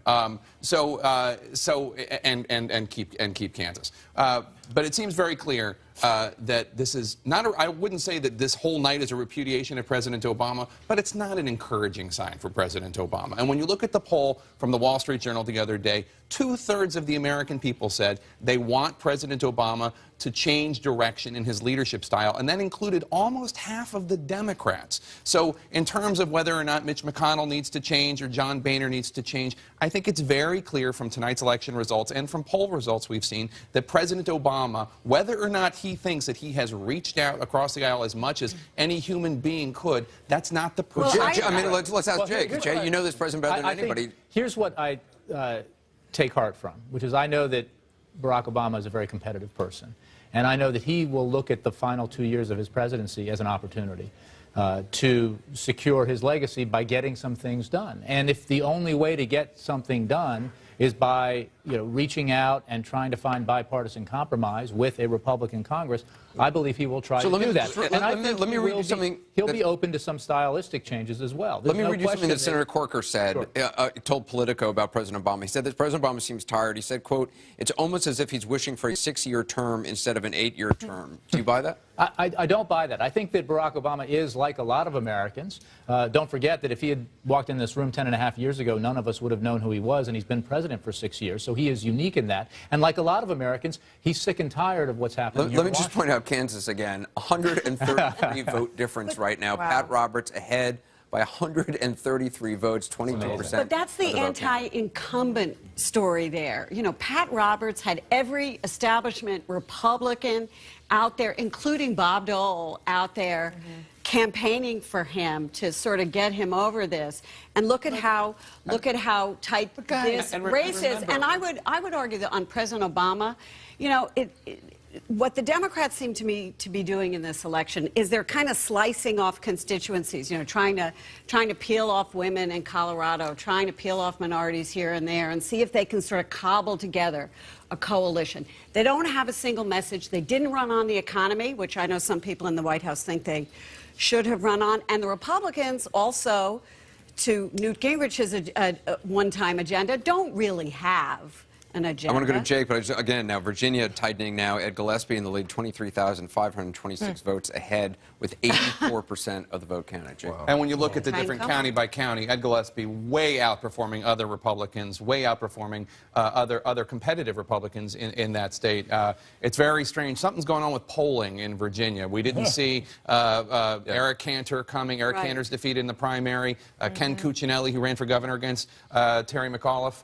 We didn't see him coming as close. Something is up with polling in the Commonwealth. But I just wanted to make one point about Kansas. I know that a lot of Democrats are excited about felling, potentially, Republican incumbent Senator Pat Roberts.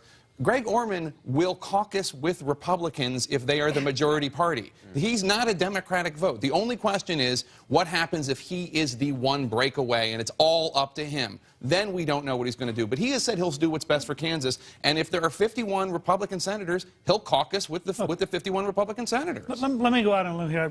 And John King began to suggest this when he showed you the map of Kansas.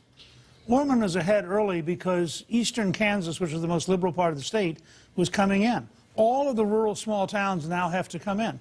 If at the end of this evening Pat Roberts is reelected despite everything, and some of it, frankly, he brought in himself, then all this anti-incumbent talk is strange because actually the anti-incumbents are all Democrats. I mean, at some point, you guys got to confess there's a strange parallel here that it's Democrats who are getting beaten. We got to take a quick break. We're watching very close races in Virginia, in Kansas. We'll take a short break. Coverage continues in just a moment.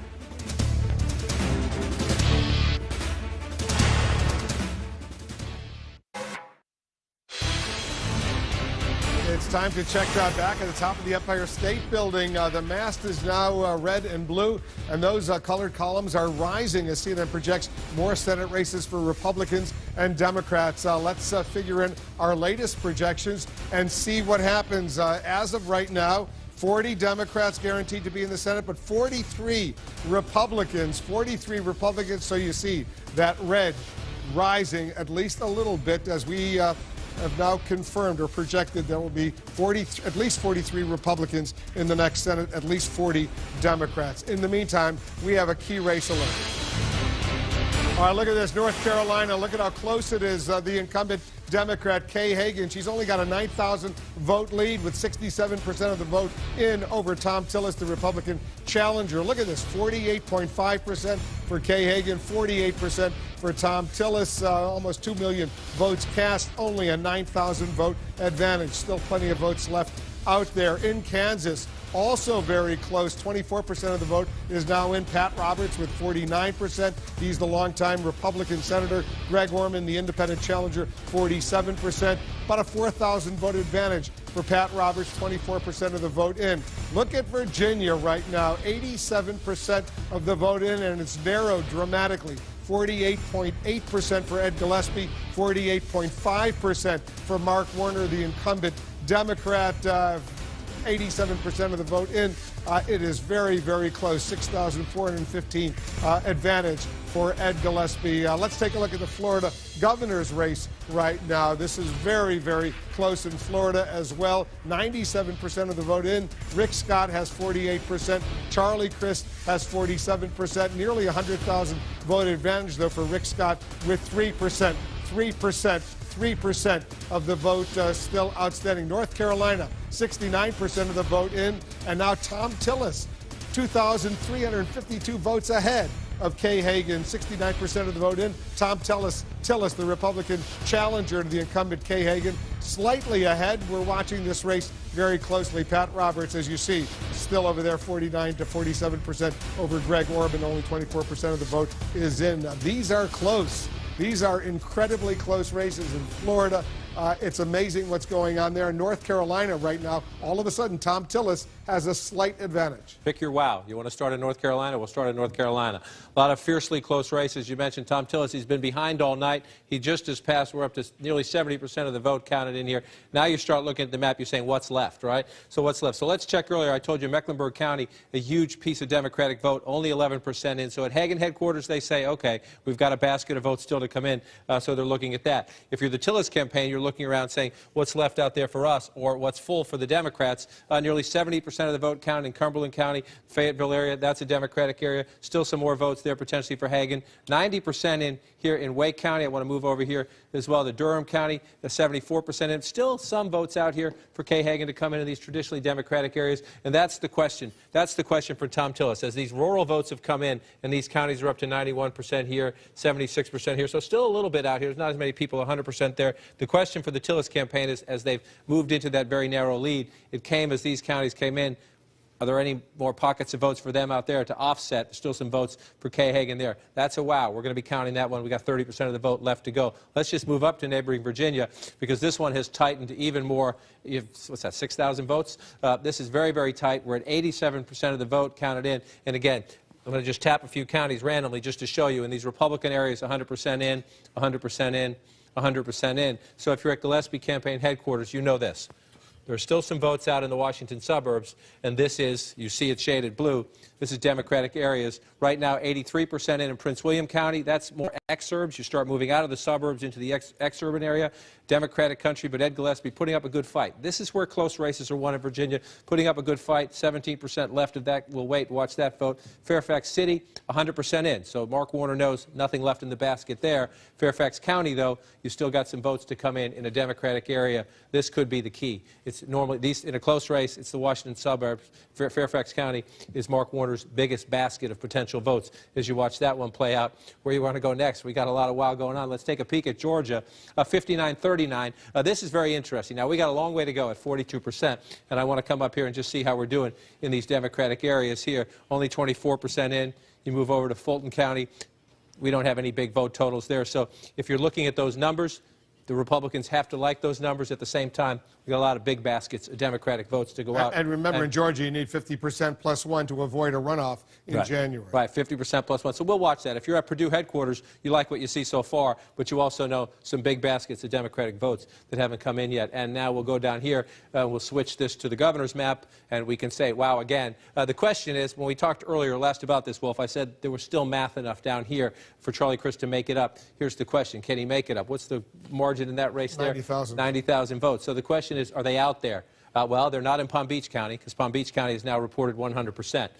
They're not so much in Broward County. We were waiting for this one. The big dope came in, and you see here 68-30. So Charlie Crist is getting the margin he needs there. The question is, are there enough votes left at 97%? Simple arithmetic tells you he's running out of places to get votes. And again, some votes left to come in Miami-Dade County, 86% of the vote in. Charlie Crist running up a big margin there. So there's, yes. Is there the potential that they're out there? Yes. Is the opportunity window shrinking for Charlie Crist? Absolutely, because Rick Scott ran up some big numbers in the smaller rural counties up in the Panhandle and around the state here. So that's what you call as competitive as it gets, Wolf. And if you're at Crist headquarters, you're getting worried in those bottom three counties. You're running out of space. All right, John, stand by. We have another major projection right now. And CNN projects there will be a runoff in the state of Louisiana on December 6th. Neither Mary Landrieu nor her major Republican opponent, Bill Cassidy, will get the 50% plus one vote you need to avoid that runoff. There will be a runoff on December 6th between these two candidates, Mary Landrieu, the Democrat, the incumbent Bill Cassidy, the Republican. So it's going to take at least another month or so before we know who will be the next United States Senator from the state of Louisiana. There will be a runoff there. Not a huge surprise, because getting to that 50% margin was always going to be a challenge for either Mary Landrieu or Bill Cassidy, where it's a strong third-party candidate, another Republican, Rob Paintis. But take a look at the votes that we have right now. 9% of the vote actually in. Bill Cassidy has a slight advantage, 44% over 41% for Mary Landrieu. Rob Paintis, 11%. But this is 3,212 vote advantage. But you need 50% in order to avoid that runoff. It doesn't look like any of those candidates are going to get that runoff, so we now project there will be a runoff in Louisiana. John, let's take a look at the Senate, because Mary Landrieu, she may get reelected if she gets 50%,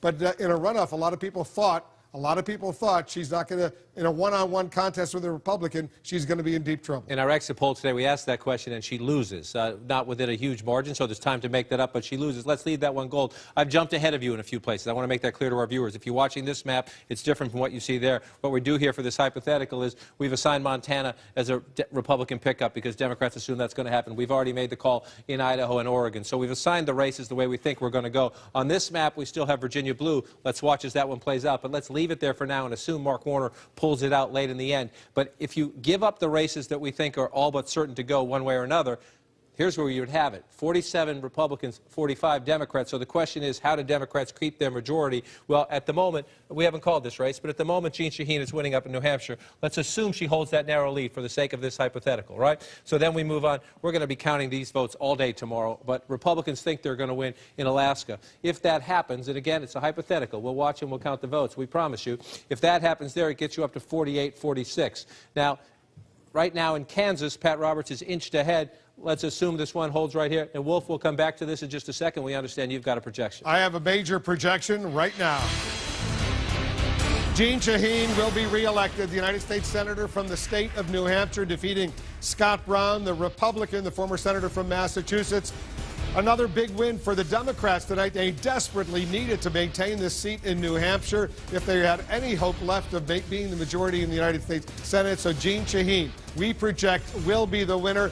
Let's go back to John King to take a little analysis of what happened in New Hampshire. Jeanne Shaheen, the Democrats desperately needed this win. They are going to get this win in New Hampshire. Familiarity from her days as governor. Was up there just a couple days ago driving around the state. She had bumper stickers. I'm Jeannie. Vote for Jeannie. Not Governor Shaheen, not Senator Shaheen. That was her way around what all people concede is an Obama drag in the state right now. Scott Brown ran a competitive race, did a lot of retail politicking, for which he was known for in Massachusetts, but coming up just short in that state. The margin, though, tells you something, because Jeanne Shaheen is such a popular figure. So now we've given that one to the Blues, right? Under this scenario, and again, we're getting ahead of ourselves a little bit, assigning Montana, giving this one to Republicans for the sake of argument. Let's get the Republicans to 49, 46. Here's the challenge for the Democrats. They have to win a whole lot of places that are very, very tough. Their best hope would be Iowa, right? President Obama carried that state twice, except one poll at the end showed it close. Most Republicans think that one's going into their column. If the Republicans pick up Iowa as we move west, that would get them to 50. Well, if that would get them to 50. And then you get out to Colorado. In this race, Cory Gardner led in the